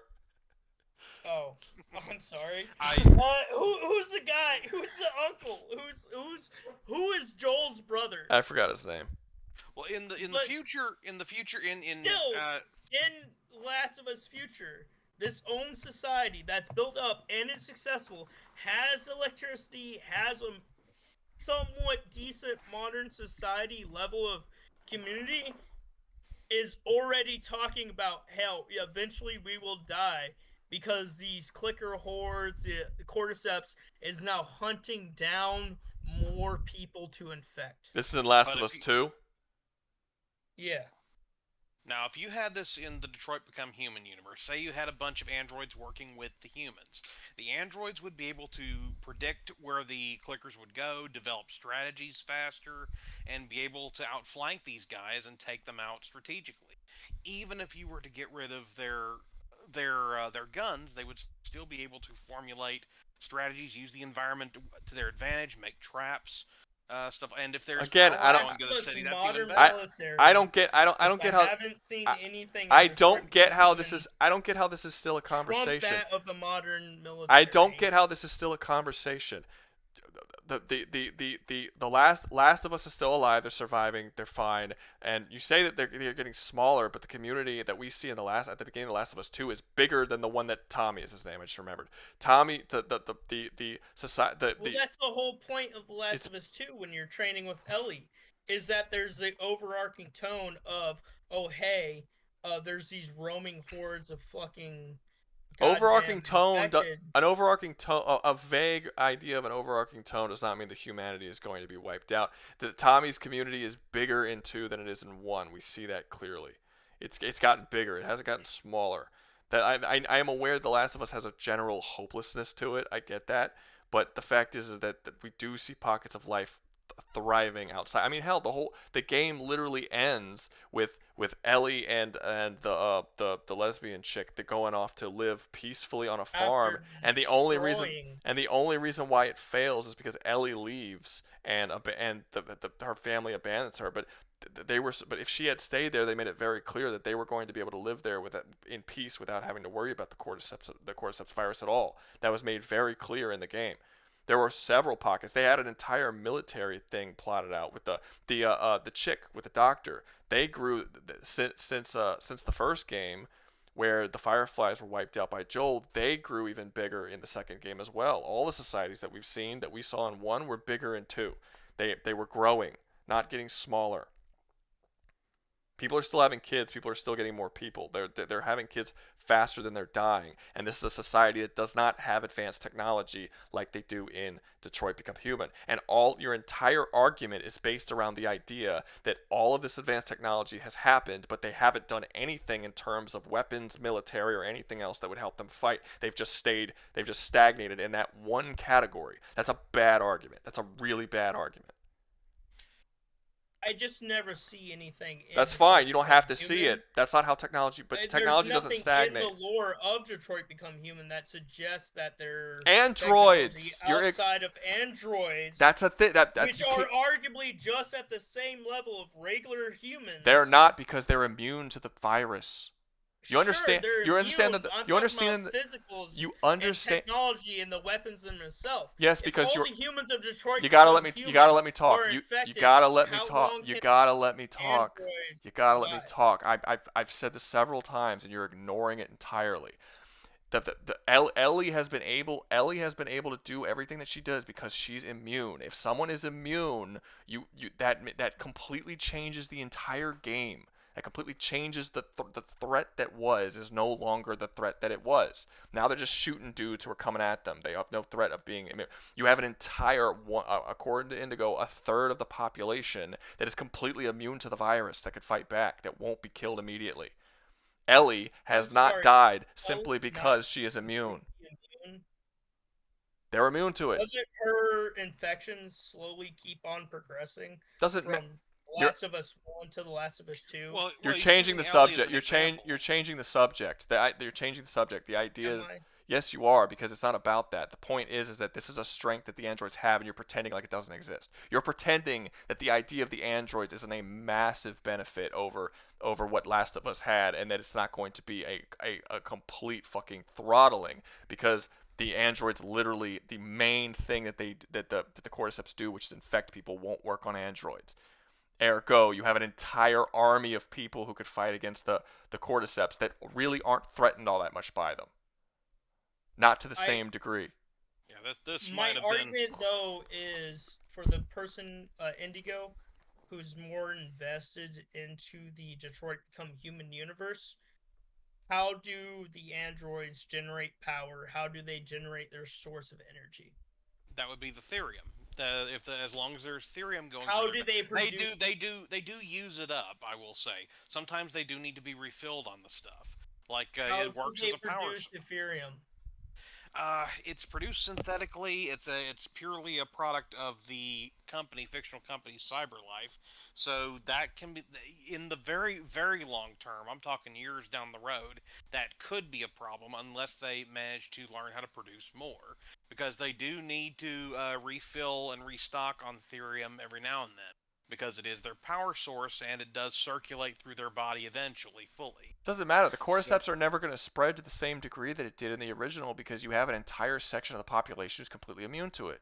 In The Last of Us, only one person in the entire universe is immune to it, and it was a complete game changer for them. I mean, the very fact that the androids exist, yes, the world could still go to shit, but not nearly as much shit as the humans-only realm, because you've got androids there. You could literally send androids in to fight the cordyceps whenever and not lose any human lives, and the androids will likely come back alive for the mostly, because they can't be infected, which is the main thing that's so dangerous about them. They might come wounded, they might come kind of messed up, but that's the main thing. That's absolutely the main thing that's dangerous of the infected. That is absolutely the main thing of the infected. That's dangerous of the cordyceps infection itself, where we're talking spore of tendrils. But once somebody becomes infected, you're looking at clickers, stalkers. Bloaters, you're not. No, you're not. No, you're not. You're not looking at clickers or stalkers, because clickers, stalkers, bloaters, that only happens with time. The clicker. Even the regular humans are able to tear apart human beings because they have no sense of pain, and so they're able to exhibit the full force of their muscle. Fine, that's not going to help with a gun. A bodybuilder could probably rip me to pieces. I could shoot him first. That's not enough. Having super strength against people with guns isn't enough. Would not be able to rip off your arm. It depends on the bodybuilder. Yeah, but I think you could argue people like Andre the Giant would absolutely be able to rip off somebody's arm. But Andre the Giant is not a bodybuilder. But I could shoot him in the face. He would still die. That's not the point. It's weird. You're going off topic. You're altering what's happening. You're avoiding the thing where it's a third of the population can't get infected.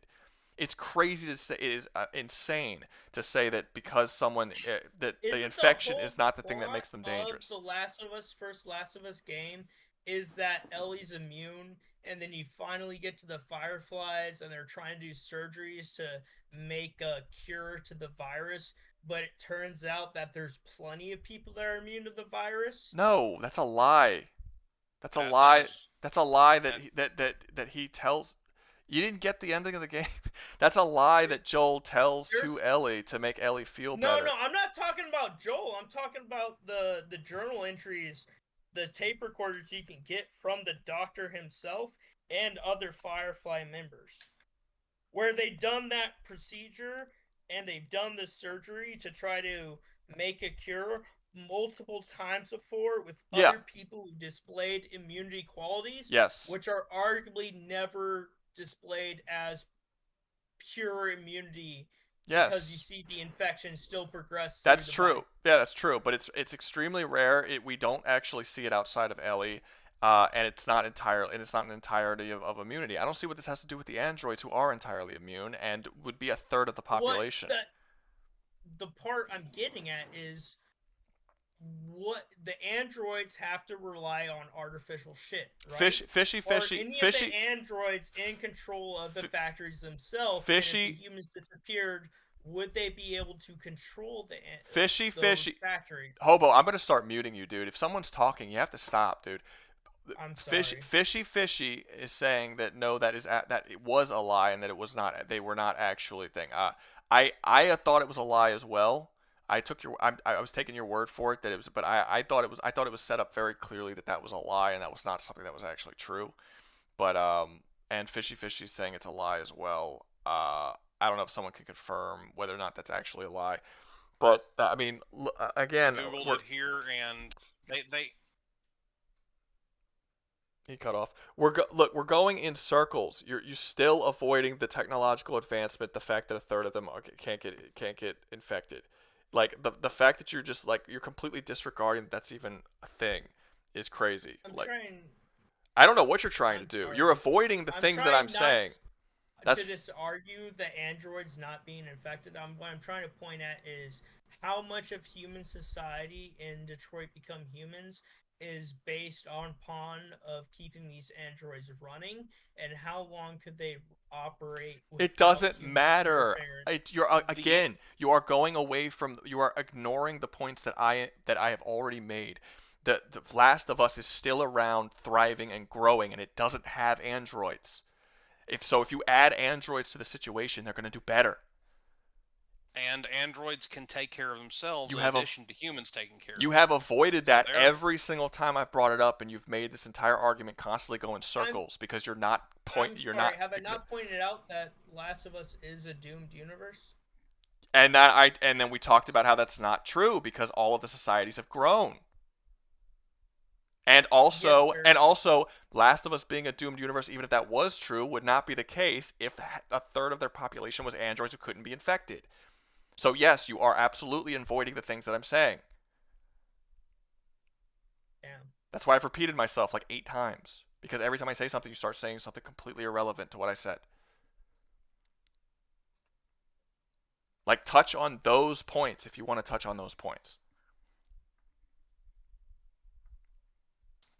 You haven't done it. You have not. I guess I can't use that argument that I was looking at simply because Last of Us in the first game and the second game take place more than 20 years in the future as for the collapse of society. And we never see how the collapse of society works. Now, from what I understand, the whole collapse thing, typically the way these zombie things begin is that, like, for some reason it affects multiple people simultaneously. The fact that spore clouds carry this makes it a bit feasible because you could say that a few spore clouds here and there created enough clickers in the beginning to start getting everybody, more and more people infected, and there's that. But in the world of Detroit, as mentioned earlier, the androids would be immune. So once that started, they might be able to nip it. I mean, there's a chance that they could even nip it in the bud before it even becomes a big problem, because you just send in a bunch of androids to clear them out before they got to the infection spread too far. And even if they failed in that regard, they're still a step ahead than where they were in the Last of Us universe. And fast forward that 20 years later, even with their development so stilted as it would be, they'd still be able to grow as a society and be able to get a one-up on the cordyceps infected. Might even have it licked in 20 years. Yeah, the entire progression of the infection would be completely different, because the infection would hit, and again, like things like things like bloaters and clickers and all that they're, when you get infected, you don't become a clicker and a bloater. You become an infected.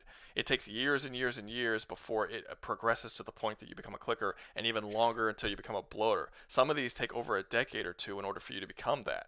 So you're just fighting normal infected. So the idea that you're saying that there's going to be clickers isn't even relevant, because you're not going to be fighting clickers at the start. And then those people are going to be, and then the spread is going to be significantly slower, because you can use androids to fight against them instead of humans. The androids won't get infected via biting, so they'll survive. You can fix an android when they get bitten, so you won't be losing lives in the same way. It's going to be a completely different situation. You're going to wipe out the infected significantly faster. Like, it's not. I think this is a one-sided fight. It's very one-sided. Would the It's spores in crazy to me. itself, because it's an airborne virus, not stick to the androids, wiping out the humans? Like you said, they could be fixed if it ever got into their systems before. I'm talking was about the any spores trouble. themselves. I'm not talking about infecting the androids. Like just I said, the humans of Detroit become. Why don't the spores? No, are they you're into operating in. Why don't the spores? Well, sure. Why don't the spores connect to the humans when they walk through the spores? Gas mask. That doesn't mean it doesn't connect to them. You said connect to them. Why doesn't it connect to their bodies? Because that's not how it works. You're adding abilities that it has that it doesn't have. It's not going to connect to the robots. That's how spores work in actual life. Not And in the you see game. Joel wipe off spores of himself. Okay, as so he why exits can't the robots wipe off the the spores? areas. Then why can't the robots wipe off the spores? True.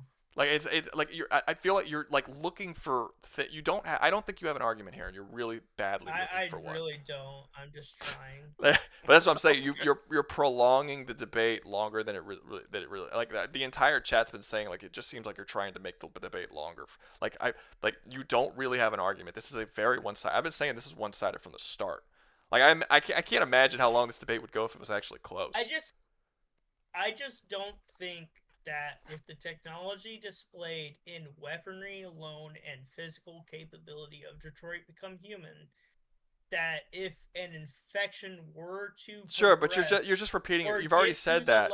You've already said that, Hobo. You've said that several times. Get to the level that it does. Yeah, in you're Last not of saying Us, anything new. That they would Hobo, stop talking. You've said this many times. You keep repeating yourself. And you got to stop talking when you like. I know what you think, but you don't have the arguments to back it up, because we've already because that argument that you just said again ignored all of the stuff that we've already established, which is that they're androids, which is that there's. What about the infected water? What about the infected water? It has to get to the point of spreading that far, and it won't get to that point because they've got an army of androids to fight the fucking infection for them. We touched on that. The fungal virus itself is cordyceps, which is prolificated amongst ant species in himself.